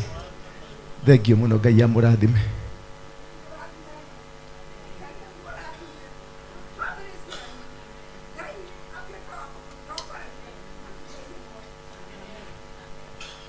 Thank you, Ngai akũrathime nawe. Thank you. Sawa. So you want to come and worship? Just come. Yes.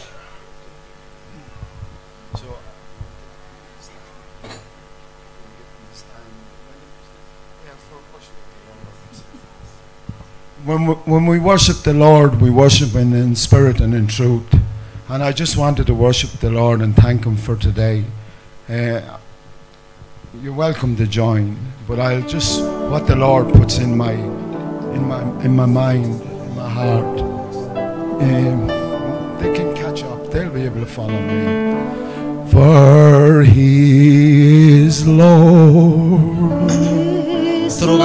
For He is Lord. He is risen from the dead, and He is Lord. Every knee shall bow, every tongue confess that Jesus Christ is Lord. Sing it, people. Oh, He is Lord. He is Lord. Oh, He is Lord. We bless His name. He is risen from the dead, and He is Lord. Every knee shall bow, every tongue confess Jesus Christ is Lord. Fill my cup, Lord. I lift it up, Lord. Come and quench the thirsting of my soul. Bread of heaven, feed me till I want no more. Here's my cup, I lift it up and make me whole. Jesus, Jesus, there is something about His name. Master, Savior, like a fragrance that comes like the rain. Kings and kingdoms shall all disappear, but there's something about his name. Sing hallelujah. Sing it, people. Hallelujah. Worship him, people. Hallelujah.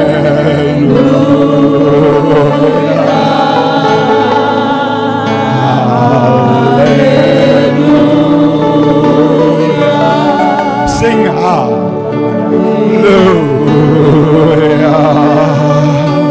Oh, hallelujah.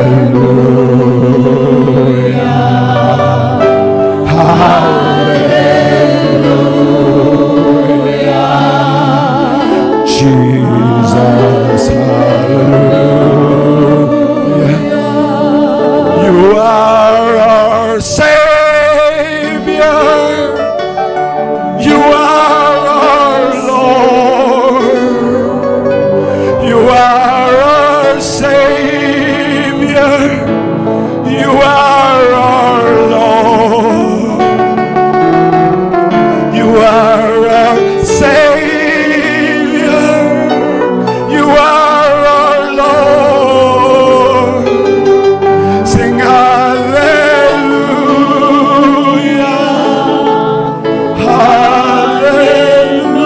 Hallelujah. Sing it, people. Lift your hands. Hallelujah.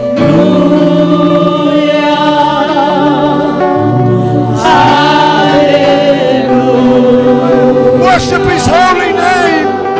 Hallelujah. Raise your hands for Jesus.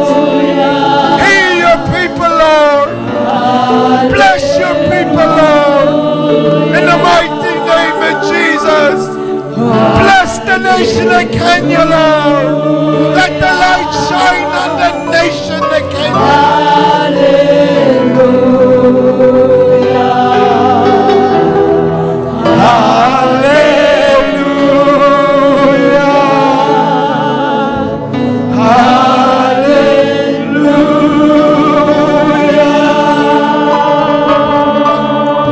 We praise you, Jesus,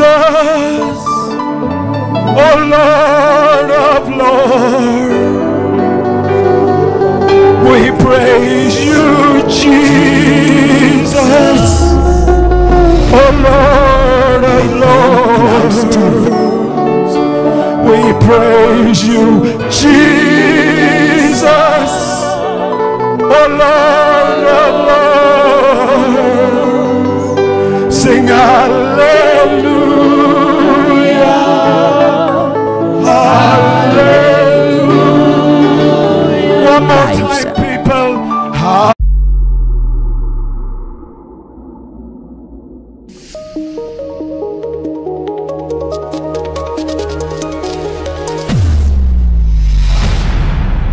Bethel Clouds TV, empowering lives.